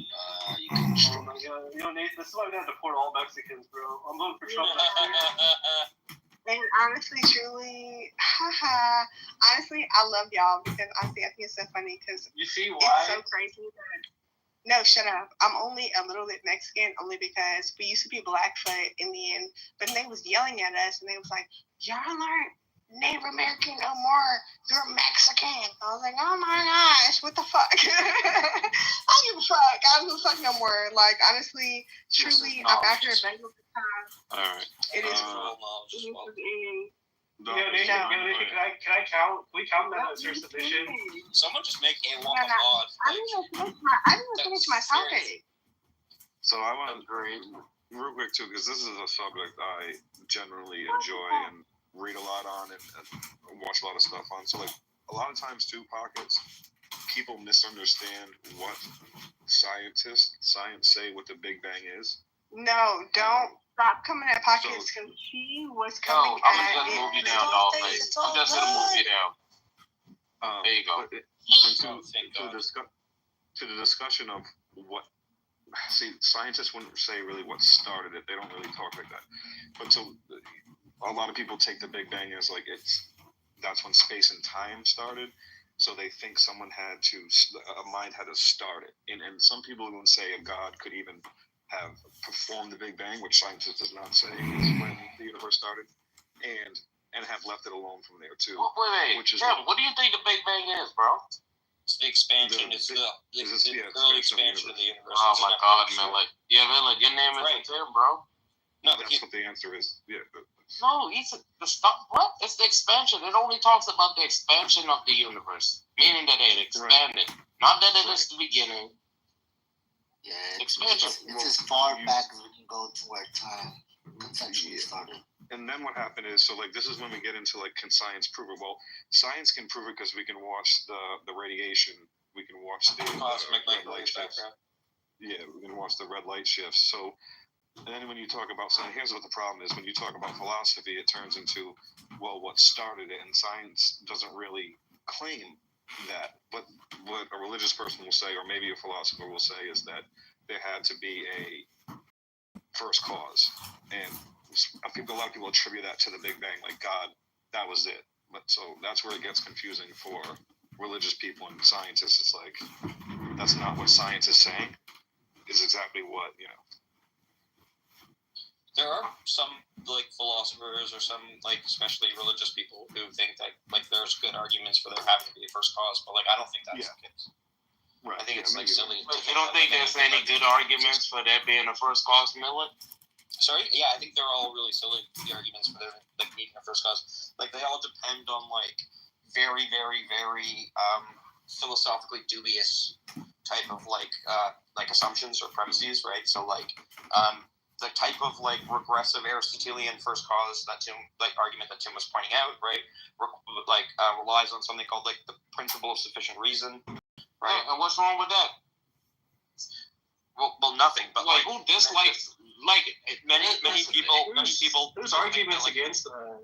Yeah, there's like the big conjunctive fact. Yeah, exactly. The PSR is like even like a weak PSR is like still too strong, right? Because like presumably a lot of people will know. I think there can be brute facts, right? And if there's brute facts, then like those things don't need an explanation. So the PSR would just be false in a case like that. And I don't think there's any good arguments that are levied that like say like. Think about that idea of brute facts. It's like I just was about to say the same thing. What was thinking about? Like you could say God's necessary, but it's like what explains the necessity? Like, is it a brute fact as well? Like, is it the bottom out of the necessity claim? There's no further necessity that explains this necessity. It just kind of gets weird, right? It seems like special pleading or something. Why aren't people better? Hold on, y'all. Dollface, shut up. My God, why that? Why aren't people better? Right? If someone says that in the you general want terms that God is outside of existence, my first thought is something outside of existence doesn't exist. Yeah, how do you feel about that? Why? Existence is like the hardest thing to talk about. Here's my thing, like, but what do you think about that statement? Do you think I'm wrong right off the bat, or what would you say? Dollface. Let me ask you this question. Why do you think you need to be heard? I feel like, why are y'all having these conversations about... You say you don't know the answer. I'm just going to move you down, man. I'm saying, like, why are we as Americans having these conversations? No, why do you think you need to be heard? Why should we listen to you? You don't have to listen to me. I must say, so I'm just move you down then. An hour, but I do enjoy that knowledge is going to do what he typically does to me, to Nathan. And I'm here for it. I love it. Yeah, I got a question for Tim. Tim, you're not one of the philosophy bros, so what does PSR mean? I didn't understand the word you said. Say it again. Yeah. What does PSR mean? This is a common philosopher term. PSR? Yeah. I'm not a philosopher. Like, I'm more of a science guy. I enjoy listening to philosophy, but I don't know what that term means. PSR, no. You're good. Yeah. PSR is just a philosophical term for principle of sufficient reasoning. Oh, I might have heard the term before said like that. I don't know if I've heard. No, they don't speak like regular folks. No, meaning that there should be like some kind of explanation to like some.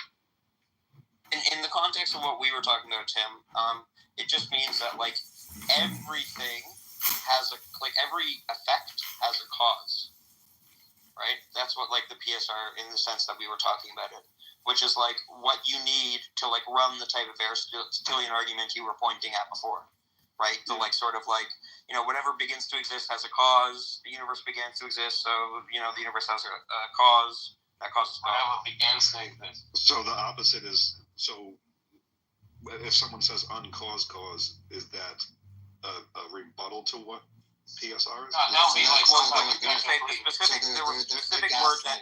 So when they say PSR, they're gonna say their version of specific reasoning. They're gonna try to like say, oh, this is what I mean. Principle of reasoning. Principle of sufficient reason. Sufficient reason, yeah. So like, so Tim, what you would want to say in that instance is you would want to say like, well, why can't I have brute facts, right? Which is to say that like there could be something that comes into existence or starts existing, right, as like a fact or whatever that doesn't have like a completely 100% described like a cause, right? And that's like that type of thing in the philosophical literature would be considered like a brute fact. That is a fact that doesn't need an explanation. And if there is a fact that doesn't need an explanation, then the principle of sufficient reason, which says that like all effects need an explanation in terms of a cause, would just be false. Does the whole married bachelor thing fall into this? Well, this is like analytic truth. It's like, you know, something that's true by definition. Like that, like, it's kind of separate from the PSR, right? Because, like, you can have those types of facts and still have brute facts, etc., right? It's just, like, the necessity relation kind of stops at God. And then God is just necessary without an explanation, you know? There's no cause to him. Well, I find that if God is the answer for everything, the uncaused cause. No answer. Well, he's also there's no. So if he's the answer for everything, then there's kind of like this idea. It's like, do you think an object can explain itself? It's kind of weird, you know? Right. Yeah. Like, do I explain myself? No, it seems like I'm explained by this causal history that my parents, etc., you know, those things explain me those facts. But that's how you get out of the infinite regress, right? Yeah, but you can almost break down any subject and like you can always kill a conversation at least, or kill a thought, because with the infinite regress shit, because then we both just stop at, because you'll hear me say, well, scientists say they don't know what happened, and not knowing is not necessarily a position. Oh, if you say that everything that begins to exist has a cause, right? Then it's going to be something that that exists that doesn't have a cause, or something that began to exist that doesn't have a cause. Right? You got to stop. They got to be some starting point. No, see that's infinite regress. There was never the starting point. See, like that's like a very common mistake, kind of, that people make too, right? Like another thing I could just say, if someone says to me, like, every single thing has a cause, right? Every single effect has a cause that like fully explains it, sufficiently explains it. I could just say something like, okay, absolutely, right? Every effect has a cause going back ad infinitum, right? So it's like there is no effect in the chain, right, of like cause and effect. There's no effect that doesn't have a cause, right? Because it's an infinite chain back. There is no starting point, right? So therefore there's no need for like a first effect that doesn't have a cause, right? So I can just like accept the PSR and then just say like, well, time stretches infinitely in the past, right? For the universe, the multiverse, or whatever. Yeah, and that's another way over to time, when we say there was a beginning for our expansion of our universe, right? There is a beginning. There was. Yeah, that's what we say. Right. Yeah. When you're saying there isn't a Wait, beginning. what do you mean? Wait. What did you say, Mel? You said it's right that we have a beginning in our universe or something? Yeah, like I think the scientific evidence, right? Like the commonly adopted, understood scientific evidence is that like our universe started 14 point something billion years ago. That's when like the Big Bang started expanding. It's like that could be like an infinite cycle. No, of course. Yeah. Yeah, I was just saying. Like I think you know what I'm saying, right? But like the point is that like you can just deny that like every effect, like you can accept the principle of sufficient reason that every effect needs a cause that like sufficiently explains it, and then just say, well, there was no beginning of the universe, so there's never a instance of an effect without a cause, right? Even though like there's a response to that, which is to say like, well, what explains the entire chain, right, of cause and effect? Even if it goes infinitely back, if the principle of sufficient reason should say that there's something that explains the entire chain, because everything has an explanation.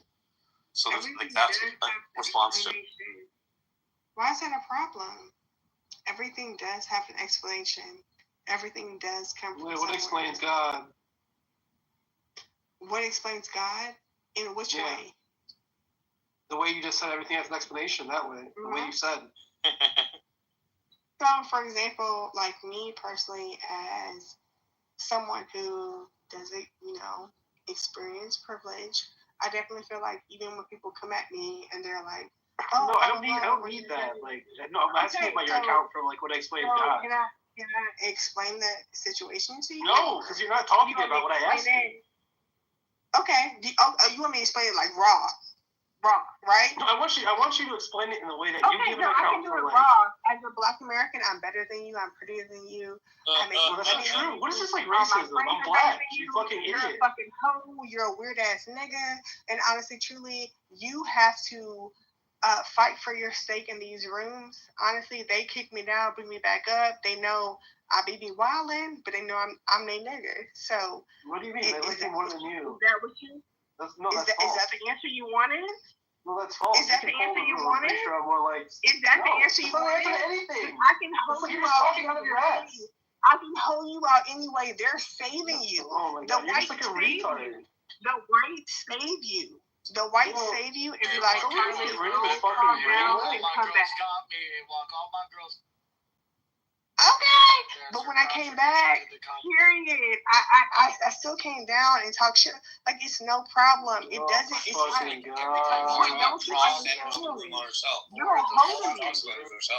Yo, Eric, get rid of this fucking dog retard. I can talk to you. Asked me a question, I answered. Yes, your answer was talking about yourself, not answering his fucking. Okay, so what is your question about other people? Go ahead, explain it. What? No. How was it like? Honestly, you might have brain damage. The people that were around. Like I was asked her. Yeah, your cognitive faculty is broken. Question. Oh, no, look. What did I ask you originally? No, let him ask this question. I don't care about you. You're fucking question. I asked you the question, right? Okay, what's your question? No, what did I ask you? How do you How do you know that you answered my question if you don't know what I asked you? I feel like I answered your question because I was like, okay. You just feel like it? Yeah, I feel like you didn't. I feel like you didn't answer my question. No, I feel like you didn't. Okay, so what? So go back with your question again. We can laugh at you again. All right, I'm gonna ask you one more time, and if you don't answer this question, you have to admit that you're like not tracking. Okay. And then we can kind of like work on your reasoning faculties. Okay. Like, look. Okay, what explains God in the way that everything else has an explanation? Because it seems as though you would appeal to everyone else's explanation to be God causally, right? So how does God explain himself? No, I'm not God. Here's my thing. Okay, so here's the thing. We're gonna take it step by step for you because we know you're slow. Okay, so I'm gonna take it step by step for you because like you got your pen and paper. So I want to take it from the top to the bottom. Yeah. So answer my question. I'm waiting. Yeah. Okay. So the beginning is how do you know that you believe in God, right? No, you can't answer a question with the question. You simply give me like. No, I know I'm answering your question. Are you I'm asking telling me you, Papas. Papas. I'm telling you to get your pencil and paper. Yeah, I'm answering the question. I'm telling you to get your pencil and paper. Okay, never mind. Get your pencil and paper. Okay, right. Period.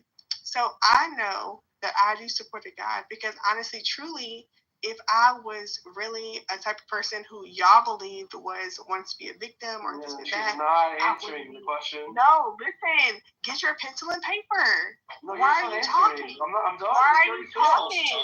Why are you talking? Let her talk about herself. Shut up. Exactly. I would know for a fact that's not true because quite honestly, we have our pencil and paper, get that out, of what the Lord wants for us. Okay? The Lord wants for us to be peaceful. Write that down. The Lord wants for us to be understanding.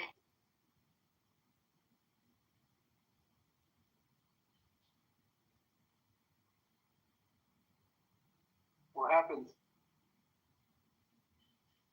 The Lord give it, the Lord take it away. Thank God. One of the hoes got mad. Y'all just be getting mad because you just rambling. I warned you. I told you that if you keep rambling, I'm gonna move you down. No. If you keep rambling, I'm gonna move you down. It's me, Nathan. Please. How was me saying something to him rambling? Because you're just using words. And using words in a room with words of meaning isn't cool. That's not cool. That's what by definition what cooling is. He asked me to answer to him why I felt the way that I did, and I was like, okay, cool. That's not what I asked you. You fucking insane woman. No, I asked you what explains God. Okay, and I was answering that to you. Okay, you explain God by talking about what he wants. How's that work? Okay. Oh, how do I explain the sun? Well, I explain the sun because I want ice cream. Fucking idiot. And ghetto and yelling at each other and like calling us idiots. You think you're calling me an idiot and doing something? Do you think that makes me like? No, it makes me feel good. No, it makes me feel good. You think I give a fuck if some loser is calling me an idiot? When I go have sex tonight, I'll be like, there's this retarded woman. I care about people like I care about people like Tim. I care about people who actually have like helped my life and want more from me. Yeah, because you're fucking selfish. Clearly, you're a selfish person. You're a fucking loser. I don't give a fuck about some fucking loser feeling mad about me. I'm a beautiful motherfucker. Who cares? You can never put me down. If you say so, I don't care. You're not that to me. You're a fucking loser. Yeah, you're a random man to be you, bro. You can't even take me being like, oh yes, I respect these people, blah blah blah, because you're like, no, it's not me. You're not talking about me, so it's a problem. That's loser shit. You're a lame ass shit. I don't have to protect. Are you mentally ill? You're a loser. At this point, she's just like repeating words that she's heard in the room. Probably. You're a loser. I hate that for you. I hate that you're a fucking loser. Because honestly, there are so many people who are fucking cool. Like, there are so many people, like, even like when I was talking about Alex, I think she's fucking cool. He looks like he smokes weed, you Mr. know? Marlboro. Oh, that's a cool nigga. Now that's one cool camel. Yo, Pocket, that's your friend? Pocket, why are you hanging out with people like that, for real?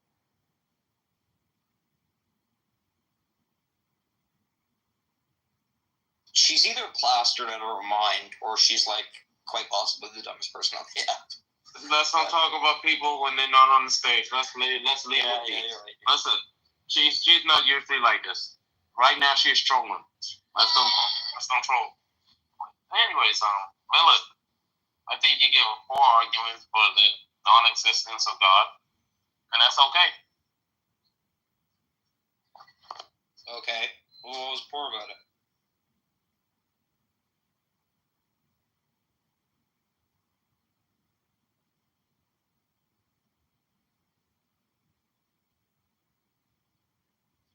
You can also, like, there's other arguments too, right? Like, you can play like an abductive game with saying things like, you know, most religious professions about a god, right? Even like you, Nathan, you take most of them to be wrong, right? Like every other religion that isn't your religion, their gods you take to be incorrect. Basically, even people in your religion that don't have like the same view of God as you, you take to be incorrect, right? So there's way more God concepts like that you reject than there's God concepts that you accept, right? So it's just like more likely that any specific God concept, right, is going to be non-veridical. That is like not tracking the like truth of ontological truth of what actually exists. Than any specific one being true, like more likely actually vertical, right? So that's just like an abductive or inductive way to think about like God claims. So that's another argument for atheism. Are there any other good ones, A-Walk, that I'm missing? You think Nathan's gonna respond to? No, he doesn't have to. Doesn't have to. Are there any other good ones that you think are good that you think I'm missing? No, I think like the low priors is my favorite, to be honest. Yeah. I used to be like more agnostic until I heard that actually. I mean, like I think there's like arguments against like Christianity. Like I think like the logical problem of evil is fine, but it's like an issue contextualized towards certain religious institutions that. Oh yes, that what you think. Oh really? So you think it's like an ad hom kind of thing when you're presenting it, you have to. Yeah, dude, but another way, like, yeah, but another way, you want to fucking. Fuck you. Fuck you. Like, I. Oh, by the way, Sasha came in and backed me on the stuff I was saying with Cloud. About the idea that, like, yeah, but like, I think Cloud's point is still true that, like, that's, you know, arguments are only ever going to be forceful if someone accepts the premises of them, right? And that's what makes it contextualized. No, but like. The whole point is that, like, if they accept the premises, right, that's where I can draw out the, like... Yeah, that's true, yeah. So, of course, right, like, I know, like, when you have an ad hom argument, right, they have to accept the premises, right, but it's their acceptance of the premises that allows you to draw the tension. Right, so just pointing out that they have to accept the premises, like, that's some sort of, like, deflationary point. Yeah, no, I think I agree with you, but I think the ad hom to kind of be, like, it's not necessarily... a function or a part, I guess it's a function argument, but it's not a part of the argument. The ad comes in when you have like this kind of like understanding of their background beliefs too, on top of the premise acceptance, right? But that's not the No, I think I agree with you there. Yeah. But the point that I think I agree with Albedo is that like all arguments are ad hoc, and the way you described it is just the fact that they have to accept the premises to even be motivated. Like an argument doesn't function if they don't accept the premises. I think that's true of every argument. The ad hoc is just the idea that like there's going to be background tension. No. You don't accept the premises for arguments to be forceful. Like, you can have a specific argument for a premise, right? And they can, like, think that argument for the premise is, like, you know, generally successful or whatever, right? But, like, they don't have to, like, accept the premise before you, like, start talking to them about the argument. But that is a requirement for an ad hom argument, right? Because an ad hom argument, when you're creating it, right, when you're like, you know, like determining what it's going to be addressing, right? Motivational. You're only addressing a certain subset. No, I agree with you there, but like by motivational there, you just mean that like persuasive intuition wise or something, right? Like, I mean, I can agree there, but I think like in terms of it's like being applicable functionally, right? Or to have the motivation that like, you know, the conclusion does follow in the way that should persuade the person. I do think that is a function of the perceptive premises. Well, only in deductive arguments. Well, I mean, that's going to be true for inductive ones. Just be like, you're going to say it's like probably true or something, you know? Yeah, exactly. Yeah, but like that's fine. More I mean, that's still motivational. Like you can get like more likely than not premises, right? That are like no, that's fine, right? But that's still. But the idea there is that like likely, right? They're determined on like more likely than alternative in an Yeah, but the idea there is that like that probability claim is going to follow in some function, right? Given the argument. I'm not sure what do you mean by follow, given like okay, like yeah, even an inductive argument, right? It's like I don't mean follow deductively. I mean like it's gonna like the conclusion is true given those things. If the premises 1 and 2 are true, the conclusion is likely true, right? Like but and that's like a function of the argument. I can just be comparing A to B. I know. Yeah, I know what abduction is, bro. I'm just saying inductively. That's why you said likely. I was picking out the language you used. I'm saying, but that is like the function of the argument is that motivation. It's supposed to illuminate that for the person, right? Like I agree with you that like I can give someone an argument. They can not even think about the premises being true, but they can have an intuition about it or something. Like whatever. That's fine, right? But like I think the point Abino was saying is that like that relation or that motivation is like the kind of function of why we give arguments in the first place. Like okay, so like I look at it like this. Like you can tell me where you get off this ship, right? I look at it like this. If like me and you have a disagreement, right?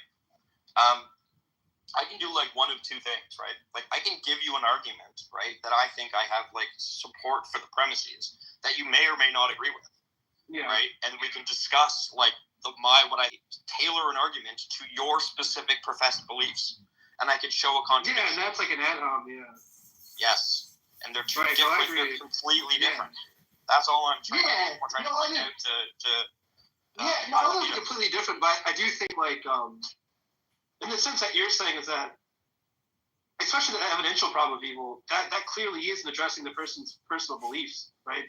More so like about their like kind of like that's why I say it's like about the Christian commitments, and like it necessarily like seems to be engaging with background beliefs, but they're going to be forms of arguments that don't need that, right? I think we agree there. So yeah. No. The point I'm saying, yeah. But I think Albino's point was that like the motivational part is like true of any argument, given the premises being accepted or something. But like I don't know, he was just being overly combative with you. No, it's fine. Like shit happens. He was doing that shit where like he's like I'm a black belt, so I'm gonna like wrestle. But I did make a bunch of mistakes. I did say some stupid stuff. That propositional one was silly, bro. Yeah, the propositional stuff is really bad. I got a question for you two then, or a statement, and I want to hear your opinion on it. So someone says, and this is the argument like I would make. Well, I wouldn't make this. I would oppose it. You'll see. Someone says, believes in the creation story, right? Everything's created. Earth is created. Humans are created. And they always bring up, everything takes a mind. So they'll bring up like a computer. But I would say, if you can't distinguish what's uncreated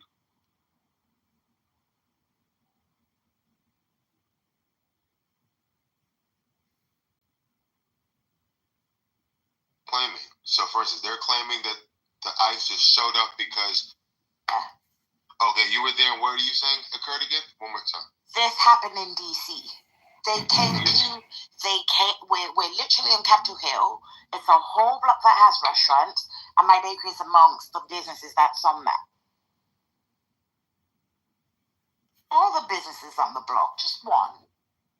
And when they went to that business, this was them trying to find out who works there, etc., etc. And the backstory is this person used to work for the Republican Party, and he left because of the January 6th, what happened, so it's a personal vendetta.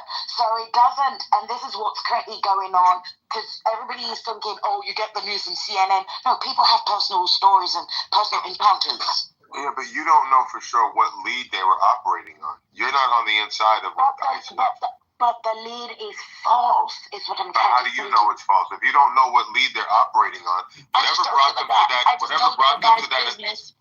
you don't know what actually brought them to that establishment. You don't know what lead they were working on. You don't know who they had under surveillance. You're just operating off of your vantage point as a person on the outside. But I just told you he's my business neighbor. and he doesn't have anybody working for him that is not American. Okay, but what I'm saying is you don't know what brought ICE to his establishment. You don't know what information they were operating on. Yeah, whether the information be false or not, people get false information. What I'm saying is, how do you know that ICE didn't go there on the basis of something that was legitimate? That's my question to you. But it's not. The answer is you don't know. No, but it's not legitimate, because if it was legitimate, they would have gotten who they're looking for. It's not legitimate. So, no, wait a minute. You can operate on a legitimate basis and then get there and then the person is not there, or get there and maybe you got misinformation. It doesn't mean that they made it up and said, oh, we're just going to hunt down people who are here illegally. That's what you're trying to conclude? Okay, you don't have enough information. You don't have enough information to make that strong conclusion. Okay, so then if we're doing raids, right, how come of all the businesses, and there are several businesses on the strip, more than 40 businesses, why did they only go to one establishment? To the question, that's a question for ICE, not a question for Manfinity. And for you to make a strong conclusion to the opposite, that, oh, they went there because they were a target, that's also premature. You don't have enough information to make any strong conclusion. That's what I'm trying to suggest. But we have the information that this is something that's happening all across the board. They're grabbing people left and right, even grabbing American citizens like, oh, sorry, my bad. They grabbed a vet the other day. We spoke about this. And he's like, I'm a vet. I served. I'm a citizen. I mean, if we have the resources to go after them, we shouldn't be making errors like this, wasting taxpayer dollars, going to a business. I agree with you. I agree with you, but I don't have any I never had the expectation that this deportation effort, was going to be executed flawlessly. And that's not to leave them off the hook. They should be held accountable. Anytime they frustrate the life of an American citizen who's just minding their own business, they should be held accountable. They should have to explain for themselves. All of that. But if you had the expectation that this execution was going to be 100% perfect and flawless, I've got a Brooklyn Bridge to sell you. Okay, there's going to be errors. There's going to be mistakes. And I agree with you. There should be. But I'm a project manager. We can have the best of intentions, but when the rubber hits the road, things happen. And we got to. The problem is they continue to do the problem after they've made aware of it. That's another issue. But once they're made aware of an issue, if they try to correct it, give people the grace. Stop acting like they're this Gestapo. They're not. Well, yeah, but they're moving like a Gestapo, bro. They grabbed a kid in Harlem the other day. People are like, who are you? What is going on? They grabbed a guy coming from court just 2 days ago, went viral. Coming from court, the judge gave him a stay. They still took his ass. He looked like a white man. He looked European. So it's this Gestapo attitude. They're not listening to judges. They're not doing due process. They're just not fucking following the Constitution. Everyone should have a problem with this. They could grab your black ass to say, we don't want to hear shit. We're taking it. You might get out. Did you hear? Sorry, I can't speak loud. Did you hear what he said? That Manfinity said, if anything that frustrates the life of an American citizen unnecessarily, we should trash them for that. And I know that you guys don't like that we make a distinction between an American citizen and a legal alien who jumped over the border, but that's where my mind makes a clear delineation.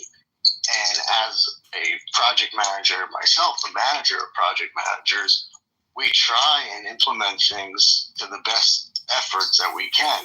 It doesn't mean that you're always looking for the worst intentions, projecting the worst intentions onto these people. Maybe they are trying to do the mission, and these people get caught up in it. That happens. That's okay.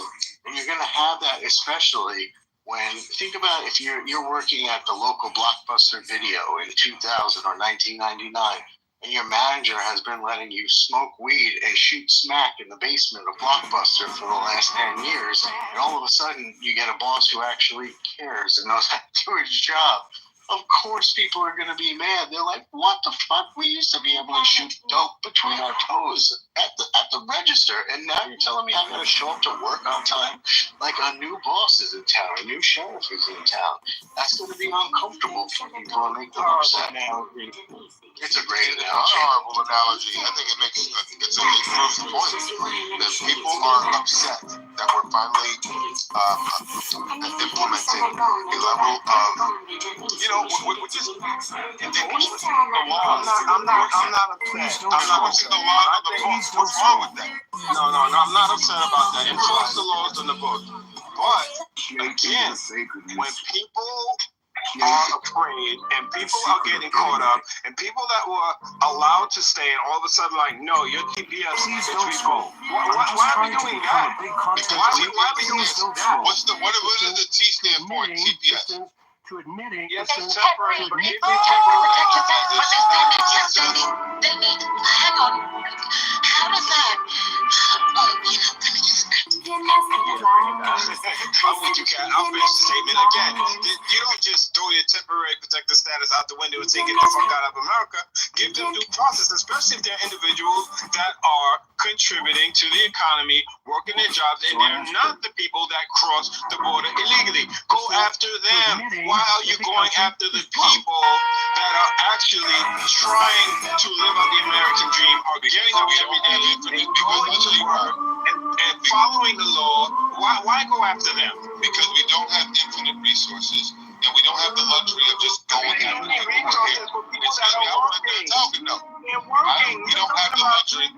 We don't have the luxury of just going after this group of people and leaving this group of people alone. It's an all of the above approach because we're in crisis mode. And you don't get that. You don't understand it. You're not in a position of governing a country. So you can sit back on your chair and fold your arms and make all the criticisms that you want. When you're actually in charge of running a country of over 350 million people and there's finite resources and you have to make tough decisions, okay? This is what you get. Bold leadership who's not afraid of making decisions. You can ask me anything with that. I love that accent. Please don't scroll. Please don't scroll. I love the way she be talking. Please don't scroll. Yeah, you can ask me a question anytime. Let me ask you a question. Do you fully understand how the immigration process dominating the headlines? No, not fully. Okay. Do you know that when somebody comes here, and I'm talking about when somebody comes here legally, right? They have no access to public recourse. Contrary to what you guys believe, nobody takes any benefit that is not an American.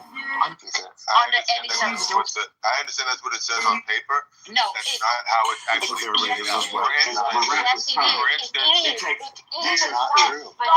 Please stop. I wasn't born here. I wasn't raised here. Right? I came here 13 years ago. I paid taxes when I wasn't even supposed to pay taxes from day one. Because the law on the book says if you're working for a company as a non-US citizen, you don't get to pay tax unless you become a permanent resident or a U.S. citizen. I paid tax into your system for 17 years. What kind of company? Demons have no. It doesn't matter because I'm not going to sit here. Because if you're a landscaper, it's different. No. Well, I'm not a landscaper because I came here because I got 3 college degrees, 2 undergrad and 1 postgrad. So no, I'm not a landscaper. That's my point. Right?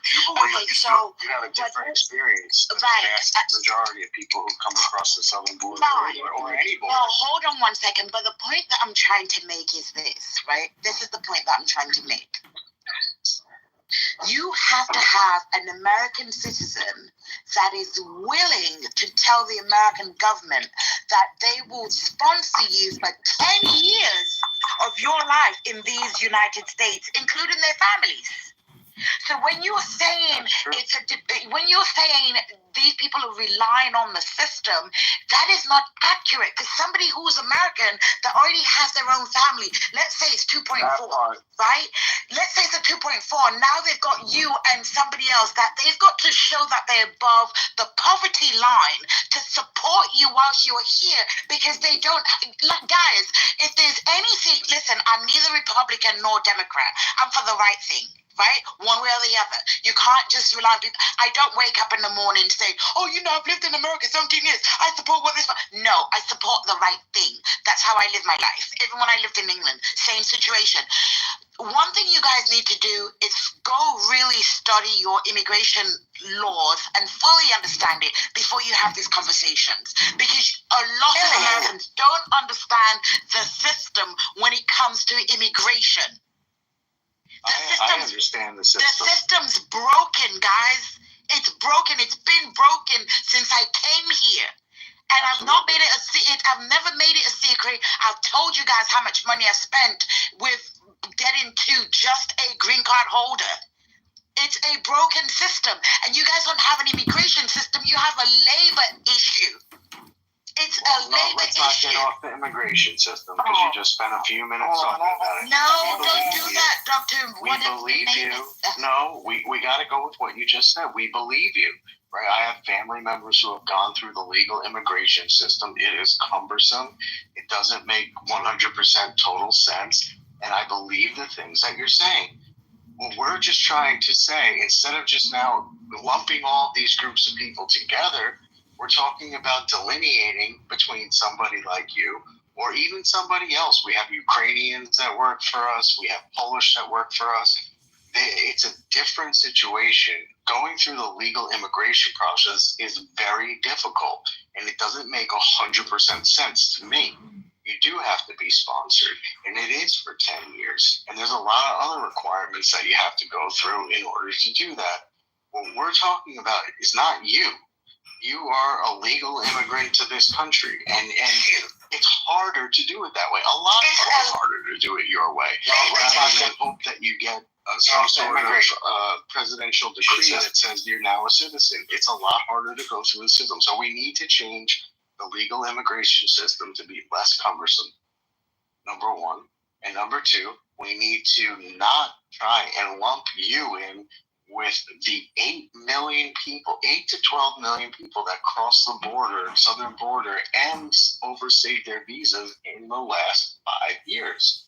You're not the same people group. Please don't put yourself in that people group, because you're not. That's all we're asking. I think, but the point was, Manfini's making it seem like everyone that comes here is bleeding the system, and that's not the case. Everyone that comes here doesn't get food stamps, doesn't get free health care. You said it's overwhelming the system. Then what did you mean? We have finite resources, and there are some instances where people who come into this country illegally, and they do. What do you mean by finite resources? We believe you. No, we got to go with what you just said. We believe you. Are not infinite. Family members who have gone through the legal immigration system. It is cumbersome. It doesn't make 100% total sense. Food stamps. I think health care. What do you mean? What we're just trying to say, instead of just now lumping all these groups of people together, we're talking about delineating between somebody like can get overflooded with people who are here illegally. Emergency rooms, so that means doctors and resources in hospitals in your favorite city along the border or your favorite city anywhere in the country. If you have a population of illegal immigrants just popped in, some of their sick will end up in emergency rooms, taking resources away from citizens who need medical attention. Now they got to wait longer. There's got to be more BS in the emergency room. Also, schools. People are here illegally. They have children. Their children are taking up space in the classrooms that could be going to American citizens. Now they're learning in a more crowded environment, making it harder for children to learn. Another resource that it's taken advantage of are some of the social benefits that you said don't happen, like food stamps, like Section 8, like these other things. There are emergency programs. I'm not saying that they're just given to them willy-nilly, but there are emergency programs that if they meet certain statuses, if they meet certain priorities and preferences, there are priorities and preferences of these various housing authorities, these food stamp, the food stamp. If you meet certain priorities and preferences, regardless of your immigration status, especially in places like Boston, especially in places like New York that are overrun with Democrat, liberal, left-leaning government leadership. Okay, they want these people to be absorbed into the system and supported. And I understand what it says that these people shouldn't be. I wasn't done talking though. Last I checked, wait a minute. Last I checked, I got a green bean. You gonna let me environment, making it harder for children to learn. Another resource. Yeah, come on now. So the thing is that I understand your point, Divine. The letter of the law may say, oh, illegal immigrants, they don't get this and they don't get that. But when you look under the hood and you see how things are actually in practice, like, for instance, voting, okay? You're not supposed to vote if you're not a citizen. But in certain places, if now that you're an illegal immigrant, you can get a driver's license. Now the system can't delineate between someone who has a license versus a citizen, and they're being allowed to vote. Just because the letter of the law says one thing, the implementation is being done differently at the under the hood level. And I want you guys to understand that there are illegal immigrants in this country receiving federal, state, and city benefits and using it to the degree that it's taking away from American citizens who deserve it more. Thank you, Jesus. I'd like to clarify a point with regard to your driver's license that you just mentioned. While sanctuary cities will give a driver's license, right? Those licenses are actually labeled. They are different to the license you get as an American citizen. So no, you cannot vote. Not here in Massachusetts. Not in New York. No. It's no different at all, and it automatically registers you. Not in California either. Anyone can vote in California. Anyone can vote in any state. We're going to send it to Grok and do a fact check. We live here. We're telling you, and you say no. And you've got your fingers. It's called absentee ballot. Absentee ballot, love. Arguing that people committed to misunderstanding you, and Ricky. Because that's what we do. This is where we live. This particular issue in New York, California, and Massachusetts is completely and 100% true. This is the way. Bollocks, that's not true. She knows the truth. You're not listening. Okay, it's not true. Okay, they can go to jail for voting. And that's the quickest. It's called absentee ballot. Sent up out of here, even locked up. Illegal immigrants cannot vote. There was a motion in New York State, or I think it was in New York City, that allowed them to be a part of local elections. No, illegal. I can give you the headline. Not so they can be in. Okay, it's not true. So now we believe news. Oh, we believe news. All the news is fake news, love. This is on the state. It's all spam, including this room, except for Man Fitney. He's telling you the truth, and you're all just spamming us with your lies. Yeah, all right, comedian. What's going on? Not true. Oh, stop with your spam and your lies. It's all communication is spam, and all you're doing is spamming us with your fucking lies. I don't understand. Shut your fucking mouth. It sounds like you believe the propaganda. You believe the propaganda? What did I say that was propaganda? No, not you, Man Fitney. You're telling us the truth. These other non-native English speakers, these non-Americans are lying, spamming us with their propaganda, wasting our fucking time. I don't like I can't move people to the audience. Leslie, you don't even know if you're Scottish, Irish, Scouse, Australian, or South African. Go ahead. Anyone to the audience. I can't mute individual people. This is terrible. Yeah, it's because it's public. Let's play fair, guys. You can mute the whole stage. You can mute the whole stage if you want to mute that. You can mute the whole stage, but I can't mute the individuals and I can't move people to the audience. Oh, what a shame, Man Fitney. Well, now I can always come back under an anonymous account and continue listening to all the spam and lies that this app generates, minute to minute. I'm sorry. We're going to give the microphone. We're going to give the microphone to Monica. And if you keep interrupting, I will have to remove you from the room, and I don't want to do that to anyone. Monica, what were you saying? The three dots to the top right, just change the settings in the room to anyone can join the stage. You have it set to no one needs an invite. You change it. Hand raising. Turn hand raising on. Yeah. That'll change the price. No one can. Everyone, hold on. Hand raising. Speaker, what should I put it? Everyone can. Speakers, friends can, or no one can. Everyone can. Everyone can. It's boring since your friends stuff. Okay, so now that I've changed it. Move down without having to remove people. Oh, this is great. I love me some Monica. Thank you, Jesus. He's like, he figured out the goo. He figured out the goo. I got control of the room. Y'all keep messing with me, I'm kicking you down. All right. I just Googled it, Manfinity. It's not true in New York. They cannot vote. They cannot register to vote. They cannot vote in New York. It's like they can't vote in any state, full stop. So I'm not even wasting time acknowledging that. You can't do it.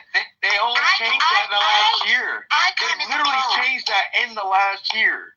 Where did they change it to? I can't in New York. New York made it a law that they when they said that you could vote on for the state and local elections, they meant it. They made it a law. It got changed back again last year. Yes, they did. Amazing. Really? Really?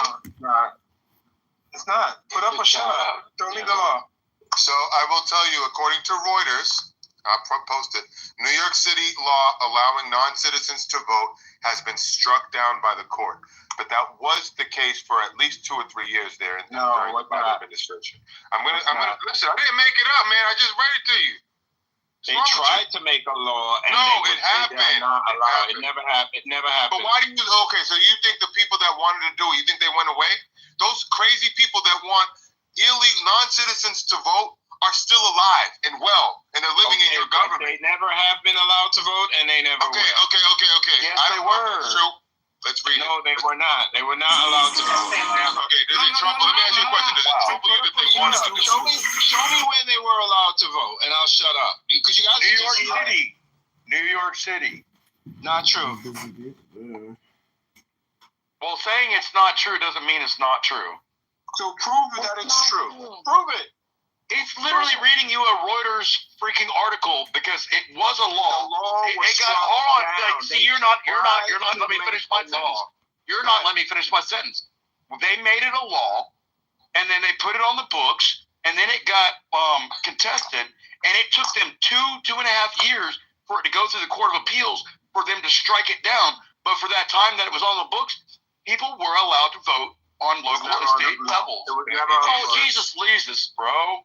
It was never Divine. All right, we're gonna go here. Wait a minute. No one else should be speaking. I want to hear how Divine responds to what Doc just said. No one else should speak. I'm in New York. Quick Google search. It was never on the books. It never happened. Okay. Alan would like to say something. Everyone, please be quiet. Alan? Yes. I'm sorry, Rachel. Please allow Alan to speak. Hey, how are you? And my friend Alan. I ask Rock, non-citizens are generally not allowed to vote in U.S. federal or state elections as voting in these elections, blah, blah, blah, blah. However, some local jurisdictions in the U.S. have passed measures allowing non-citizens to vote in specific municipal elections, such as for city council, school boards, or local ballot measures. Okay, California, San Francisco, since 2016, non-citizens who are parents of or guardians of children in the school system can vote in school boards. This was reaffirmed by voters in 18 and 20. Oakland, I'll just read off the cities. Berkeley, Maryland, Tacoma Park, Hyattsville, College Park, Monterey County, Vermont, Burlington, Montpelier, and Winooski, New York. In 2021, the New York City Council passed a law allowing non-citizens with legal permanent residency or work authorization to vote in municipal elections. For instance, for mayor, city council, and local ballot measures. This would apply to approximately 800,000 non-U.S. citizens. However, the law has faced legal challenges in the state appeals court ruling unconstitutional in 2022 as of 2025. So from 21 to 22, it was allowed Washington, D.C., also allowed it in 22. Stop for a second, Alan. What is your source? What are you reading from? Excuse me. I want to know where Alan. Excuse me, Alan. Where were you reading that from? Grok on X. What is that? Grok. Their AI. Instead of Google, I use that. Grok? I've never heard of Grok. Yeah, Go Grok on X. It's the X version. So Divine, I want no one else to respond. Divine, how do you respond to what Alan said? Legal. He said it. Legal permanent residency. You guys said illegal immigrants are voting. That's what you said. I said non-citizens. Let me read it again. However, again, the synopsis. However, some local jurisdictions in the U.S. have passed measures allowing non-citizens. Whether you have legal residency does not make you a citizen. You can. Okay, but the part you read was under New York. You're applying that to the whole thing. Well, if you're read the New York part again. I was listening. Okay, all right. I'll read the New York one. Let me go. In 2021, the City Council passed a law allowing non-citizens with legal permanent residency. They're still still not citizens. That means we're letting you stay, but you're not a citizen. The law says if you are not a citizen, you can leave at any time. You want to vote in this country, commit to this country and the Constitution, and then you can go in that ballot box. Until you make that commitment, go away. You don't get to vote. But you'll take the tax that they pay, right? They can go away. Yeah, are you getting the benefit of working in this country? Are you getting the benefit without representation? That is finance.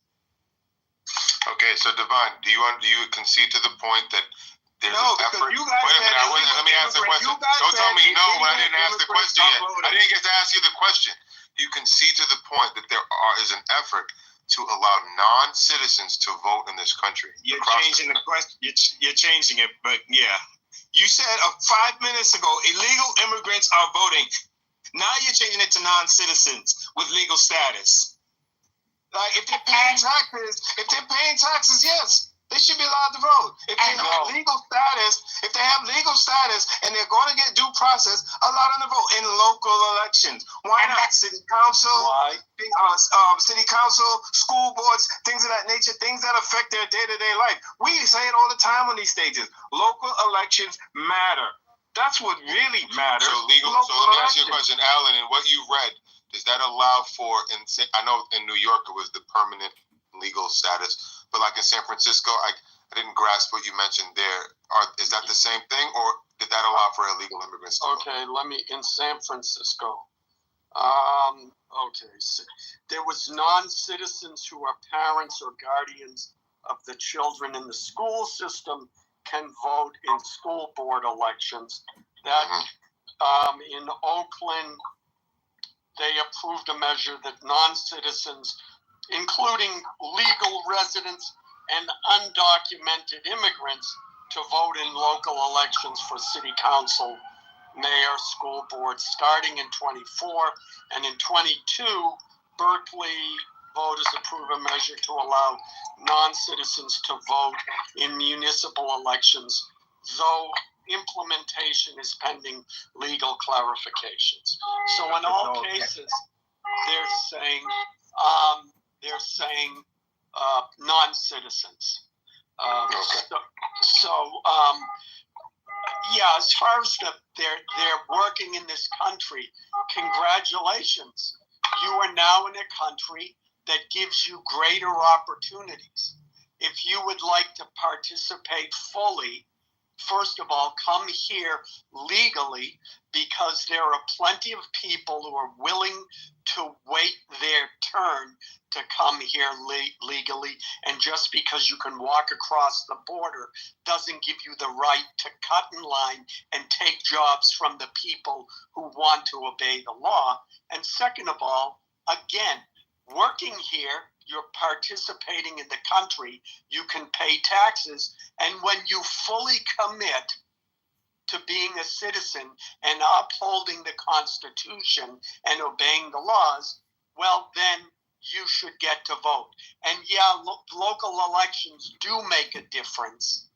And if a county suddenly gets, as Biden did this, suddenly gets a wave of immigrants from pick any country, and they get to vote in local elections and school boards, well, suddenly you're going to see school boards that don't reflect the actual citizens that are in that county or local area. Can we?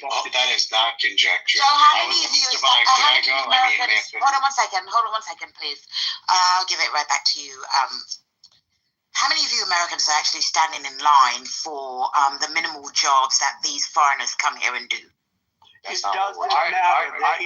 It doesn't matter. Oh no, it does. We can talk about it. Does. No, it does. We're discussing the Because value of you don't stand in line for those minimal jobs, so it does matter. Why? We are discussing. Let me say one thing real quick. Hold on, I was in Doctor, I'm going to go ask ahead. you. I'll go after you. Yeah, so, all of this could have been alleviated, because I remember there was a bill that wanted to hire enough border agents, enough judges, and enough manpower to sort all of this out. But they chose to not vote on that bill, and they chose to give money to Ukraine. They chose to give money to Israel. They chose to do everything but deal with this crisis because they did not want Joe Biden to have the win of securing the border and having enough judges to process these cases. And now we're dealing with this conundrum of a catastrophe right now. With that, I land. Okay, thank you. Manfin, and after you Doctor Responsible, do the honors. Please, just sweep that under the rug right now. Jesus Thank you Christ. so much. Divine, it might make a fantastic headline to see this bill that I would puke all over and then throw it in the garbage, to see that be repelled by Republicans. It might make a great headline, and listen, you guys have been working off of that headline for about 8 months at this point, right? And that's fine. You think it's a great bill. You think that adding more judges is going to fix the problem. You think that shortening the time of the people's stay, of the time that they have to wait before their hearing will fix something. You feel that adding more border agents for that sole purpose will fix something. I don't think that will fix anything. The only thing that will fix anything is the Remain in Mexico policy, which I've been touting like a fucking parrot on this stage for 2 fucking years. Because of our illegal immigration laws, because of our immigration laws, I should say, once a person's pinky toe, no matter what color it is, white, black, ching chong ching, purple, Asian, whatever it is, once that pinky toe touches American soil, that person is afforded a gigantic amount of rights under our asylum law, right? So they're untouchable at that point. So the only way to fix that problem is to stop them from putting the pinky toe on the soil of the United States in the first place. That is the only way to fix the problem, because we are outdone. Once the person steps over the U.S. border, there's nothing a president can do to fix this. This is now in the realm of the bureaucracy, where that person will be given a court date. That court date will be 6 months away, or if the bill that you love so much got passed, maybe it's 4.5 months away. That is not a win. And that is why the Republicans, among many reasons, maybe it was to stay loyal to Trump. Fuck if I know. Happy if we did. That is why they didn't vote for it. Because we've had 35 years of this nonsense from Republicans. No, I'm not even talking about the Democrats. I'm talking about Republicans. The Republicans that are America First stood up and said, I'm not voting for that shit because it isn't going to fix dick. Now, in your own mind, you can have fun and explain that as, they're in a cult and they're just, praising the master and they're doing blood sacrifice, whatever you want to say about it. You can say, I'm okay with that. I'll deal with the repercussions. Hold on a second, chill. Hold on a second.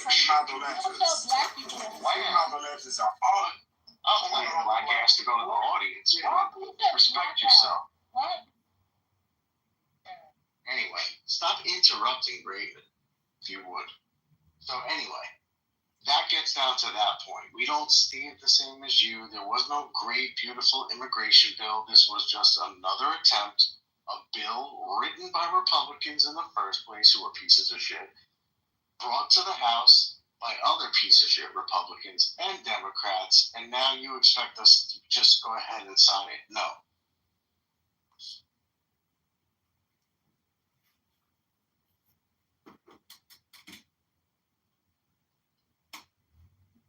The link sharing thing can be useful, but it's just a troll to a yoga account.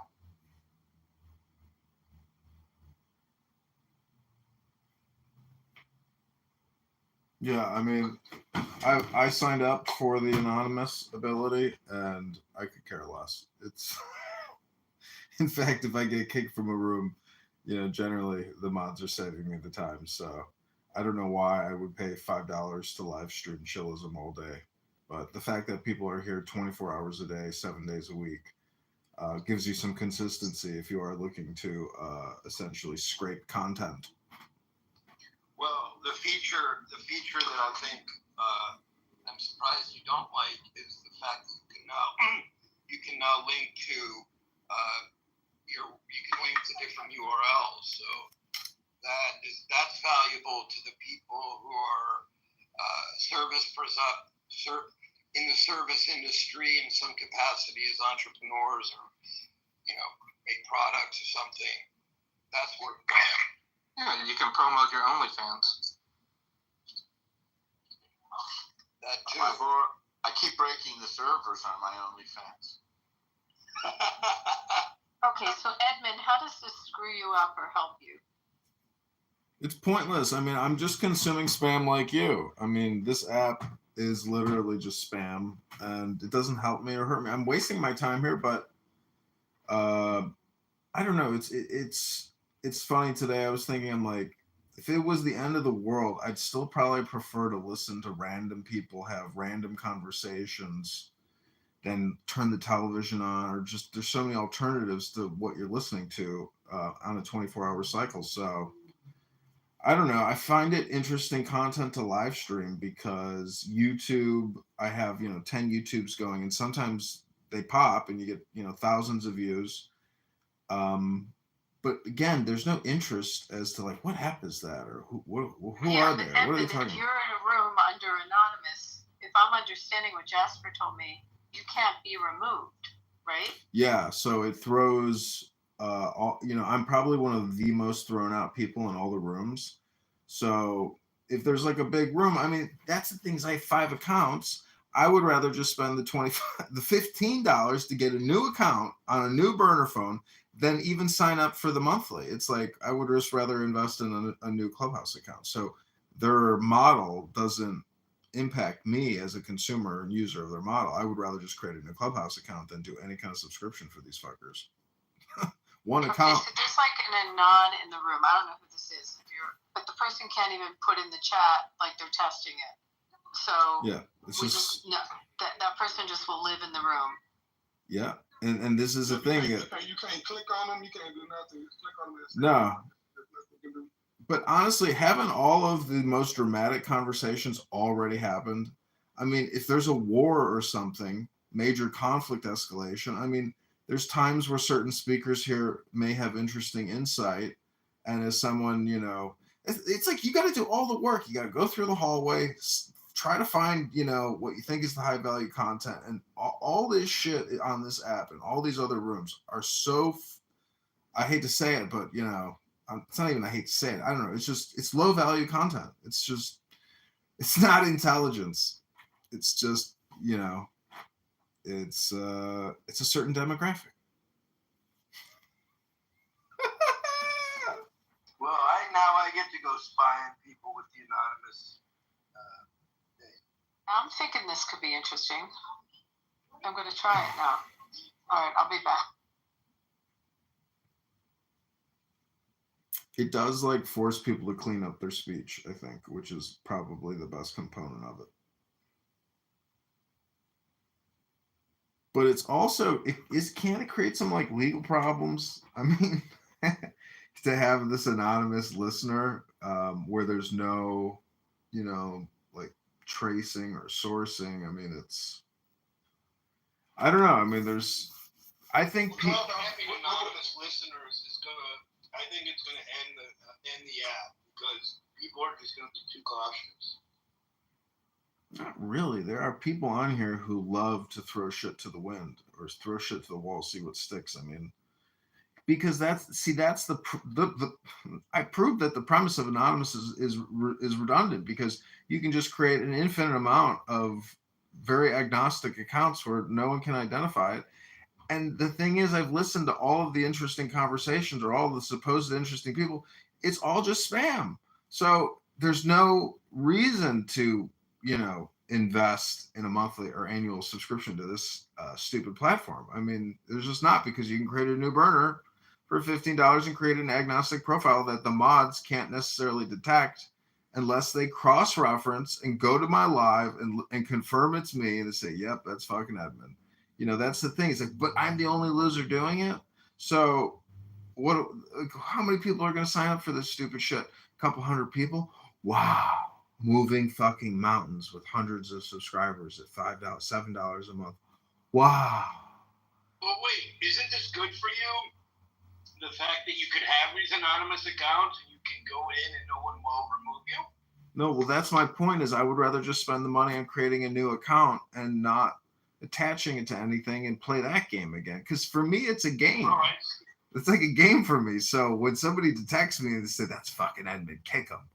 I mean, but I'm just who they assume every time. I've conditioned people on this app in this little micro universe. And Evan, you made no true statement, because every troll I see, no matter what, I believe it's you. I don't know if I'm right or wrong, but I definitely, you're the number one suspect of everybody. Yeah, I mean, and so that's my point is like, this isn't going to move a mountain. This isn't going to move a needle. Well, wow, they're making like, say they get 1,000 people to even sign up monthly. It's like $7,000 a month. Do you know how much they spend in fucking server costs on this stupid app a day compared to the model doesn't work. If they don't empower the creators here and give them a revenue share, fuck them and fuck their stupid platform and fuck their stupid business model. Like, make this an economy. They don't make this an economy. I mean, make this a fucking economy, a place where people can actually earn a living, and then it'll get some fucking traction. They need to turn it into Patreon or something, it's totally pointless. We were getting traction. Somebody changed the title, which is totally fine, but we were getting traction with my title. Hey, I'm guilty, and you're definitely right. When I changed it, I thought it might help, but it definitely hurt the room. Oh, okay. It's fine. I was just curious. Yeah, I just thought, like, since we were talking about that. No, I think that was right. I felt, no, it was actually wrong. It was a good thought, but it was the wrong move. Edmund, the one advantage of using the anonymous option as it is like access to houses. So if someone opens rooms that are only for house members, you can go into a room anonymous if you're a house member. You can't otherwise, but it doesn't really matter for a bunch of the houses that like don't have any limitations on people join. Yeah, I mean, if you could just fully automate the scraping of this stupid app and then have it auto post to YouTube, that would be cool. It's kind of complicated to do, but I'm sure it could be done. But it always requires a manual entry of some sort. So it's just not worth it. Club Deck wasn't, like, I haven't used it in 3 years, but Club Deck wasn't that hard to use. Yeah, I have there's a guy on here who, records rooms and posts it to a YouTube channel called How to Waste Your Time. And it's got all of the rooms, like a lot of big rooms. I mean, he has captured a lot of big rooms, but there's a thing. It's just like, it and I know it, that this app is just a drop of water. I mean, it's totally insignificant. It's just fucking chatter. That's all it is. It's spam. Spam with feelings.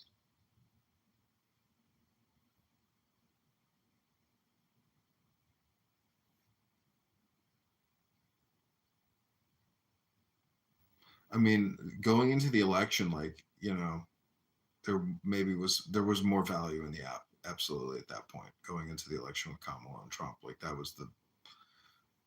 After that, it's like, see, this app does have this like propaganda social aspect to it, but it's only like, you know, more relevant and important at like peak times. So, what does that tell you? I mean, that it's all spam.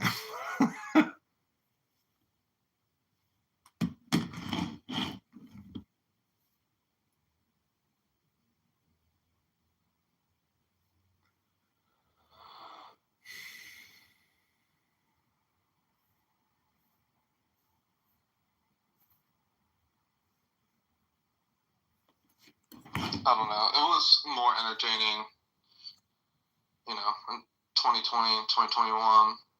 It was humorous when there was like late night rooms with like 6 people and Matt Gaetz in a room. Yeah.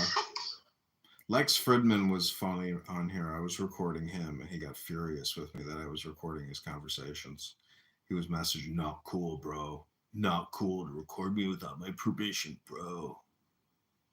He was ultra sensitive, and like I don't know why people deified him so fucking much on this app. It was so goddamn annoying. I found him absurdly dull conversationally.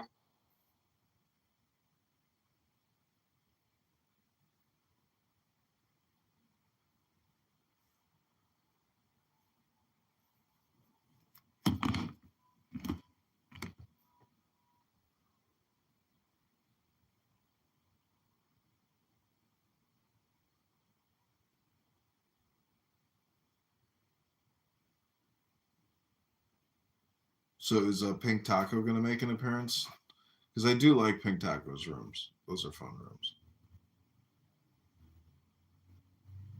This is his room.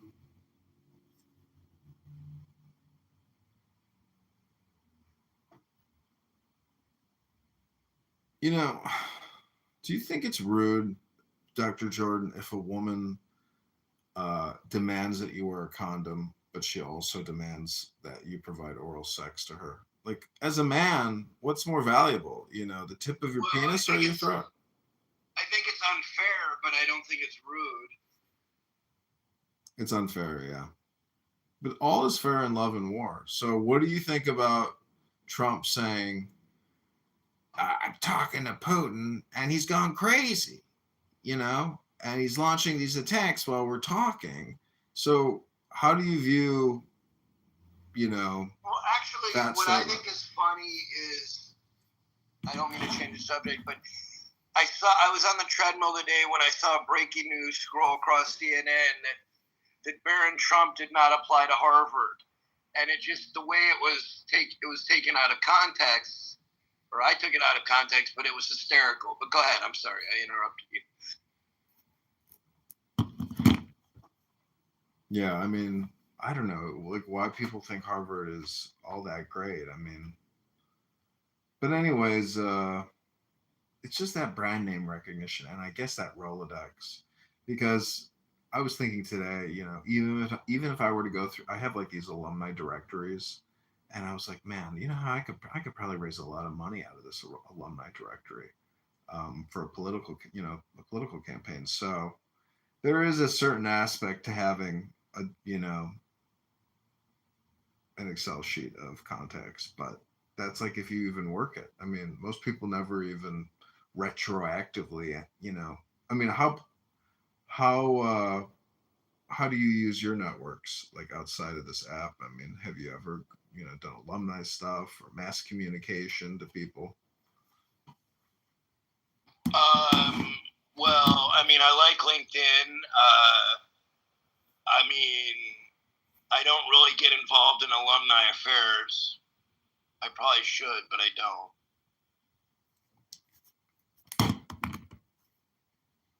Yeah, I don't use LinkedIn anymore. They deleted my account.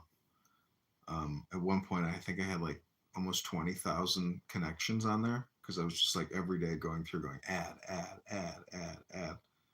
and but again, it's just like all spam. You know, that's what it comes down to. I mean, if you were to, you know, tell us like how many how much communication you've had to spend on there, how much revenue you've generated from there. I mean, you'd probably be like, yeah, it hasn't been as great as I thought it would be, or maybe you have a big success story. I don't know, or you have consistent, revenue growth on there. But is that even happening for you?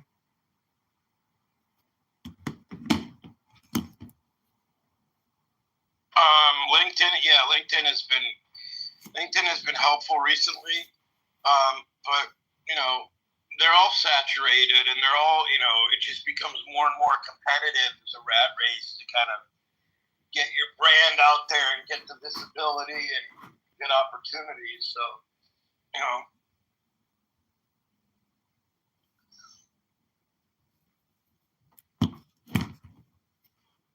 Yeah, LinkedIn is kind of annoying in the sense that so many people's lives are just like dedicated to, managing that LinkedIn, adding new things, new activities, new prestige, new, and then they're always forward looking to their future job prospects. If this corporation lays me off, I can now represent myself as an information, advertising technology lawyer who's worked at Yahoo, worked at then you got to find the new corporation, the new job, bring on all their work. I mean, maybe bring new business, basically. So everybody ends up becoming a business consultant, or a chief revenue officer to a certain extent. It's like fundraising, basically. So I don't know. There are some people who are very personable, and if you happen to go to their event and you're worth a couple $100 million, you might become a donor. Well, you're right at LinkedIn. They've come up with every kind of way for people to funnel clients, but everybody's doing the same thing, and they're these newsletter things. Everybody's got people signed up on their newsletter. I mean, there's no way that people have the amount of time to read other people's newsletters and create their own, and it's just too much information. It's voluminous, in my opinion. And then you've got groups. You've got private and Facebook. You've got private and public groups, and you've got this. I mean, it's a lot. I agree. It's just information overload. I'm using X a lot, and I've been asking Grok a lot of questions, and that has been an interesting form of content generation. How's the Adrian Dittman stuff going? I've rebranded everything Republican, because I figure that's like a brand that's never going away, and so to have like a bunch of Republican digital assets is, basically a political consulting and spamming business. But the Adrian Dittman stuff, he does still hold. He holds private rooms for subscribers only on X, and then he's also doing sometimes a Saturday room. But well, wait a second. You just told me you weren't going to pay for this app, this new thing. Not here. I'm saying on X. If you want. No, but you're not paying. You told me you weren't going to pay for this on Clubhouse. I did. Yeah, I just signed up for it to test it, and then I canceled the subscription. I see. Yeah, it's stupid. I mean, I've had a lot of fun with this app and bouncing around, but I have they took down one of my YouTube accounts recently, which had thousands and thousands of Clown House recordings, but I don't know. I have approaching 20,000 videos on YouTube, 15,000 videos on Instagram. It'd be so nice if YouTube had a way to. What about how often you record on Twitter? I've been recording a lot of anti-Semitic, racist, low IQ pieces of shit on there in a room called JQ Radio, which is Jewish Question Radio.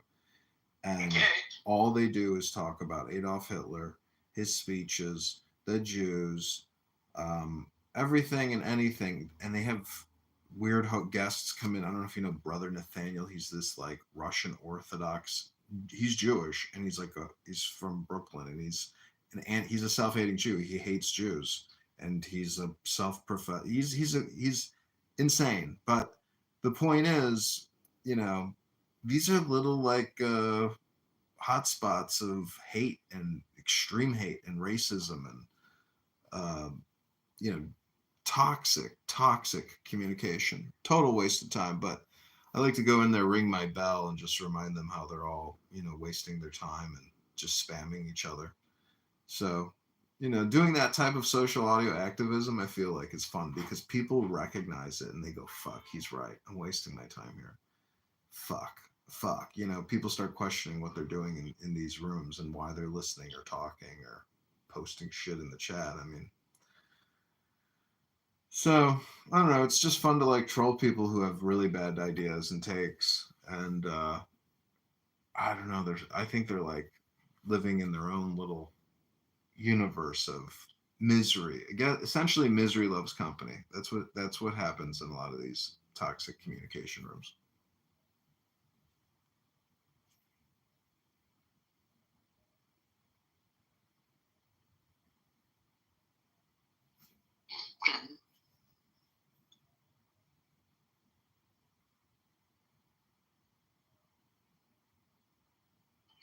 Why don't you educate people? Why don't you? I do on YouTube. I have millions of views of people that have listened to me reading books on YouTube. I create shorts, 1 minute, 3 minute clips of me reading books, and that's my educational contribution. You should post that on Clubhouse. It's all just algorithm, No, nobody here is ever going to see it. I mean, you could go to my YouTube and actually look at my YouTube and listen to me reading a variety of wisdom-based books.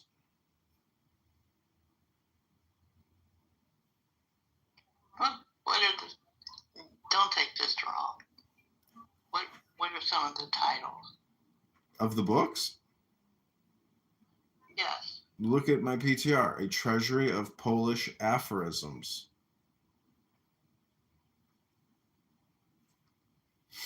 And I'm not being facetious or actually joking. I mean, this book is really pretty amazing. And I was reading it to El Normo yesterday, and I told him that it was Jewish aphorisms. You can't tell the difference. They're just aphorisms. I don't know. They're Polish, but because they come from Polish translations, but the aphorisms, I have a couple books on aphorisms, and a lot of these things are like universal knowledge, basically. You'd get following if you would on Clubhouse. Not that you need it. If you'd read a book like Black Rage or White Rage, racist shit. I'm sorry, racist book. Yeah, I don't know. This racist communication industry is. I saw this one African American lady give like a 4-hour seminar on structural racism and white guilt, and it was just. And I don't have the video anymore. It was like a Google talk or whatever. But basically, it's just the communication industry. I mean, all this DEI stuff and all these education scams are it's like it's toxic communication, and it's just it's political and it's business and it's sick, but it's what people do, because communication is like a commodity. And I talked to my mom today. She's like, I've heard everything. I've seen everything. So people do feel like they have, not seen anything new.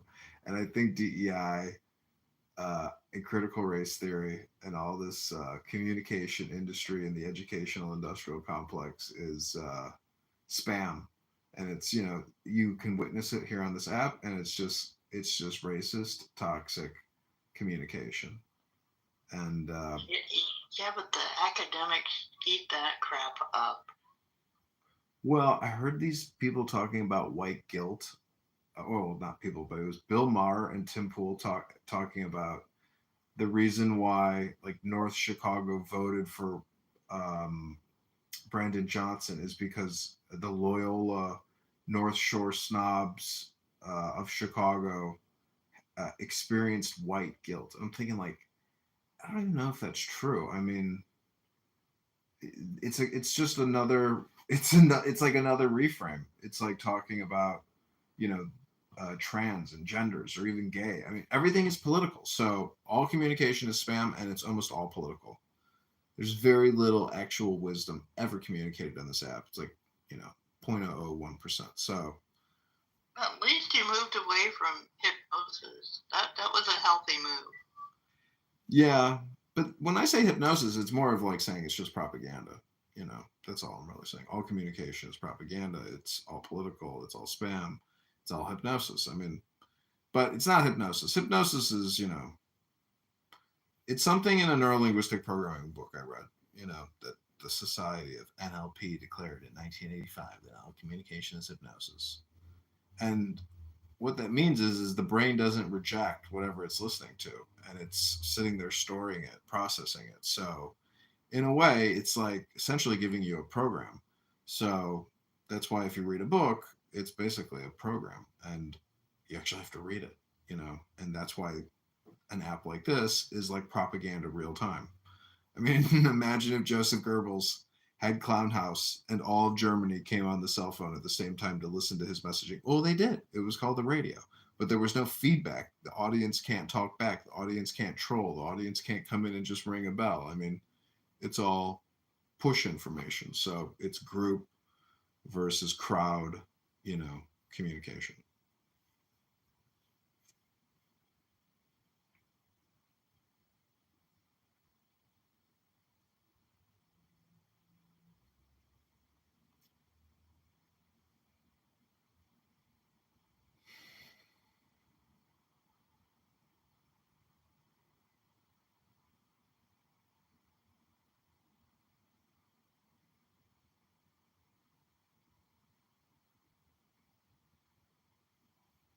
In the game is being played, and he wants to find her before she learns how to read. But it's a compliment for her, even though she never got the opportunity to really see what she deserves in life. A lot of times, those women get with a man where if she grew to her full potential, she would have never accepted him. He would be a man where he, like, whatever he became, she actually would have been like, nah, he's my type. So it's almost like predatorial. So even though you say it's a compliment for a woman to get married as young as possible, to dedicate her life towards a family, if that were universally true, then how come the man is 40? Hello?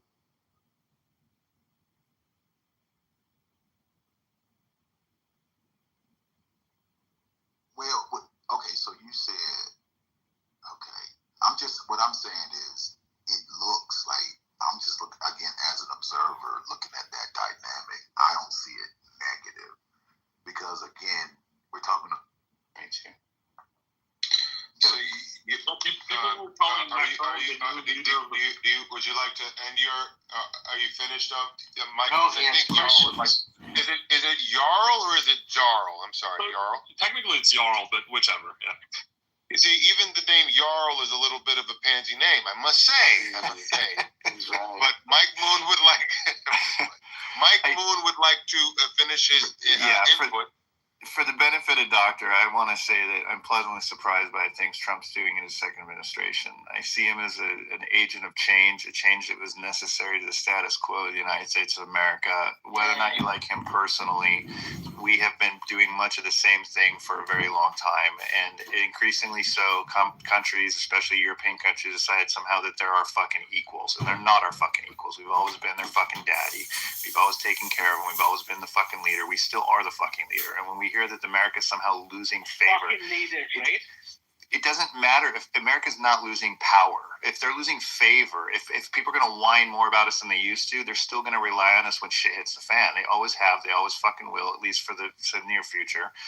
And the reality is we haven't gotten weaker by standing our fucking ground, turning inward, and paying more attention to ourselves for a little bit. And there's a lot of things Trump's doing that make a lot of fucking sense to me. Taking money away from Harvard and putting it into fucking trade schools sounds like a great idea, okay? Tariffs on the movie industry to start freaking coming back to the United States, making their movies here. I live in Atlanta, right? We built giant studios for Marvel to film their shit, and then they ran off to fucking England as soon as they got 5% more royalties or paid over there, or discounts. So the reality is this: get them the fuck back, or they can go pay twice as much to go overseas. It's the same with Canada, by the way. Canada's 35%. Fuck them. So there's a lot of shit he's doing to basically say, listen, let's reevaluate and figure out what the fuck to do in America. He's doing things, okay? Now, whether or not these things pan out, whether or not these things end up being good or bad for America, Hang on. a lot of this shit, I'm almost done. Congress, let this American citizen speak, you fucking dirt napper. Go ahead. A lot of this shit that's going on is new. Congress, you can go. Congress, I will allow you to go, but you just have to wait your turn. You can't jump the line. You can't cross the border that way. Please allow Mike Moon finish. I apologize, please. But there's a lot of shit. Mike Moon, I'll wrap it up. There's a lot of shit he's doing that it remains to be seen how it's going to pan out. We don't know.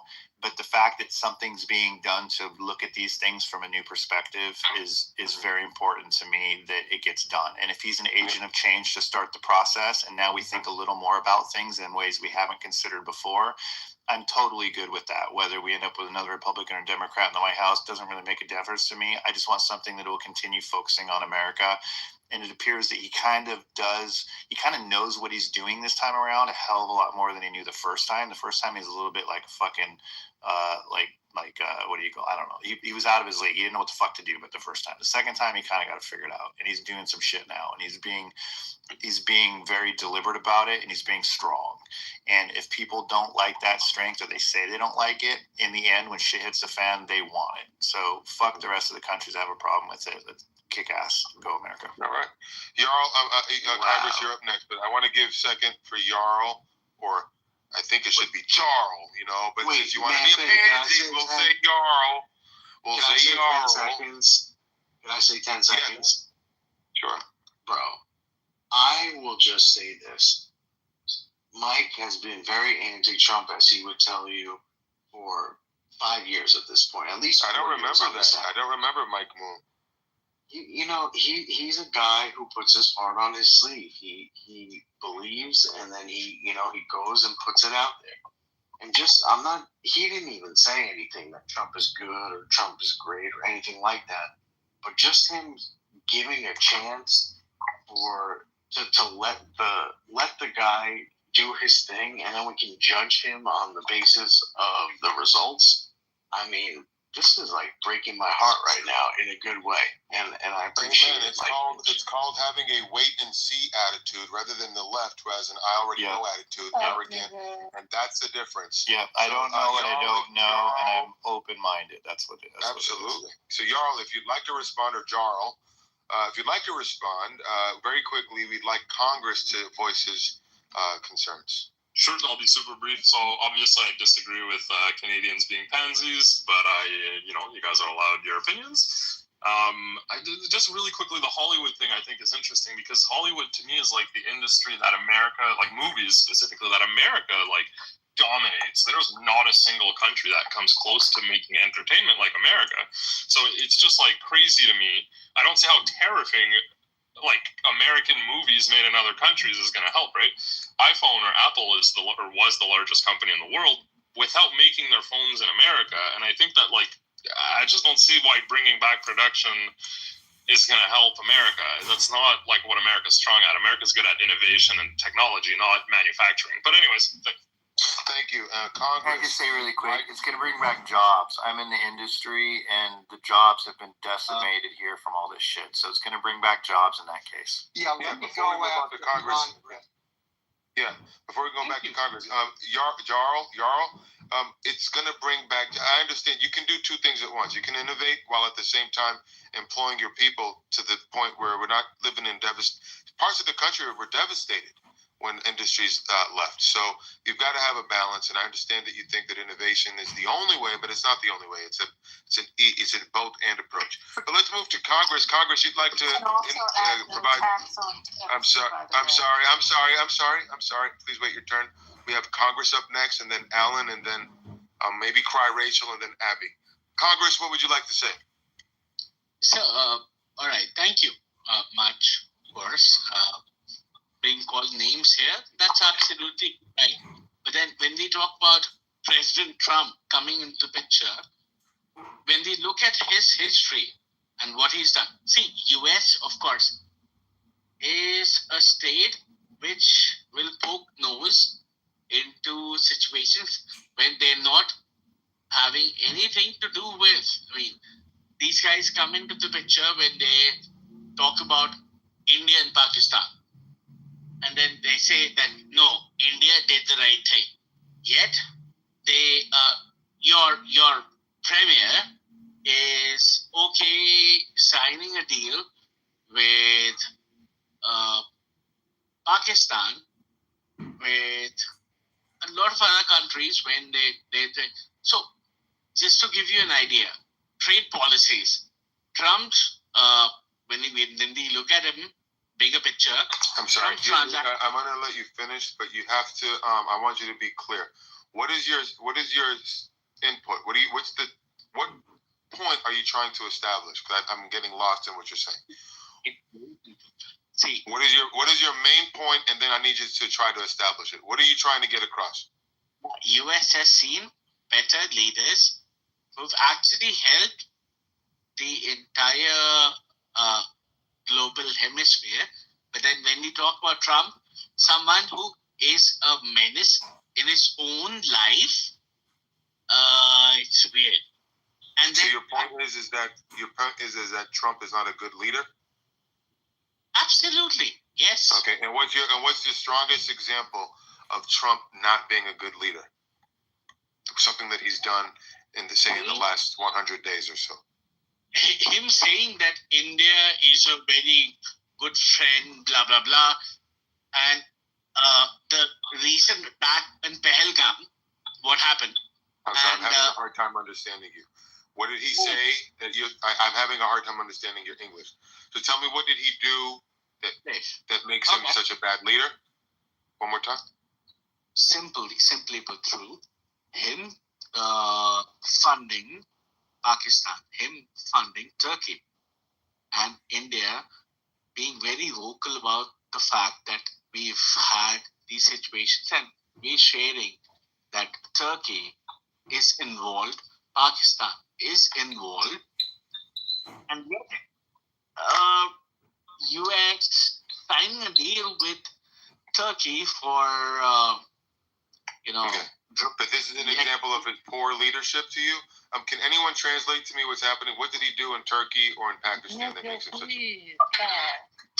I don't know. Alan, wait a minute. I'm appointing Alan to translate what Congress is saying in very short, brief terms. Please, Alan. Yeah. I mean, I understand what he's saying, and I actually, on this point, I agree. I don't like Trump's position when it comes to his support of Turkey, and I understand if he's making, I didn't know this, if he's making deals with Pakistan, no, I don't like that either.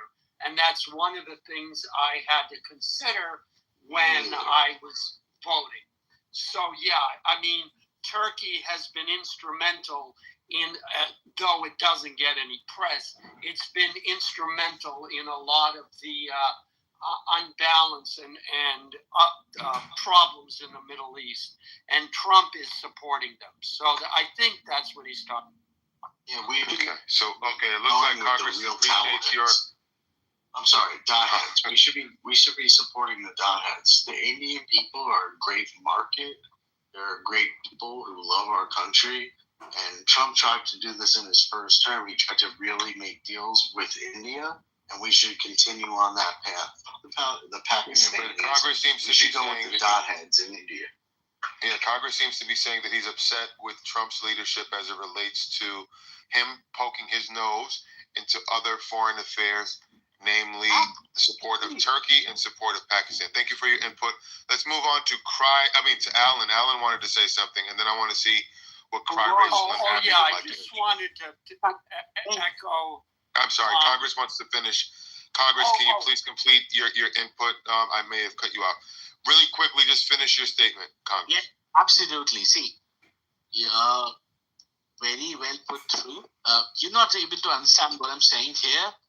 And obviously, your language, my language, we're different. But then everyone else is able to understand what I'm saying. So you're a racist piece of... Shit. I know. Thank you. Yeah. I'll be a racist piece of shit. I just didn't understand what you were saying. Honestly, it was sincere. But I appreciated Alan explaining it to me. Just because we don't understand each other all the time, I still want to understand and see what you're trying to say.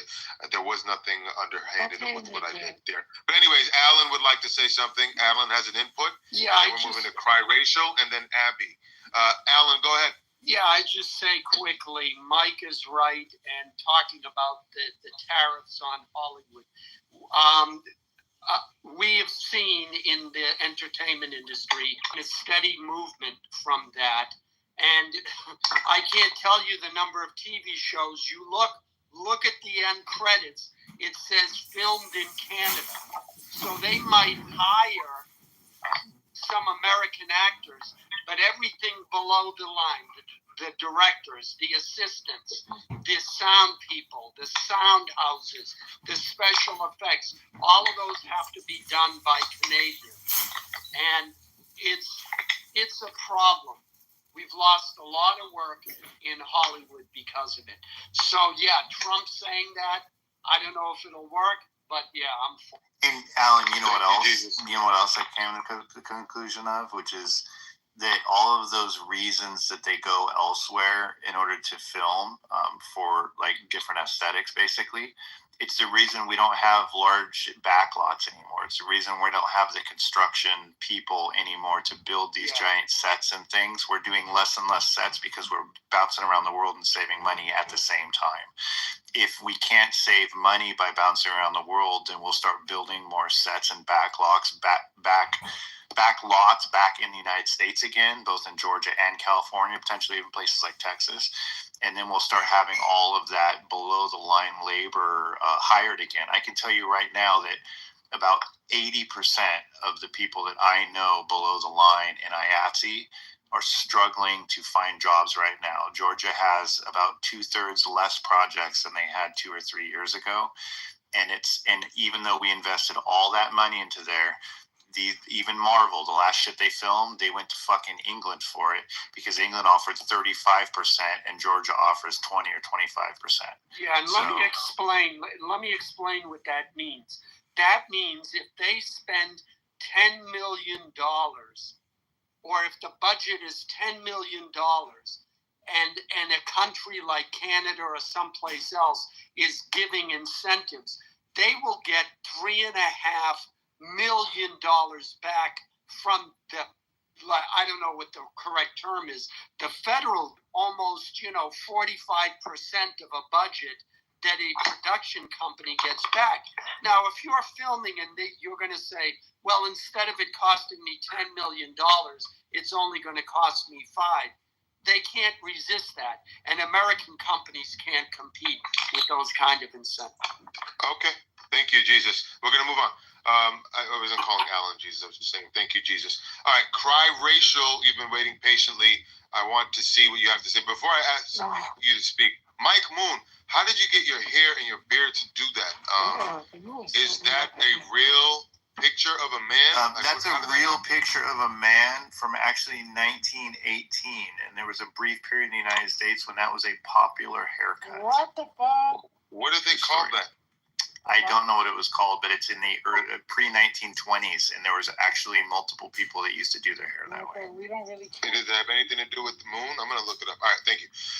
Cry Racial, what would you like to contribute to the conversation? So, how did he win? He didn't win shit. What are you talking about? How did who win? Your lover, Trump.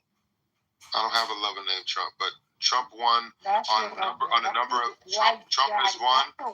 First off, Trump won on November 5th when he wiped. Excuse me, ma'am. Trump won on November 5th when he wiped the floor with one Kamala Harris. No, he didn't. That's why he your president today, ma'am.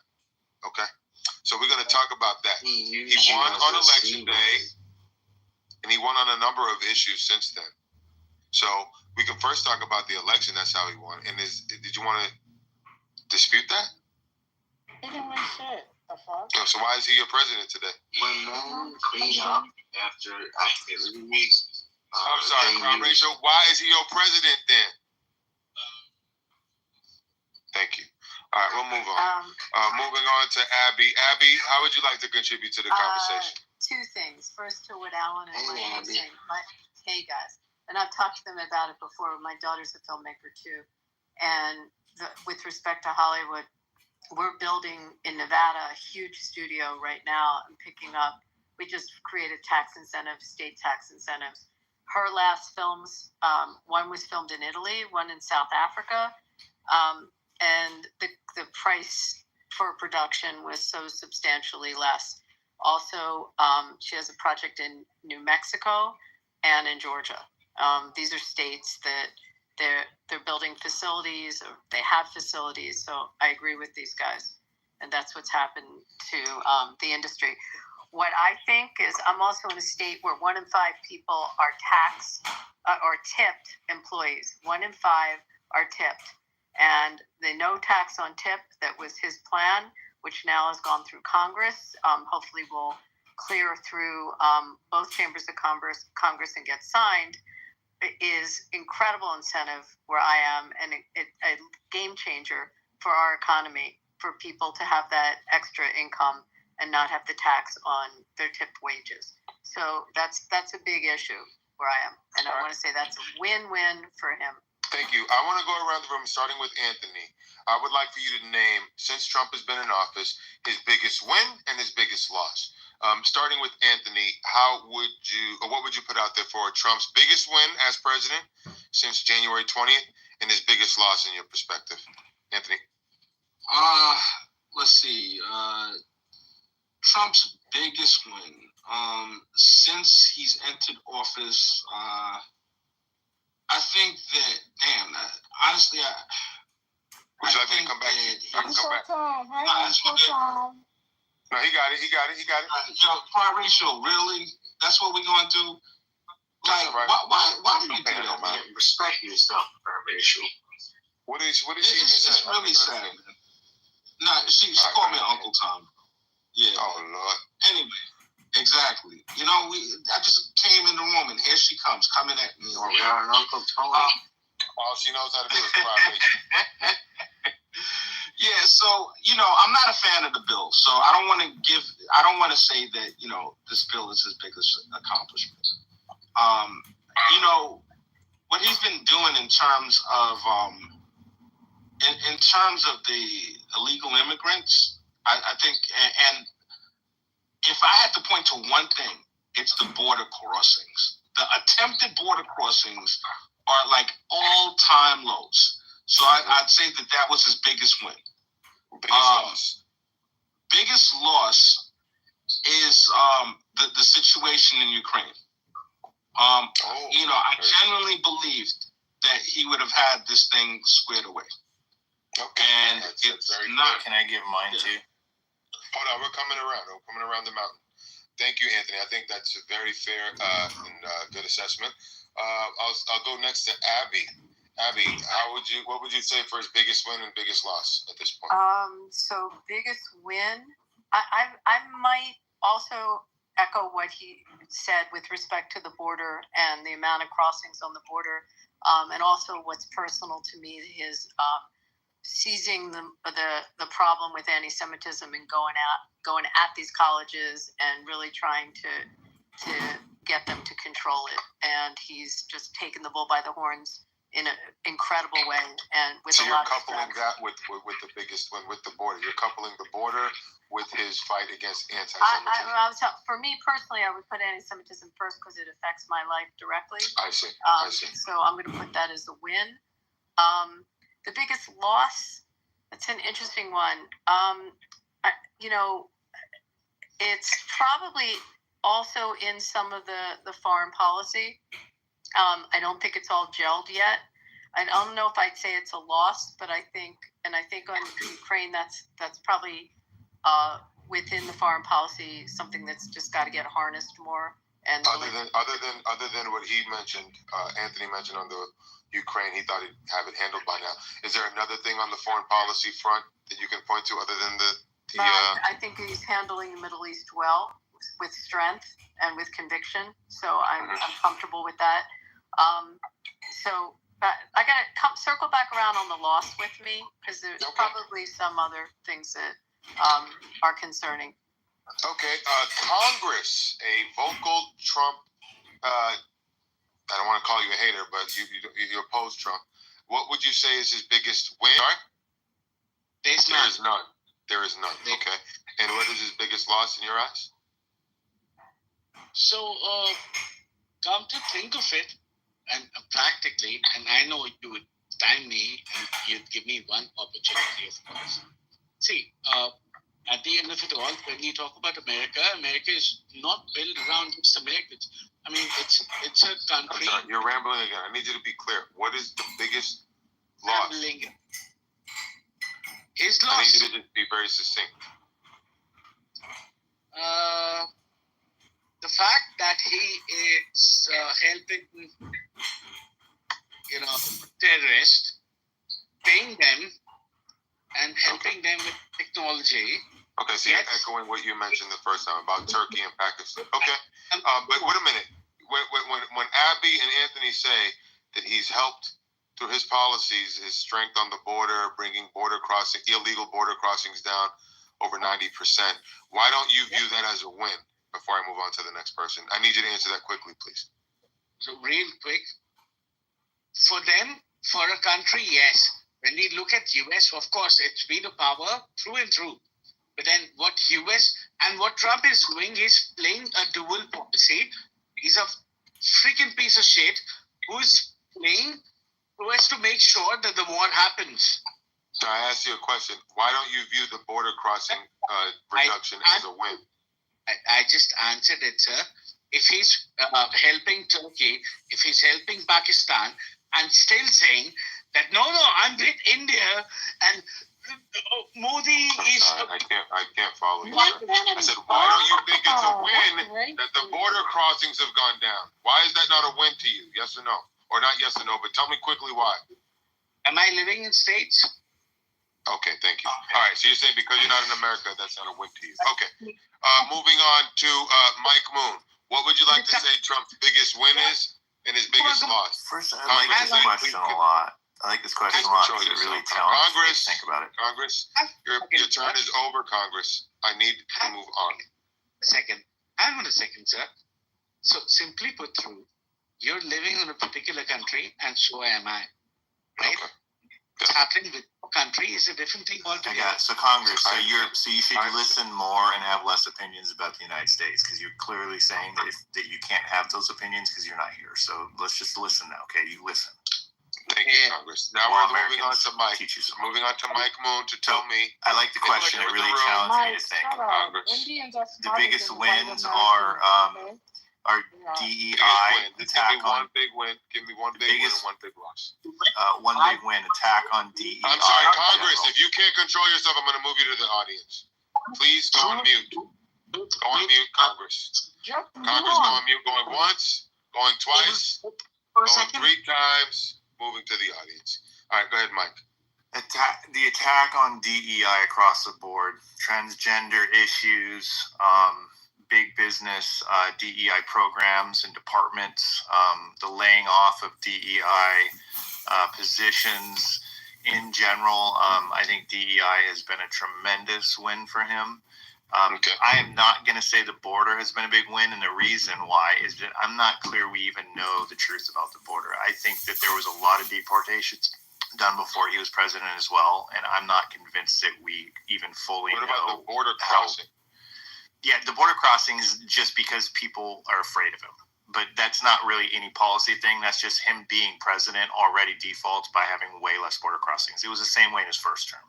So you don't give him the credit for that? I don't give him the credit for it because I think it's a nice I think it's a bonus that we get in having him a president. I don't think it has anything to do with his policy really. It has to do with more of what he says about the policy about them in general. And what's his biggest loss?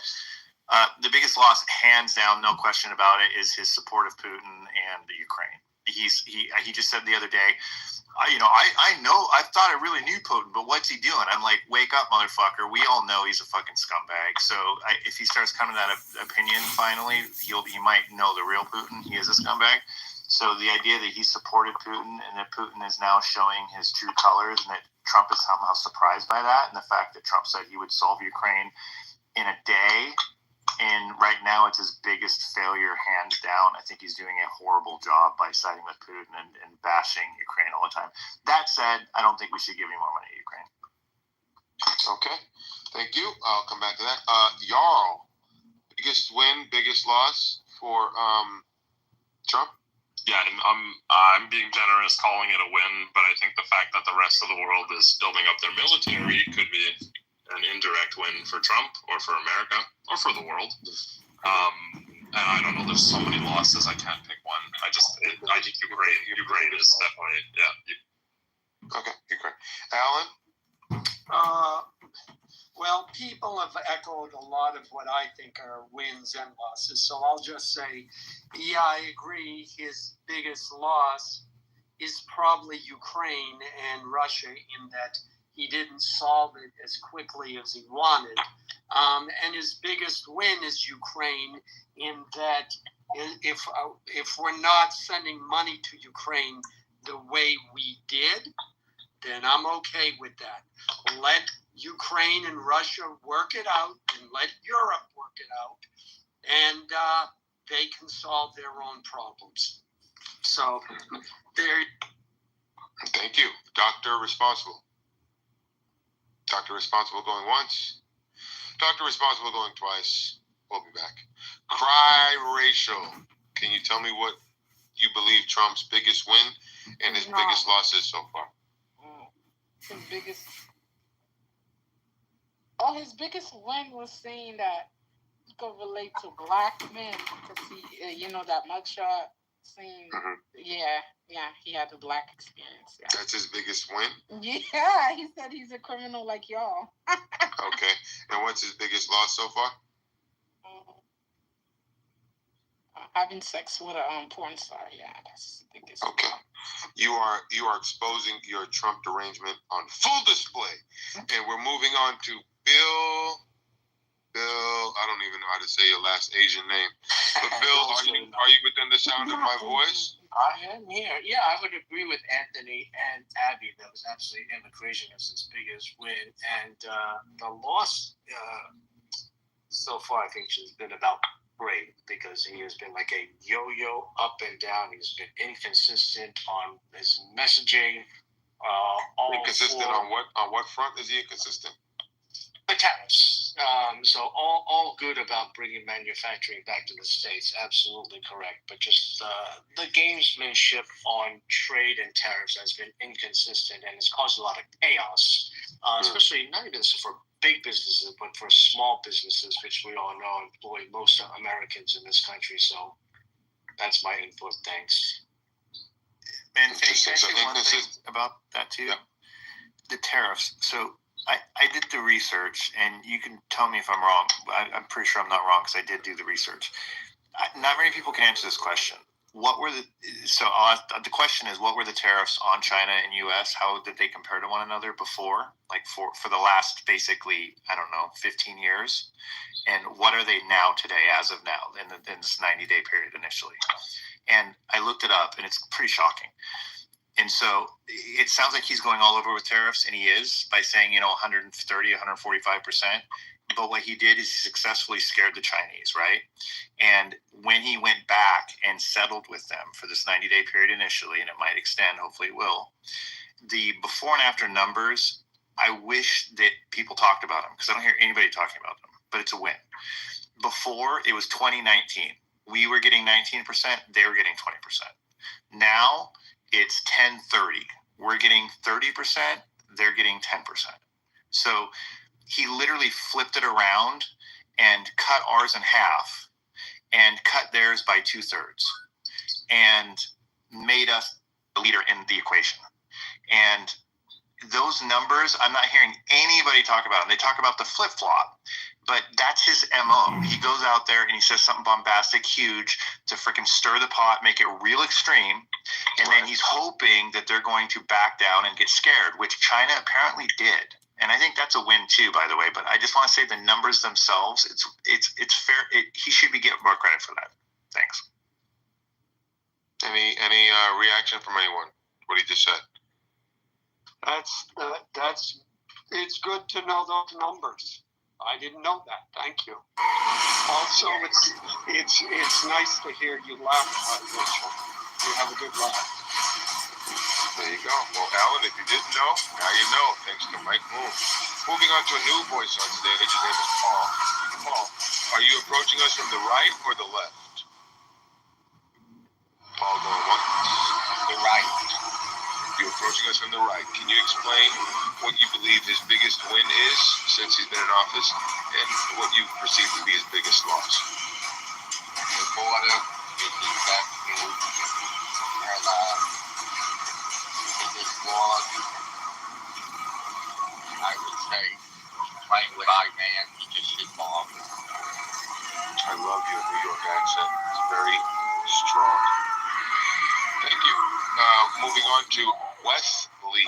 Wesley, are you within the sound of my voice? Hey, what's up, guys? Thank you, sir. Are you approaching us today from the right or the left of the political spectrum? I'm definitely right. I've been a Trump fan since, when he was running against Hillary, when wearing a MAGA hat would get you beat up. Yeah. So can you explain to us, what you think his best move has been since being in office and his worst move since being in office?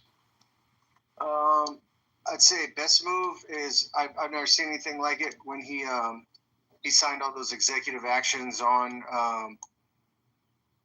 live television, like day one. That was the best thing. That's how you make change happen. Worst.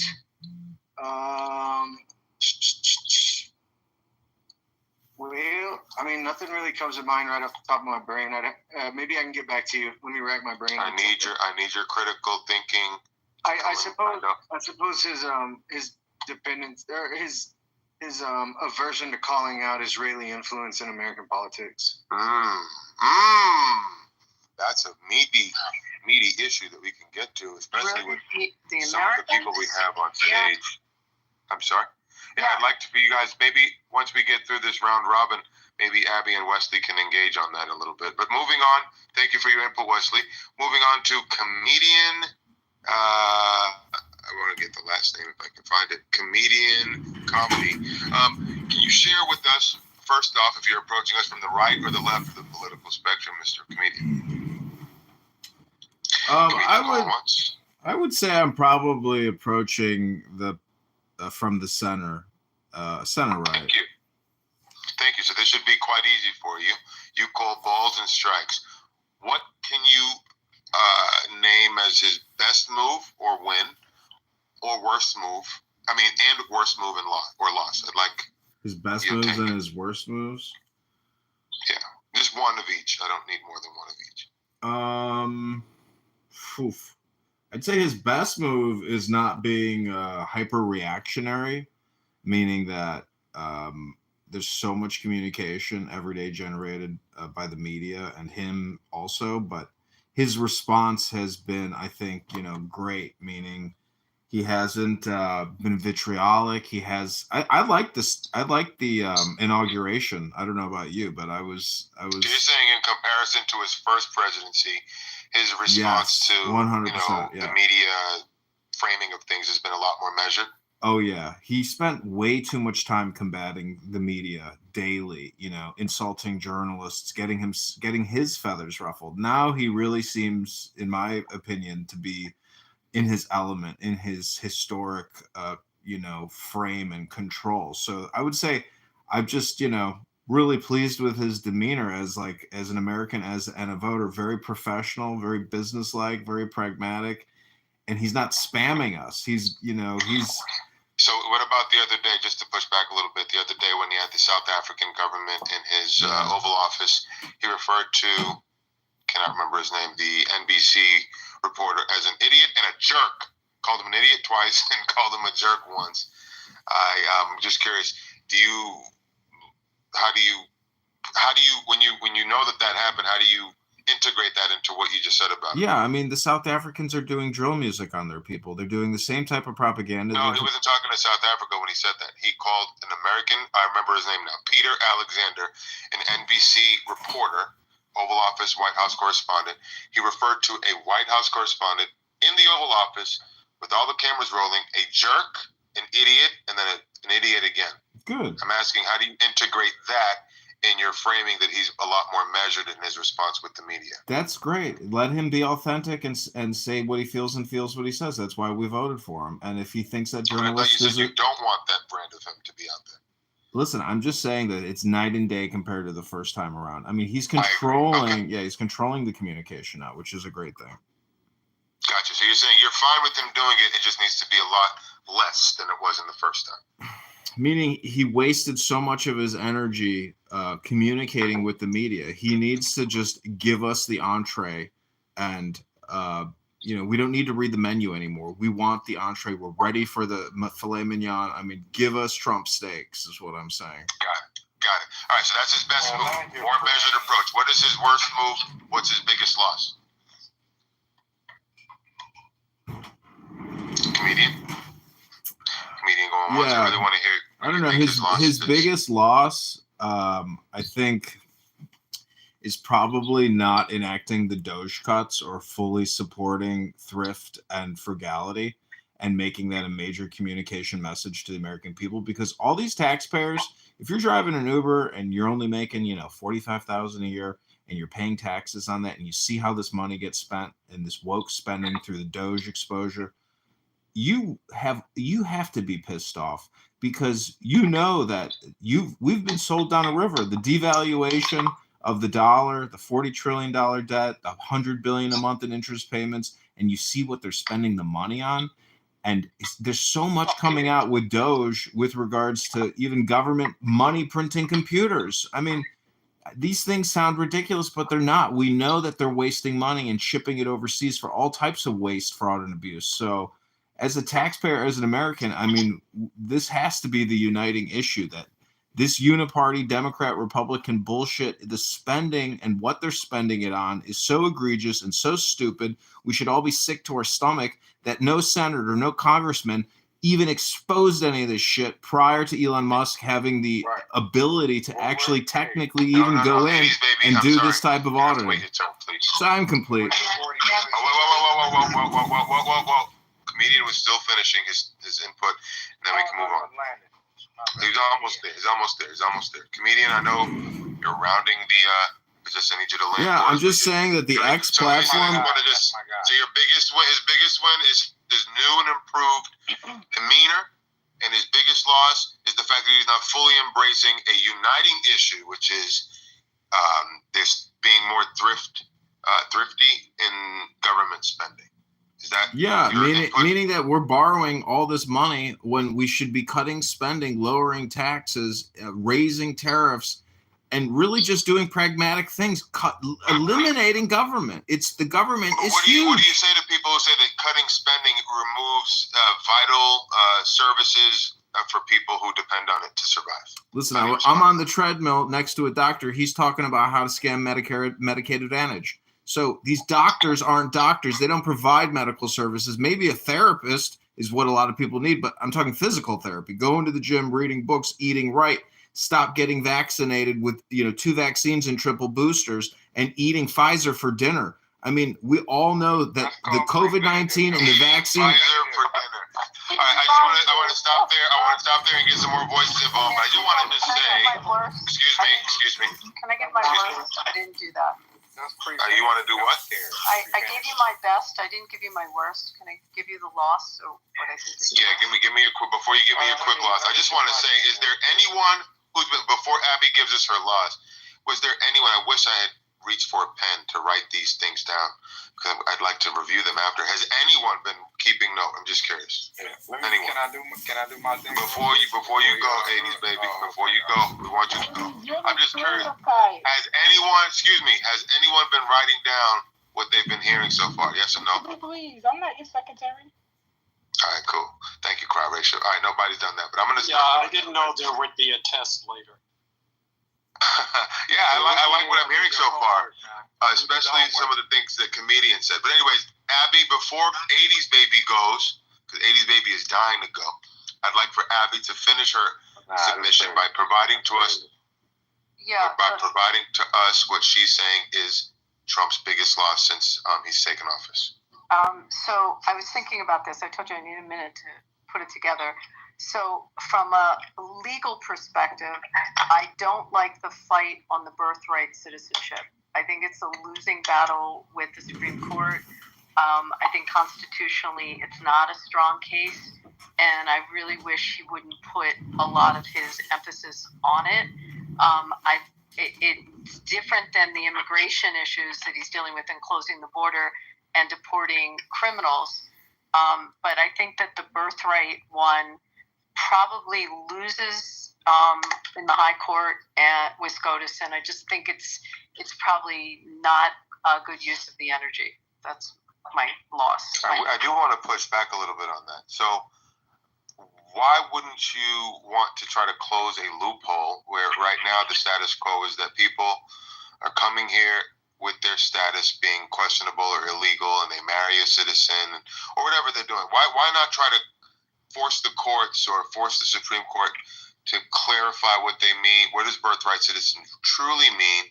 And let's clarify that. Even if he doesn't get everything that he wants, at least there'll be more clarity around the issue, because right now you have women who are coming here pregnant taking advantage of a loophole. So to the extent that it closes the loophole, why do you think that's wasted effort? And then we'll move on to 80s baby.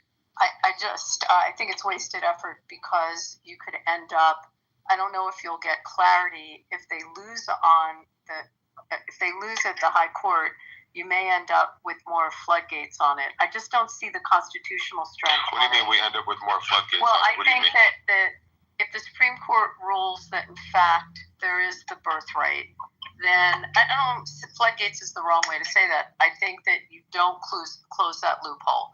I just think that there may be another way to approach it. I just think that the going through the 14th Amendment argument and looking at it's basically free, and so it's like, okay, well, how can you use that in the best sense for basically the hardest fields in the world, right? It's like, how can we speed this up? And sort of just like this reminds me of a paper Google released. Did you see Alpha Evolve, I think? Did you hear that? I know, it's gone. Yeah. By the way, Alda, did you watch the thing that I tagged you on in the group chat, the video, the Transformers thing? I saw that, yeah.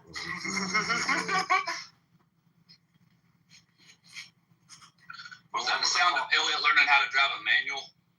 No, that's the sound of me sitting inside of my car and it just beeping for no fucking reason, because it's like it's on and the door is open, right?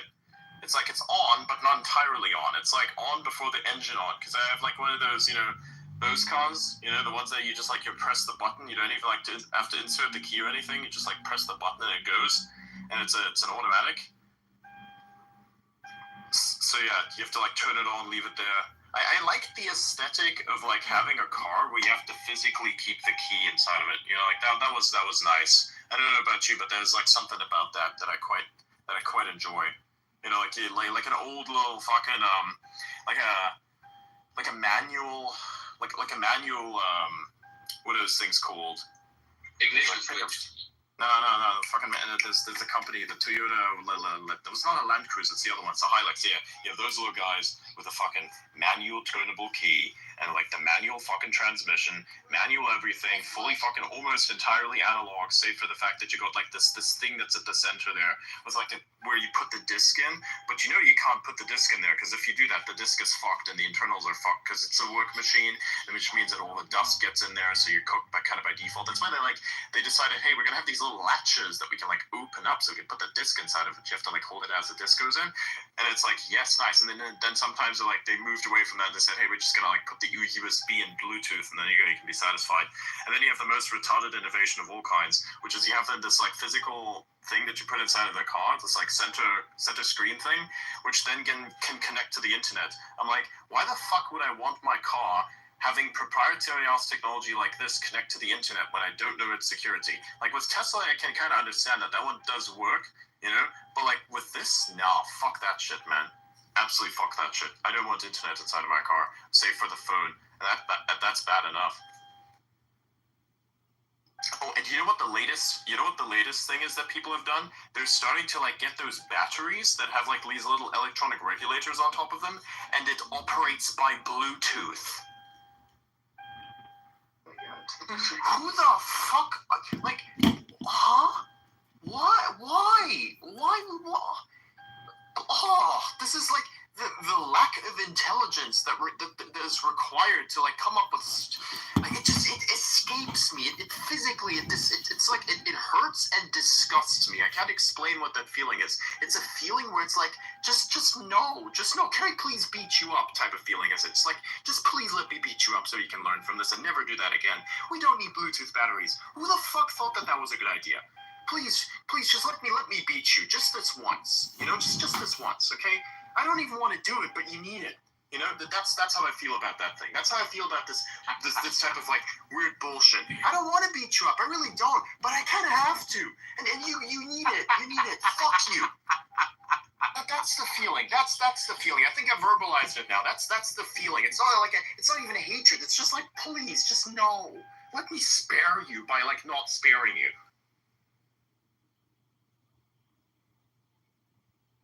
Parenting 101. Let's fucking go.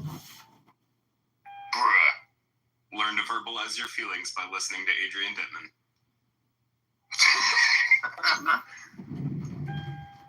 So, but that one